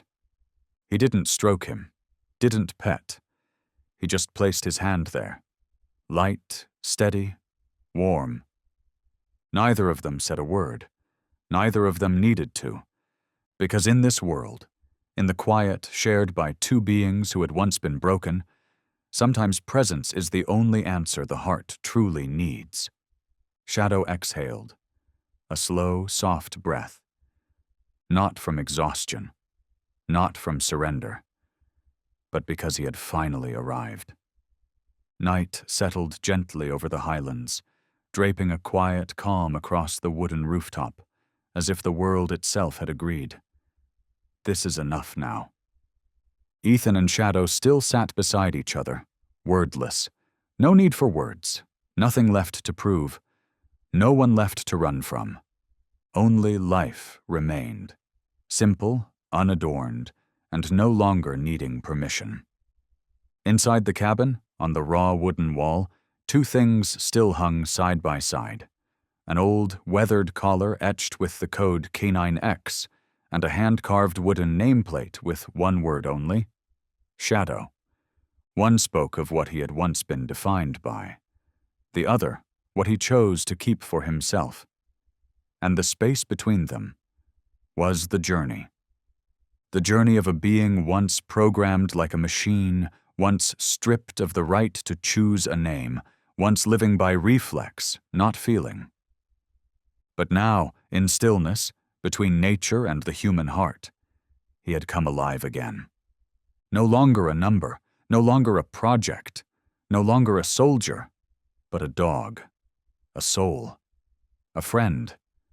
And when Ethan lowered his head, gently touching his forehead to Shadow's, he wasn't thinking of battles survived or the times they almost didn't make it. He thought of that morning Shadow chased a ball, of the afternoon he wagged his tail for the first time, of those nights when he no longer woke up mid-dream, trembling. He thought of the small things, the ones that, in the world of healing, become too vast to measure in any human language. German Shepherds have long been known for their loyalty, courage, and incredible working ability. But what no one can teach them, what no one can take away, is their ability to love with every fiber of who they are. And when that love is met with kindness, with time, with patience, it doesn't just save the dog, it saves the one who dared to believe in it. And there, between scars and echoes, a being once controlled by command had found freedom by his own will. Shadow's story is not just the healing journey of a dog once programmed like a machine. It is a living testament to the power of presence, of patience, and of unconditional love. From a life defined by a serial number, Shadow was called again by a name, not to recall what was lost, but to affirm what now exists. He is his own. German Shepherds, with their intelligence, loyalty, and strength, are often known for what they do. But beneath that thick coat and powerful stance lies a heart that feels, remembers, and yes, hurts too. And when loved the right way, they are not just companions, they become a mirror reflecting the very best of our humanity. The final message isn't found in any spoken dialogue. It's found in the moment Shadow wagged his tail for the first time. In the quiet when he chose to rest. Not because he was told, but because he trusted. In the way he laid his head on Ethan's lap, without command, without permission. That is freedom. Not the kind that is granted, but the kind that is chosen. And if there is one truth to hold on to from this story, let it be this: every soul, no matter how wounded, conditioned, or forgotten, deserves a chance to come alive again, in the name they choose for themselves.